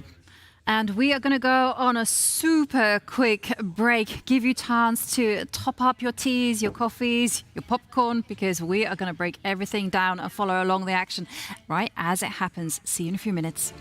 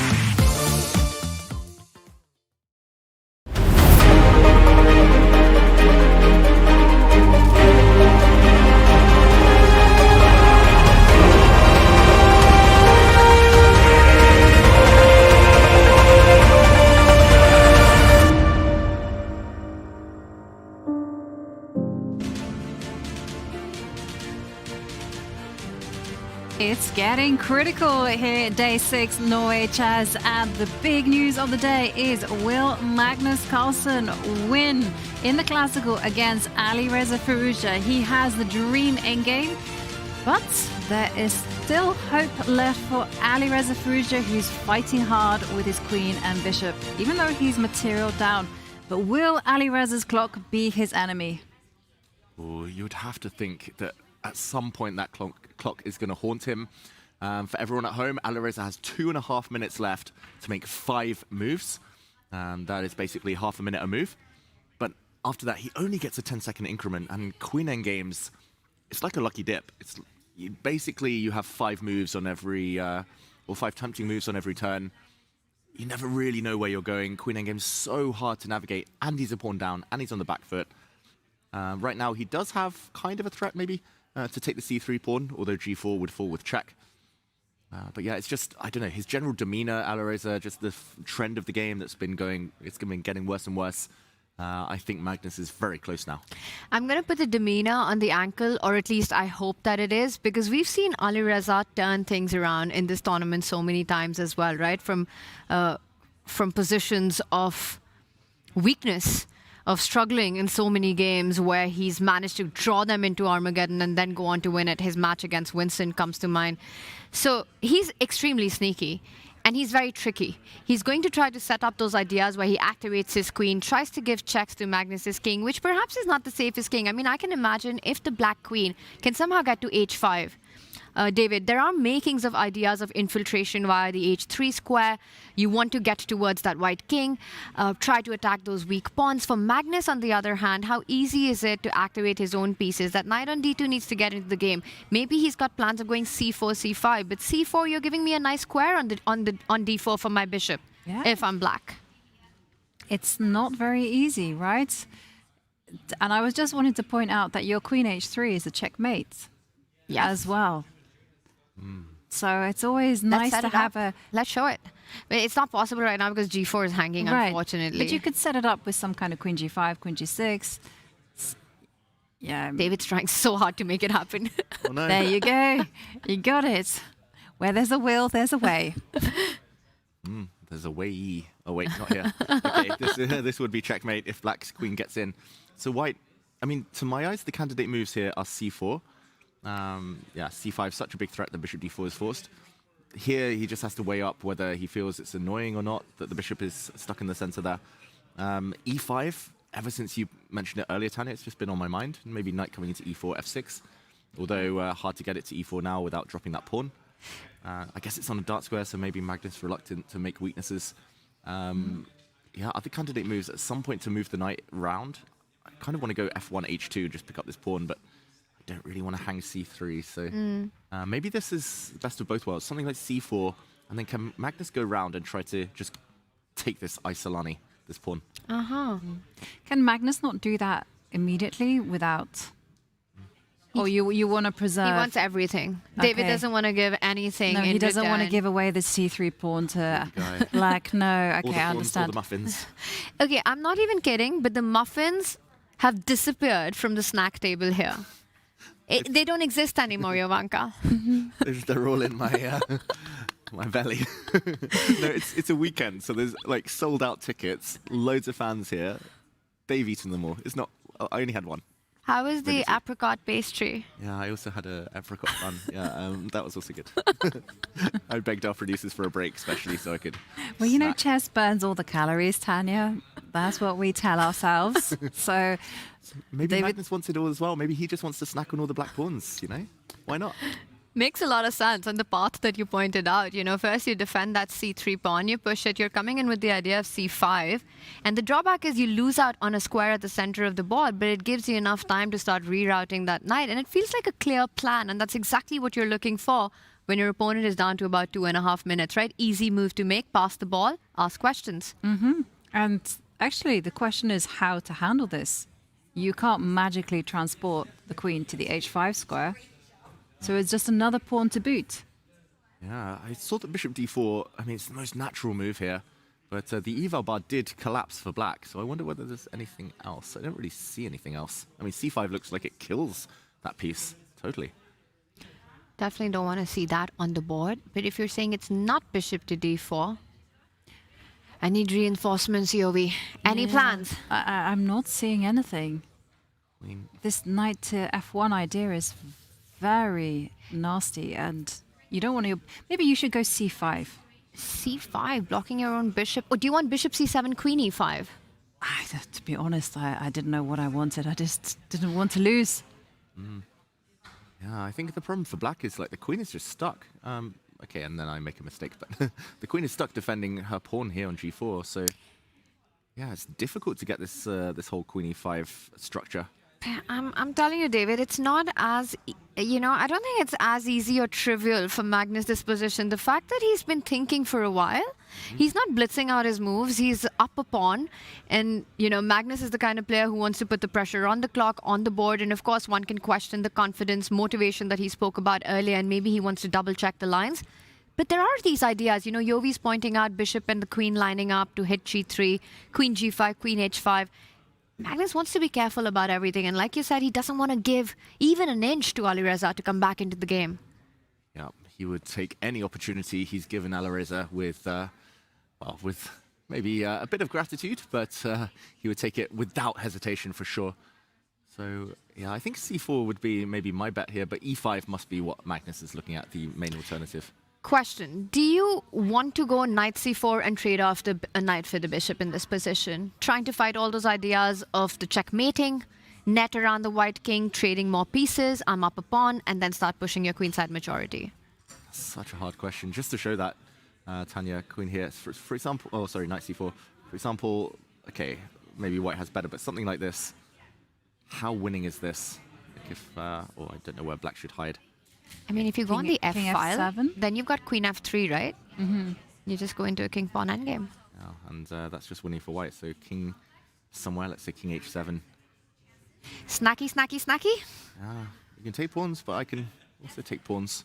This is not easy, and it's going to take a lot of effort as well. Yes, because black has a passed pawn. Also, the white king is unsafe and no clear hiding place. I'm declaring it. This is far from over, guys. This game. Yeah, there's still room for Magnus to misstep. But we haven't found an answer to this simple plan of going c4, knight f1, knight h2. Let's modify your idea. I really like setting up bishop c7, queen e5, but I don't want to allow the passed pawn on the b file. If I don't plant my bishop on d4, which would be my first choice, after c4, can Alireza think about, yes, that move, David Howell? Yeah, c6. And the white knight still travels round, though. The white knights will still ride over and just swoop up that g4 pawn. Magnus is about to move, it looks like, after a long old think. 12 minutes. Still got time in the bank. He's reaching for the c-pawn. It's coming up the board. There it is. When David mentioned it, I thought, this is so Magnus. Yeah. And that's where I've noticed that, like, my style is kind of similar in some ways to Magnus. Long grinds, where I thrive. But he's much more direct than me. Like, he pushes pawns. I'm always really hesitant. I'm like, no, just in case. I get, like, decision paralysis. What if it's a weakness? What if I've overextended? Magnus pushes pawns, and his passed pawns usually promote. In endgames, he puts a pawn on a6, it always becomes a queen. He now pushes pawns because they're closer to promotion, but also because the opponent struggles. And c6, great call, Tanya, played by Alireza. He had time while Magnus was in the tank to try and figure out what he wanted to do. I'm going to point out one thing, David Howell. Knight f1 was what we were worrying about. Now you go queen d4. You plant the queen on d4 and not the bishop. And guess what I'm threatening? I know I'm losing the g4 pawn. You take it. I'll move my king away. And then my queen's coming in with all kinds of checks. All your pawns are hanging. It doesn't work, but it's a threat. It's tricky. It's scary looking. Oh, where to put the king, though? There. Apparently that was bad. I don't know why.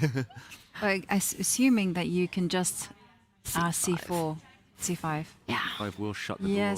Maybe king f7 just to protect the pawns, but I mean, I don't know. Still c5. Yeah, maybe c5. Oh, wow. Oh. Apparently not. Whoa. Oh, maybe. Magnus decision time. Okay. He comes back with the knight. We're seeing this line being played out. Okay, we're headed in that direction. How is Alireza going to keep the game going with now under 2 minutes on the clock and 3 moves to go? And that didn't look very enthusiastic from Alireza. I think we might see a result here very shortly. Knight h2 from Magnus incoming. He has played king f8 though to free up his queen. He wants to play queen d4 without dropping the pawn with the check. Endgame skills, Magnus Carlsen, what do we think? Slightly more or slightly lower than 1.5 out of 10? Slightly more, slightly lower than his enthusiasm heading into today, according to the man himself. For those of you just joining us, Magnus said his motivation was only 1.5 out of 10 heading into the game, but I think a lot higher now. Endgame skills probably a bit higher too. Definitely. I think that 1.5 has... look at Magnus. He's so locked in right now. I would say it's a solid 10 on 10 to get this in the bag by Magnus. He's very motivated to close this out. Yeah, it can still also get choppy, right? You take a wrong decision. Like I'm thinking, if you go c5, looks very natural for white. The bishop will obviously drop back to c7, and then a queen will slide into c3. And there's still possibilities for white to go wrong. And you see the evaluation bar already saying that there's going to be problems. Because yes, you pick up the g pawn, but you also drop the b pawn as well. And there's a whole load of checks to boot.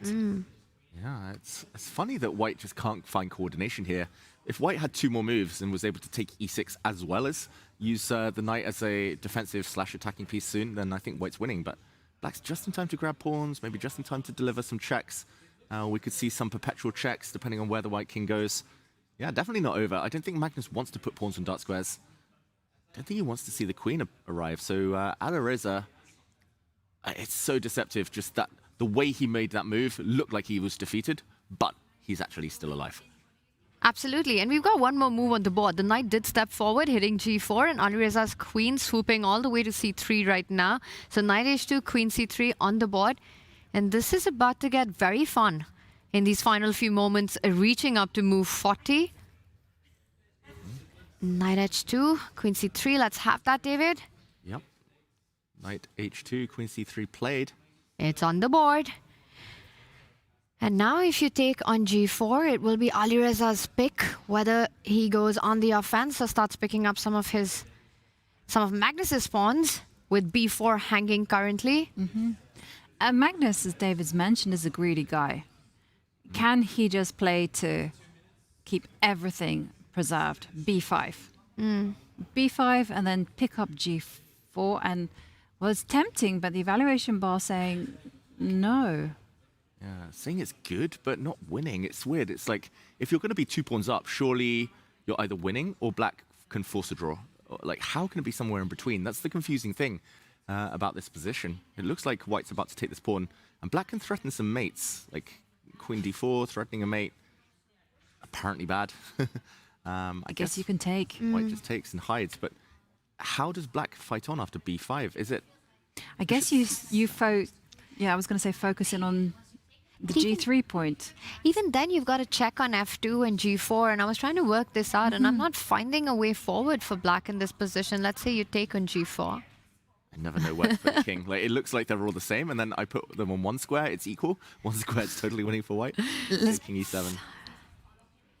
It's Russian roulette at this point. Oh, again. This time I realize I allow queen f6. Potentially. Wow. How is black holding this? Also, Alireza needs to survive by not making a huge blunder in the next 2 moves. He's got about a minute for each of those 2 moves in an extremely tricky position, with the white knight about to join the party. Just to show how difficult it is, in this position, apparently there's only one move to keep the balance for Alireza, and it's bishop d6, which I would be looking at all the queen moves. I mean, I understand he's coming to c5 once you show it, maybe, but no. That's how difficult it's going to be with 1 minute on the clock. Alireza's going to have to find some quiet moves, 2 pawns down to fight on. It's going to be tough. I think Magnus does play b5. He's going to be drawing on everything that he has in order to stay in this game. Let's just quickly go to the bird's eye view, just get an overview of what's happening on the other boards. And Magnus, David, you might as well be our very own Magnus. And Tanya, can you break it down? Okay, Wesley So against Pragnananda. Looks like Wesley So has won a pawn, but the game looks like it might be steering towards a endgame, either rooks, knights, or a bit of both, where a 2 versus 1 advantage won't be enough for Wesley So. And that is the top right board, although question mark move from Pragnananda just on the last turn. Maybe Wesley getting some chances. Vincent Keimer also getting some chances up a pawn against Gukesh. And looks like the white king is hiding. He's consolidating. Rook endgame, still drawish tendencies, drawish chances, but Gukesh, 4 minutes, struggling now. We could still see all of these games. Everyone seems to be up a pawn. Anamusichuk up a pawn, but that one should be a draw. And the bottom left board, Divya against Zhu Wenjun. A bit crazy, but for now, Zhu Wenjun still in the ascendancy. Black's made so many inroads in that one. That's the bottom left board. By the way, moves on the Magnus Firouzja board, where Magnus did grab that g4 pawn. Firouzja did not even wait for a second before counter-grabbing Magnus's b4 pawn. Here we are, and now Magnus has a plethora of checks and queen infiltrations. Ooh, check and in somewhere. He could also just close the center. He could also jump in with his knight, threaten some forks. If Magnus could get the queens off, do we think it's winning? 3 versus 2? Oof. Yes, just because it's Magnus, I'm very inclined to believe that it would be. But I would be more tempted to keep the queen and the knight option and try to go for checkmating ideas, push the g-pawn with the assist. Yeah, I'm also in team Tanya here as well. Keep the queen and knight on the board and use that knight to really trouble the black king. And we're going to keep an eye on Vincent Keymer against Gukesh, as Gukesh finds himself a pawn down, and Vincent is in consolidating mode. Yeah, well, world number 1 is trying to push for his second classical win here of Norway chess. For the world champion, he's on the defense, trying to survive against Vincent Keymer to force an Armageddon. He's down a pawn right now. That's the left side of our screen, but Gukesh relying on the rook activity. Ooh, Magnus in the meantime jumping in on that right board. That looks like a fantastic move. All the forks threatened. Now checkmating ideas threatened with Magnus's queen delivering a check. Alireza, his king is so open. I suddenly see the bar shooting up for Magnus Carlsen. I think this might be the clincher. I was looking at pawn to e5, but why occupy the center with a pawn when you can occupy it with a glorious Octo Knight, just hitting all the squares and the queen and knight combo. I think we might see why it's so strong. Yeah, and the queen is threatening to deliver a check on the f-line, and the queen and knight together, they are more than capable of delivering a checkmate. Yeah, I love that. I love that he's not thinking about any endgames right now, Magnus Carlsen. He's going for the attack, for the hunt on Alireza's king. And it's not easy to respond to this position. You might be forced to withdraw with your pieces, get them closer to the black king if you're Alireza. Try to step back with your queen. He's reaching out, and did you see that hand gesture? He hits it. He hits his position. It's like, I don't want to play this move. What do I do? He is desperately trying to find a way to survive this. His whole idea is that if the queen checks on the f-line, the king will run towards the center, and maybe black will be able to hold the position together. Yeah, maybe. That's not what Firouzja's thinking right now, though. He looks like he's accepted defeat almost. He has hit move 40, so he does get the 10-second increment now, but that shouldn't save him. Yeah, the feeling is that Magnus closes this out. With the queen coming in, you could play f3, you could play to h5, threatening that checkmate in one, forcing the black king to get on that march anyway towards the left flank. But I'm not sure if you're hiding for too long, if you're Alireza. Queen h7 check, forks in the air. It's a beautiful move. Tanya, the black king is in the kill zone. Just park the queen on h5, threaten checkmate on f7, force black on the defensive even more. The only difference from giving a check on f3 and h5 is that once black's king starts running away, you have the optional check on that h7 square. Let's highlight that square just for everyone to see. And then you just are devoid of any opportunity to get your king to safety, because knight to f7 will be a fork if black's king ever lands on that d8 square. Yeah, it's so important as well that if the white queen ever does leave her defensive duties, that any black check can just simply be met by the white king sidestepping. It's going to be safe on the light squares, where the black bishop now is pretty much unemployed. Earlier we saw some featured chat saying, at least there's a bishop, at least there's chances while that piece survives, but this bishop not doing too much. Magnus smelling blood, getting close now. It was Magnus Carlsen who in an interview said that in queen's pawn endgames, the white king often finds safety on that h3 square. That's where you want to hide. That's where you have the option to run up the board. And you shouldn't be afraid of playing king of the hill, even with queens on the board. And we really could see a massive shake-up in the standings. He's going for it, Ivanka. It's either a check or all the way to h5. He's reaching for the queen. Hesitates, pulls back. Okay, where is he going, Magnus? Yeah, he's so good at these queen endgames. It's a mixture of calculation and just feel for where the queen belongs. It helps that he's got just the pawn advantage, the better minor piece, everything.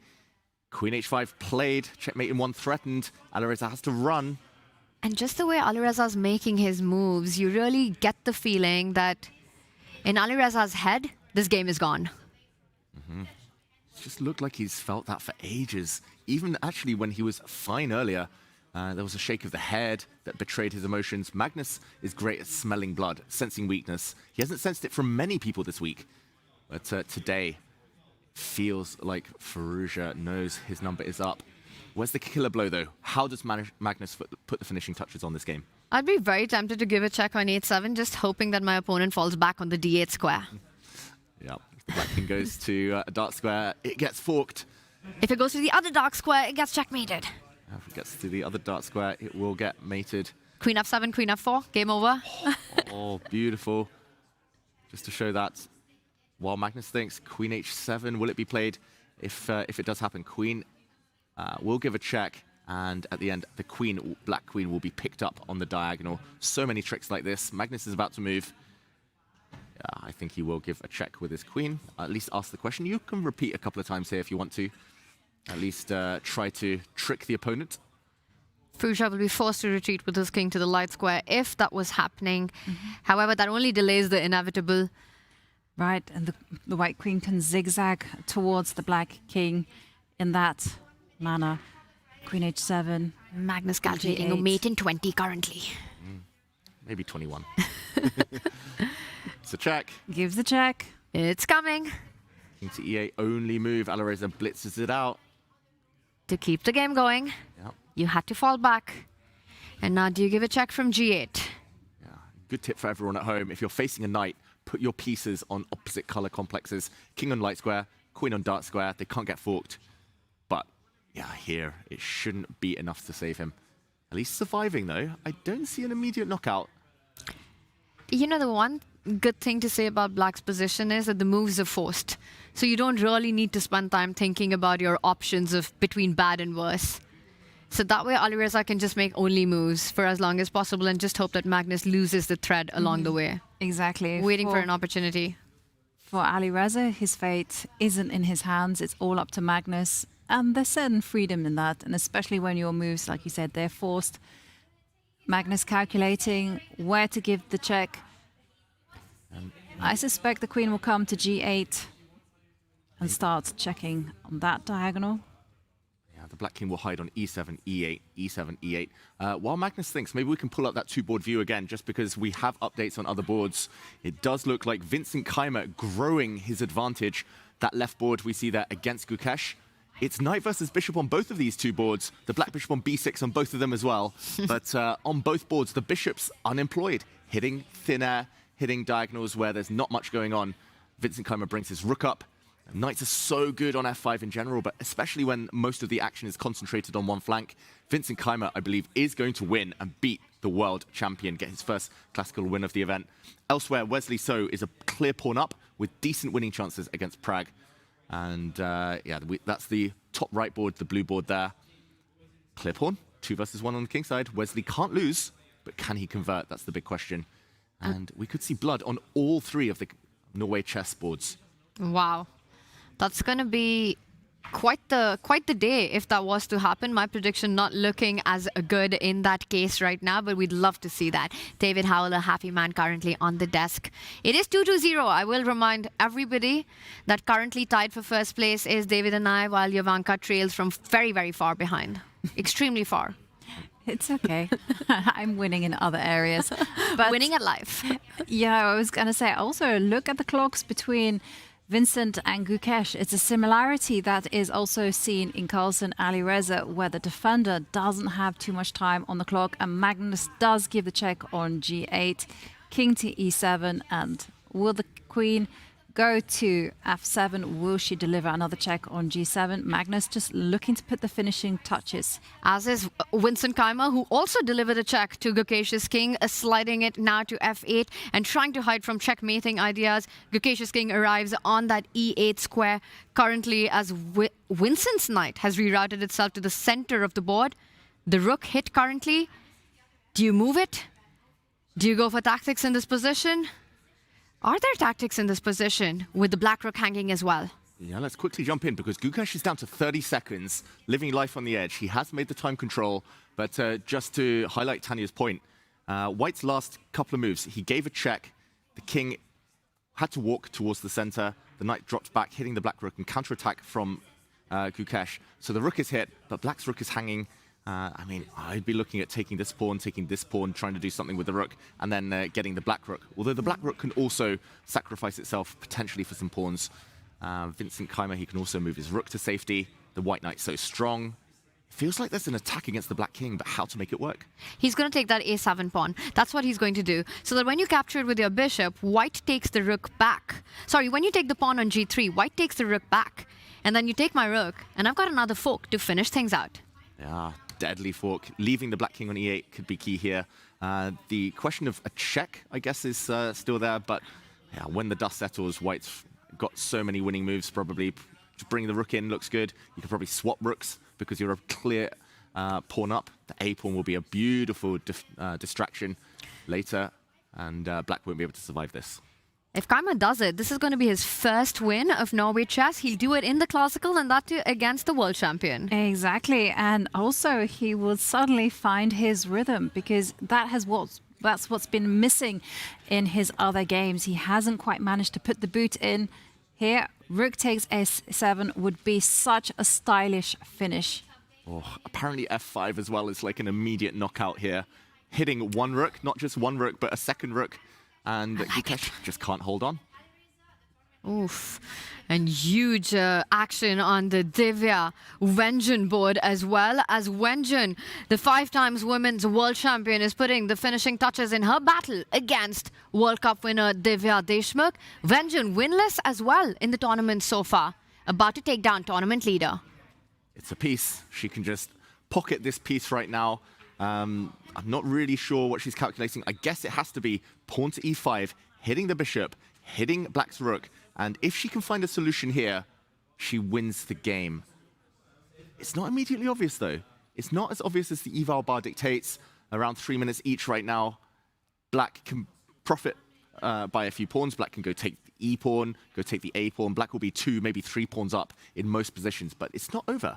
It's not as over as I first thought. And just to show Zhu Wenjun, it was a beautiful sacrifice a few moves ago here. So active with their pieces, the knight in f4 giving itself up. There was a brilliant move, just to point this out. And this is where we stand right now.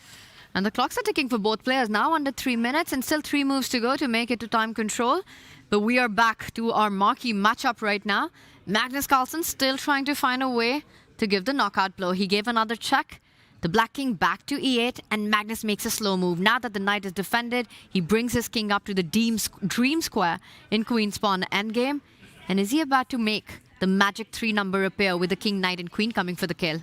And Alireza down to 15 seconds. He has to come up with a move. He sets up a pin. Well, white can easily dodge that by just giving another check. What will Magnus play? Give a bunch of checks here. The one that catches my eye is this check, keeping on the same diagonal as the black bishop, because when the king steps forward, you can, at the very least, munch a pawn with a check, and the white queen will swoop back to grab the bishop. That will be a 2-pawn advantage. That's an unlosable advantage. And Magnus, he's going for the corner. He's found it. He finds the tactical trick, and I think Alireza Firouzja also will spot it. Knight takes pawn, and it will be lights out for Firouzja. Knight takes pawn. There will be no last tricks. The game might continue a bit longer, but 2 pawns is too much in a queen endgame like this. Magnus looking for other knockouts, but he's going to keep it simple. He's reaching out for it. He does it.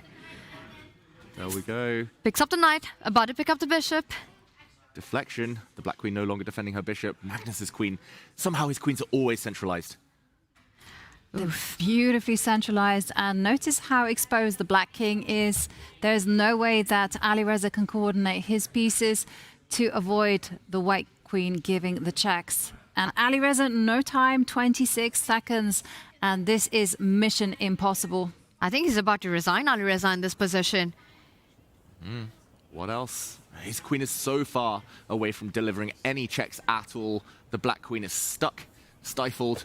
The king slides across. Magnus has a passed c-pawn. The White King is super safe, hiding with a lot of protection here provided by that g-pawn. This is, in its last stages now. The final few moves, surely. The only hope for Firouzja is a perpetual check. Can he make it happen, though? As long as there's a pawn on e4, it looks like a faraway reality. The Black Queen, so many moves required to come towards the other side of the board. That's why king on h3, incredibly safe in these endgames. And Firouzja's got those extra seconds on the clock, but down 2 pawns. Magnus Carlsen, will he start pushing his own? Yeah, he can calmly do it, push the c-pawn. He can also improve the safety of his king. And Gukesh there on the left. Look at the clock. Look how it is ticking down. f5 being played by Vincent. Vincent just in complete control here.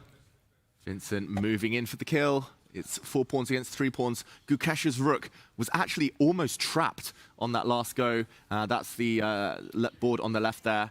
White's rook is moving in. White can pick up some pawns, a couple of checks. Vincent, that is the most beautiful dominant knight against a totally dormant bishop. That is going to be a fantastic win. If he can put the finishing touches on Vincent, all he needs is to get a second pawn or some kind of mating attack. So while Gukesh tries and clings on, here we go. It's going to be a double attack by Vincent Keimer on Black's bishop on the g-pawn. And 10 seconds left on the clock. Oh my gosh. And you could have an hour on the clock, and it would not help if you're Gukesh right now. He falls back with the bishop, looking for those tricks right now. Meanwhile, right side, Magnus has pushed his pawn, now eyeing the queen to infiltrate. Alireza desperately trying to get his queen in to give some checks. Okay. Well, Magnus probably going to step up with the king to h4. White's king completely safe. Whereas Vincent Keimer picked up a pawn. Oh, this is a beautiful move there from Vincent. f6, locking out the black rook. That's enough to warrant resignation. Wow. Gukesh resigns, his rook trap, 2 pawns down. Vincent Keimer suddenly staking a claim, getting his first classical win of the event. And that was an incredible finish, an absolute masterclass by the German grandmaster, start to finish, in control, finishing things off in style as the two players analyze. 2 players there analyzing, so let's try and listen in and see what they're saying.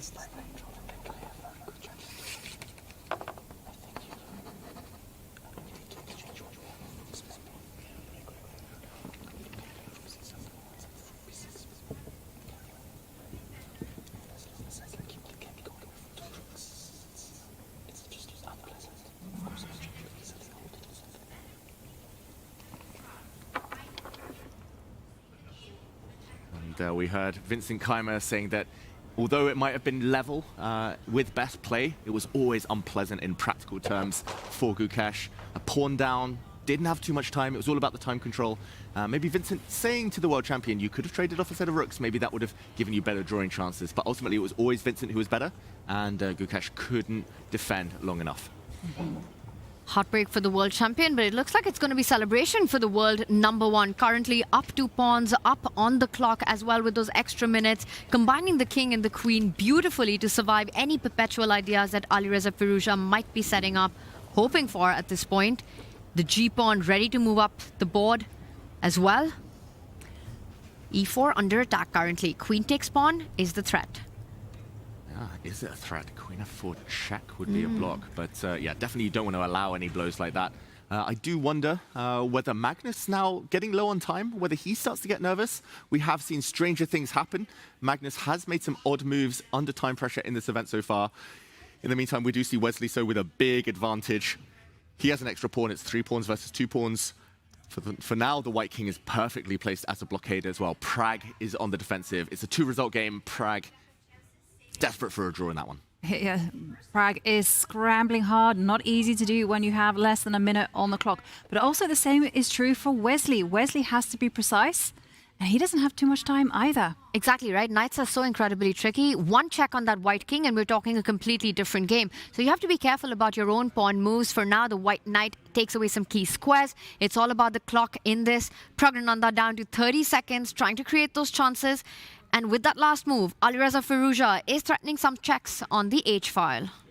Yeah, Alireza Firouzja, he's trying Blocked. to get in, blocked. Yeah, that was a really sneaky threat of a check. The black queen on the right board trying to go all the way up into the top right corner. H8, check. And yeah, as the c5 pawn is dropping, but Magnus is moving in with his queen, in with his king. And we see trades in the meantime between Wesley So and Praggnanandhaa. Wesley So in a pure rook endgame now, and handshake. Magnus gets the win. Magnus wins, picks up 3 points, and Alireza Firouzja, the tournament leader, well, there may be a shake-up in the standings after this one. And starting round 6 at the bottom of the leaderboard, that is a statement win by Magnus Carlsen, taking the leader, Alireza Firouzja, down in great style in this one, getting those tactics in. It's just the champion's way of closing out and saying that this Norway chess is not over. Indeed, it is absolutely not over. We go to Wesley So, Praggnanandhaa, because there, Wesley very much now in control. Yeah, trade of knights, this favors Magnus won because Alireza couldn't avoid a queen trade. That is why Alireza resigned. Magnus with a really nice trick at the end there to finish things off. In the meantime, Wesley about to win a second pawn. This pawn on d3 is doomed. How to protect it? If the black king steps forward, there's a check. White's rook will drive it away and gobble that up. So Pragg has to attack it with his rook. There we go. What can Wesley do to defend that pawn? He needs to keep the c4 pawn alive. That is his winning hope. He defends it with his rook. And the speed with which Wesley is playing, it's like he's calculated this rook pawn endgame till the very end. Praggnanandhaa on the defense repeats. Wesley, how's he going to improve this position now? Does he continue marching up the board with the c pawn? But that would make it a liability. Make it even more weak. Wow, this is crazy. Apparently there's only one winning idea, but wow. I would never think of this move. Rook to g4, hitting an empty line, just a waiting move. Apparently black is almost Zugzwanged here.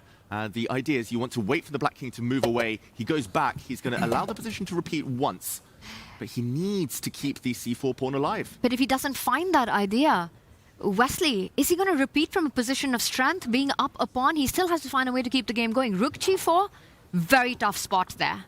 Very difficult, although he found a different way.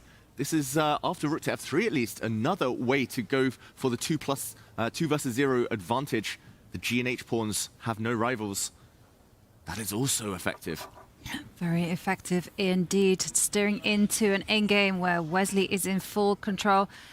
Once Wesley has won the h7 pawn, then it's just a simple case of escorting the 2 kingside pawns up the board. 8 seconds for Pragg. 8 seconds, gotta move. 5, 4. Ooh, with 3 seconds on the clock, he pushes the pawn. But now, what does Wesley do? Wesley still has to find an accurate way forward here. Does he go for the h pawn? Does he go back with his rook to challenge? King and pawn endgame's winning for white, up on material. He's going to bring his rook back now. And what is the difference? The black pawn's on h6 this time. Is it more of a target now, maybe, for the white rook? That's the question, as Pragg about to fall back with the rook. Now he does it to the 6th rank to defend that target that you were earlier highlighting. Rook d6. Wesley needs to just pass the ball to Praggnanandhaa, who with 14 seconds, he pushes the pawn, though. He's going for a direct line. This is a nice try there from Wesley, just forcing the rook to move off its dream square, and the pawn on h6. He's about to get flanked. 2 seconds. Gotta move. Whoa. Pragg moves his rook across. Now rook to g4 is the only way to guard that pawn. There we go. Great move, Wesley So. King and pawn endgames winning for white here. And the trick is, when the black rook goes hunting for the c-pawn, you can ignore it. You can bring your rook across. You can go up. Rook c4 is one way, but rook h4, rook h5, check. Defending across the board is the other way. He first defends it. d3 pawn under fire as well right now, about to be picked up. And the d6 square under control. Praggnanandhaa, every move difficult. 3 seconds now, 2, 1. With 1 second on the clock, he pushes the pawn. And for Wesley, it's just about picking up that pawn that's up for grabs. His hand was shaking there, though. He's double-checking things just in case he miscalculates, but 2 pawns is too many, and the black rook is too passive. And if Wesley gets this in the bag, Alireza's lost his game. Wesley takes the lead at Norway Chess with this 3-pointer. That's massive. Absolutely massive. We would have a new leader. There would be a big shake-up in the standings. Wesley just has to hold his nerve. And now the plan is simple. You push the c-pawn, or if that gets stopped, you run and assist the g-pawn. Did you see that from Prague? A tilt of the head there. He knows. Wesley grabs his queen. He grabs a white queen, ready to promote.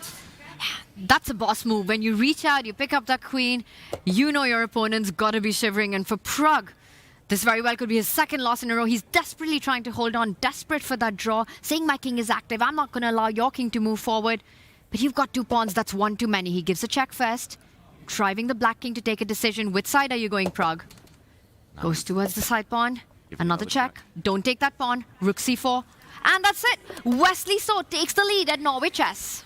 What a performance. What a game there from Wesley, holding his nerves at those critical points and just managing to squeeze out that in-game win. And we move to Divya against Ju Wenjun. And Ju Wenjun looking ready to get her first win in Classical. That king has advanced to b3. It's just a question of running with the a-pawn. And the only thing Divya can do is give up her rook for it. Yeah, the problem for white here is that the white king is so misplaced, so far back. The white pawn takes ages to run forward. I say run, it's walking slowly forward, and the black rook is going to be able to hold it and at bay long enough for the black king to get back. This is decisive, and this is a really nice winning technique from Ju Wenjun. She's going to use black rook to block any checks. All played with just a few seconds left. Now the pawn is inching closer to promotion. That was a dangerously long move to make with 2 seconds on the clock for Divya, as she now gives a check, but she's about to lose her rook to the pawn. Wenju now is the one reaching out for her queen. She's going to queen next move. Promotion. White can give another check, but the black king can start already walking away. The black rook is going to usher that pawn forward. Promotion guaranteed. The black pawn, the white pawn, sorry, on the g-file, way too slow. Divya goes for it. She wants to shoulder the black king. Did you hear Wenjun just announce that she's putting a queen on the board? And just to announce that Zhuzhina, Anna Muzichuk, that did end in a draw. So this is going to be the only decisive game in the women's. There we go, it was a draw, but Divya in the meantime put her hands to her face. She knows now she's going to try and block the advance of the black king, but a couple of checks here, or the black rook going behind. White is way too slow, at least a tempo or two too far back here to have any chances. And we might see resignation any moment. The black king will continue walking over, and the white king will be driven in front of its own pawn. And handshakes, Ju Wenjun, the world champion, gets her first win in Norway Chess. And suddenly, just like that, the tournament is wide open as Divya Deshmukh falls behind. Ju Wenjun moves to 8 points. Ju Wenjun back to winning ways. You gotta love the drama at Norway Chess. This is just unbelievable stuff. I mean, the world champion struggling every single round now takes down the hottest player in form here right now, Divya Deshmukh, leading it. And look at that. We've got 4. I wanted to say 3, but then I saw it was 4. 4 decisive results in classical chess right now. And David, yes, you win the prediction game, but I'm happy because that was absolute cinema. Absolute cinema indeed, with 4 decisive results. Well, the second half has started with a bang. We are going to go back to a break, and we'll see you all in a few minutes because we got Armageddon coming up.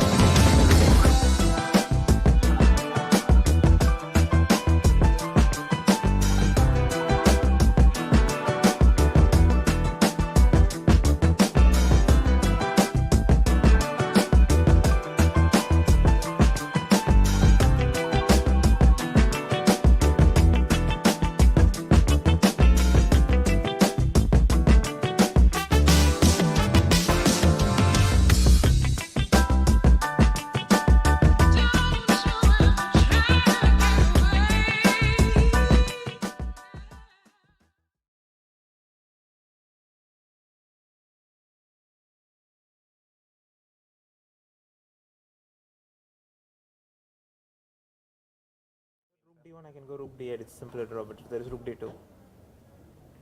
Yeah. Rook d2. And I didn't see a way. Okay, I'm very slow, yeah, but I get king f3. Yeah, I don't have any move. Yeah, this rook is so passive.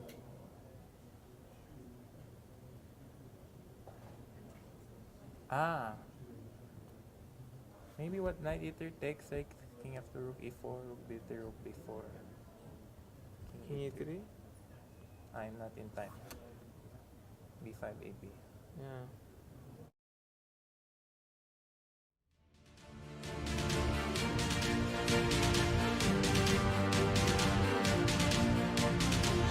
We are back with day 6 of Norway Chess. We are waiting for one Armageddon to be played, but the rest of the games have been finished and we had a decisive day all round. And we are joined in the studio by Mr. Grandmaster Vincent Keimer, or as Tanya calls you, Vincent. Congratulations on your win against Gukesh. Thank you. How are you feeling? It's nice finally winning a game after so many failed chances. And also less of an up and down game. I mean, I wasn't winning throughout, but I don't think I was ever worse. So that was also some nice experience. Yeah. Nice experience, yeah. Yeah, and Vincent, where do you think the big turning points were in your game today? I don't know, I didn't feel like d4 was necessary by him out of the opening. I thought just bishop e6 and position should be like very normal. Generally, I believe he was kind of trying to avoid any sort of theory, as well as me. I mean, I played third move c3. But of course, I must have gotten some at least decent version of everything. And then, yeah, I don't know. I don't think it ever was too bad, but it's just very unpleasant. I'm also not sure whether I found the best options everywhere. I mean, after bishop e5, I had many options. Maybe bishop b5 was interesting. I'm not sure about that. Yeah, and then just bishop d7 take and f3. It's also a very good position. Maybe it was a smarter compared to what I did, but also I managed to keep up the pressure a little. But yeah, I'm not sure. I mean, rook b1 again, rook b3, queen b3, so many options. And I think here he actually defended quite well for the next few moves. So yeah, bishop c4, bishop e6. Yeah, the engine really liked rook to d1, but yeah. Rook d1. Yeah. No, I probably should have spent a little more time here. But you know, with this time control, it's not easy to say when do you spend a lot of time. Like if you spend 15 minutes and it's not something decisive, it was a very bad decision. If you find something very nice, it's great. So yeah, of course, he found this knight c5 idea, and afterwards, I know that engines will probably claim this is very close to equal already, but I mean, still, I'm a pawn up, and humanly, I think with the time situation that we had, I actually do have very serious winning chances. So. Yeah. We heard you talking with Gukesh about that, actually. Was it about this position? You said in practical terms, very hard to defend. Yeah, I mean, I know that engines don't care about such positions at all, but, you know, he also knows that, and exactly that's the reason why he probably wanted to force something, and I guess that was also the reason why he lost the game. If he was just trying to play a rather calm game, it's very hard for me to advance, but because he put his pieces on weird places just to do something forcing, I actually got some chances. Mm-hmm. So by weird, you mean coming in behind and... Yeah, I mean, rook on f1, rook on g6. I mean, especially with rook on g6, it stopped doing anything, and then the position was, I guess, at that point already lost. I mean, once I got g3, f4 already, I think I do have a very serious advantage. I'm not saying it's winning, but yeah, here, I mean, after f4, with this time situation, I think I will win most of the games already. So. Yeah, and you played it out to perfection the last few moves, finishing it off, Winston. And I have to ask you, today we've had 3 decisive results in Norway Chess, and it's completely shaken up our leaderboard. It's topsy-turvy now. It's totally opened up. How do you feel about the scoring system here with the 3-pointer victory, or otherwise it goes into Armageddon? I think it's interesting. I mean, I can't say that I personally got to be a big fan of the Armageddons, but I think that's more my problem than the format. Generally, we saw a lot of action, excitement, also a lot of mistakes, I think more than usual. At least speaking for me there, I mean, I had 5 draws, but I could have won 4 and lost 3 out of those or something like that. So it was really not as calm as the result suggests. And yeah, I guess that also speaks for the whole event. I mean, Magnus also, he could have been on like +2, +3 easily, but he blundered and drew or even lost some winning positions. And yeah, that's just been the craziness all around. Yeah. And we love to watch that craziness play out as fans and as commentators. And I think before Yovi, you jump in. I just have one question. Today against Gukesh, you've been part of the World Championship team with him. Do you feel, having worked with him on his, with coming up with some great ideas that we saw in the match against Ding as well, somewhere that also gives both of you insights on each other that perhaps come to play when you face each other?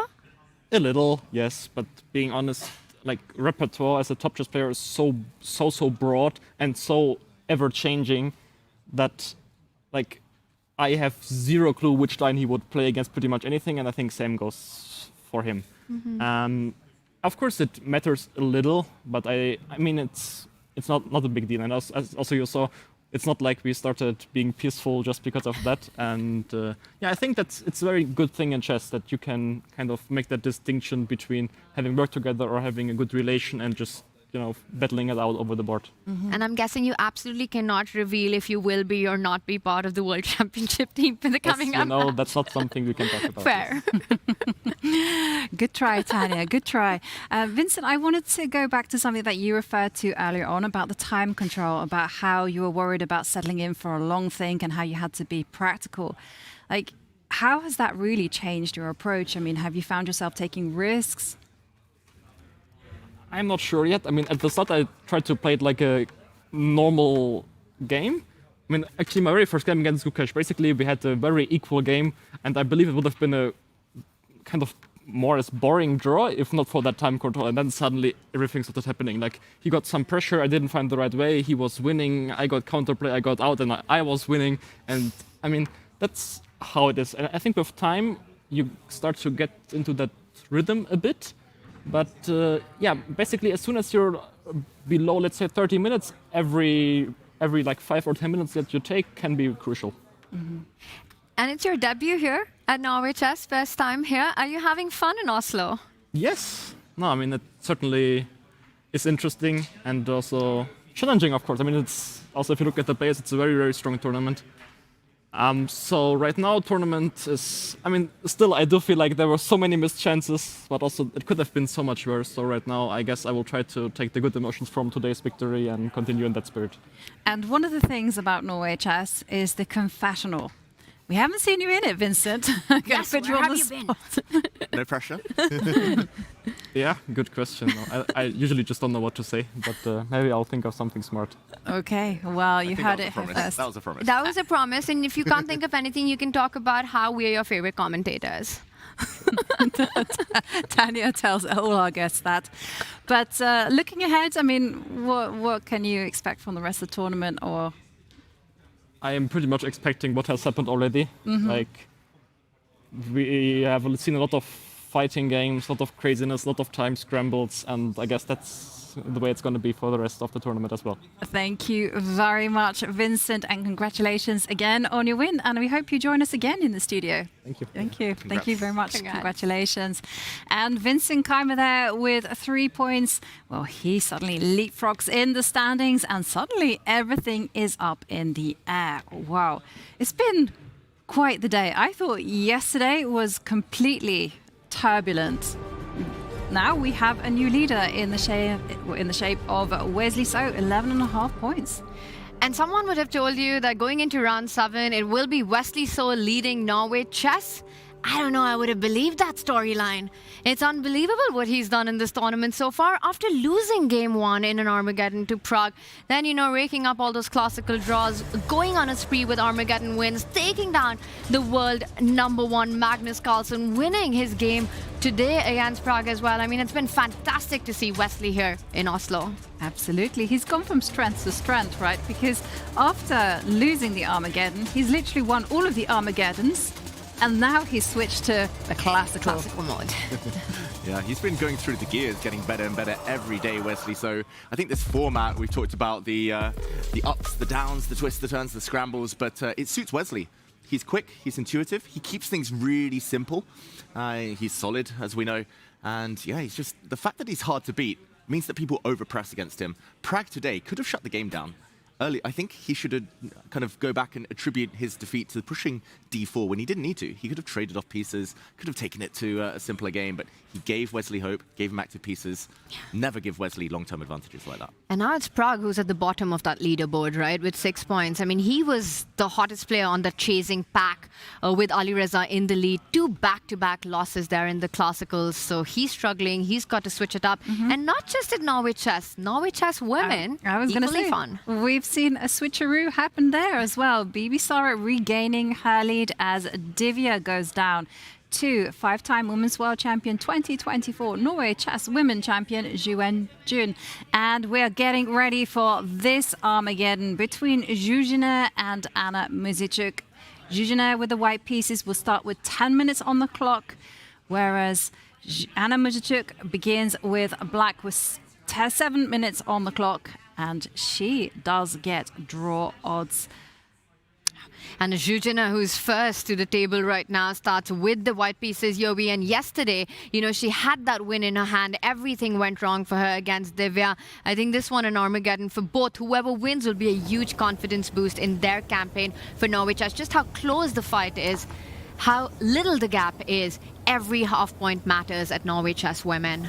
Every point matters from now on, Tanya. Absolutely everything. And Zuzana is maybe thinking shoulda, woulda, coulda. If she'd won yesterday, she would have picked up 3 points. She would be also there, right there, fighting for the top. But as it is, she is fighting for Armageddon victory. One of those players will walk away with 1.5 points. But Zuzana, she needs to focus on the goal on hand. She needs to win.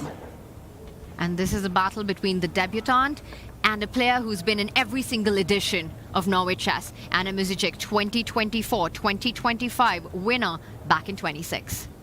Experience really helping her, Anna Muzichuk, last year and this year so far.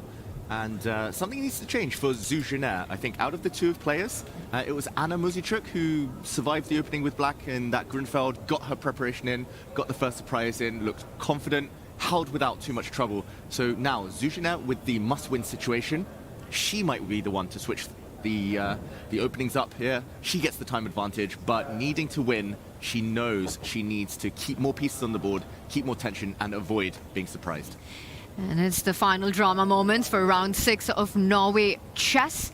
Quick predictions. Who takes this Armageddon? Oh, Anna's looked quite good in Armageddon in general, taking most of them. This is, her 6th Armageddon out of 6 days so far. I think Anna Muzichuk. Oh, and we're off, hoping for a big battle here. David, I say Zuzana bounces back in this one, and wow, we've got the Dutch on the board. This is Anna to a T. In the classical, she keeps it a little bit more solid. In the Armageddon, she just rolls the dice and plays in an aggressive fashion, and it's worked out like a dream. Yeah, that's the thing about the Grunfeld these days. Nobody seems to play the Grunfeld twice in a tournament. You play it once, sure, you surprise your opponent, you make a draw. Playing it a second time, you know you're going to get hit by something. And this is fascinating. This is the Leningrad Dutch, where black fianchettos the bishop on g7. And here Zuzana has extended the queenside. She's going to push the a-pawn, no doubt, as well, trying to gain all the space. She's saying to Anna, if you don't break out with e5 soon and try to go for the center, try to mate me on the kingside, I'm just going to take those squares. And good luck trying to survive on that flank later. Anna breaks out in the center. Instantly, which means we're going to have some trades. We might even see the queens come off the board right now for Zuzana. She wants to plant her bishop on b2. That might look like a pawn hanging, but do not grab that pawn at the center of the board, opening up that monster on g7, eye-lining the rook on a1 with knight jumps across the board. No, that pawn on e5 has a do not disturb sign attached to it. Absolutely do not touch. But Zuzana pausing for thought. Big decision. Does she go into the endgame? Bearing in mind she is in a must-win situation. Okay, and I'm surprised she hasn't snapped the queens off. That looks like a good opportunity here and now to displace the black king. And there we go. She does, after a bit of surprise, a bit of thought, decide not to take that e5 pawn. Yes, the white knight would have wanted to move in with some forks, but the a1 rook would have been trapped long term. Black could have actually slow played that. So instead, the beautiful pawn chain of black has been set up. White will likely centralize her knight. There we go. Bring her other knight out. And where's the white king going? Maybe that will go to the queen side as well. Go to that left flank. Castle White's ahead in development. Ahead in development and very healthy pieces, right? You've got, on the other hand, black. Where will your king go? You need to be at the center of the board. In a queenless middle game, you can't be feeling all that safe if you're Anna Muzychuk right now. I'm looking at development ideas for Anna. King e7, knight d7, land that knight at the center of the board. Knight to e5, trying to get it to d3, rook on d8, but you still haven't solved your problem of the queen side. Still, Anna needs a few more moves to consolidate. That's what she's thinking now, but you can't think for too long in Armageddon. Will she deal with that problem of her king? Maybe the king wants to go the other way. Often c6, king c7 is one choice. And every single player who's gone into the Armageddon has spoken about fatigue and endurance being such a big factor after a classical that completely drains out emotionally, physically and mentally. And then trying to be alert with such little time on the clock and no increment. Not easy at all to adjust to that change in pace. But both of these players have to do that. Zuzina now considering, does she trade those knights? Does she castle? She goes for that trade. And now she steps up with the knight. And a feature chat there complimenting Anna's handling of the clock. And I couldn't agree more. It comes from the experience that she's had in this format, has been at Norway Chess every single year, knows exactly what it takes in this tournament to be a long horse and win it in the long run, be a big stage player, get those points in the Armageddon. The big moment for Anna. She has to break out now, as David is highlighting. If she doesn't do it, then a clamp with a knight to b3 would have ensued. It's a good move there from Anna. And now for Zuzina, she takes the pawn. I was expecting her to advance the pawn one more step. Yeah, very dynamic. She wants a pass pawn. She wants time as well. White gaining a tempo there. The passed a pawn might come into play later, but mainly just the hit on the black rook, which now has to go home. Anna's doubled pawns, I don't love them, but it's all about whether they can be hit in the near future. If Anna gets a few more moves, if she's able to move a knight out of the way, maybe trade off the dark squared bishops, get her king to safety, bring that h8 rook into the battle, then she might be fine. But Zuzina has a few moves with which to strike as she pushes her pawn forward. It's coming into the game. a4 is going to keep Anna's rook tied to stopping that pawn from getting too far advanced.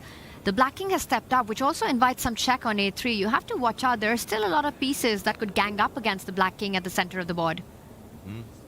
Anna, she's been so good on the clock, but still more than 3 minutes down right now. I would advocate maybe bringing this bishop out the way. It would be nice to reconnect the rooks. And okay, I was going to say use the other rook on the b file. She does spot an opportunity to hit a couple of pieces here. They're lined up. Does Zuzina have to give that check on a3 to get the bishop out of the way now? Well, you got to put something on a3, either the bishop or the rook. Rook just looked ugly. She does go in with the check. The black king sidesteps. The knight's still under attack. Is this the moment that you jump in and start targeting those doubled pawns that you were earlier talking about? She brings it to the center of the board. Knight takes pawn. A threat. Knight takes pawn. Definitely a threat. So decision time for Anna. What to do? Does she step up with the pawn, attack the knight, but allow the white knight to jump forward? Or does she play it in a more tactical manner? Maybe move the knight out of the way. She defends that pawn, keeps everything solid. And Zuzina, she knows her asset is the a pawn, and that is what she's going to be pushing. Yeah, that was interesting. You mentioned that, Ivanka, the pawn sacrifice with c5. It was a trick, the bishop taking. The knight needed to use the d7 square, and the second black pawn would arrive on c5. There were tactics in the position. Now, she missed those tactics. Suddenly, the white pieces are flooding forward. The bishop, the pawn will land on a7, almost unstoppable now. And black's going to be playing without a rook for the next few moves. This is going to be difficult for Anna Muzychuk. Zuzina, though, needs to continue just going forward. Keep pedaling. There we go. Bishop forward. Keep pushing the pawn before black is able to consolidate. And, a mistake apparently. Dark square bishop trade helps white. She's reaching out for it, and Zuzina keeps the pace in the position and the clock as well. Now Anna under 4 minutes. As Zuzina just taking the decision, she does trade. She's going to push that a-pawn all the way to the 6th rank. She first clamps down with c5, making sure that Anna's remaining bishop is dead and her own bishop runs with a big check on c4. That bishop won't do much now. That light squared bishop, as our featured chat just said. And the white a6 pawn is going to be so strong. The knight on d4 is glorious. Immovable. Yeah. And it feels like Zuzina is just simply playing with an extra pawn to boot as well. Look at that pawn on a6, 2 squares away from promotion. The bishop can come in, give a check. You can also start taking control over the b line. Anna in big trouble here. Absolutely. The knight on d4, the immovable object, the pawn on a6, the unstoppable force in the position, the clock going down. She does land on the only square she has available for her knight. Time to fight for the b file. Yeah, take the b file. She could also maybe get tempted to just go and take that knight. It's going to be good knight versus bad bishop. She doesn't need to rush. The knight isn't really threatening too much. Maybe what will slow her down from rook b1 is the idea of the black knight jumping, but the white bishop has some checks. The idea of moving the rook, bringing the white king slowly towards the center, those should be the next improvement steps. She's reaching for the rook, lines it up with the, I was going to say the pawn, but she does go for the idea of the trade. And it looks like knight c3 comes in with a double attack, but you always have that check on c4 against any such moves. So bishop c4 in the air. Yeah, and for Anna, it's very difficult to start untangling. The bishop on d7 is forced to defend its pawn on c6. And the rooks, they are stuck in a standstill. They have to face off against each other. The only piece that Anna can improve is the king. But Zhugenet's king is also waiting to be activated. Anna's time looking very concerning now, says Jed Cope. Fully agree.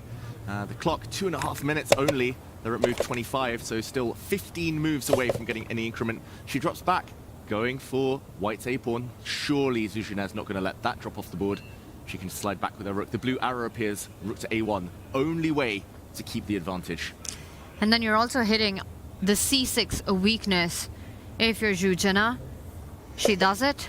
Knight takes pawn, again threatened. Will Anna just simply step back with her bishop where it came from? And then how are you breaking through is the question that Zhugenet has to answer. Great move though, very calm from Zhugenet. She's played fantastic chess so far in this Armageddon. Outplaying Anna, positional advantage. White will slowly bring the king. White can push the h-pawn. White can just sit and wait and play this forever. And Anna's clock just going down under 2 minutes now. Very clinical so far by the Chinese Grandmaster. Yeah, and Zhugenet, as David mentioned, she not only has a massive time advantage, she also has a whole load of moves that she can play. She can wander all the way up the board to the a5 square with the king, keep everything covered, and just slowly start to dominate the position now, sensing the inevitable. Anna decides to change momentum, knight to b4. Pushed up on, a7 cannot be attacked by anything on the planet right now. Tying down black's rook to eternity on the square. Wow, that's such a strong pawn. And black is never ever moving that rook out the way. Anna needs to guard against the threat very soon of rook to b1 up to b8, winning a piece. So yeah, what to do with Anna? What to do with her pieces? I don't see it. Is she going to try and get her king into the center with black? She drops back with her king. Oh, she's totally frozen though. Those are the most passive pieces you'll ever see. Okay, and what's stopping rook to b1? Knight a6.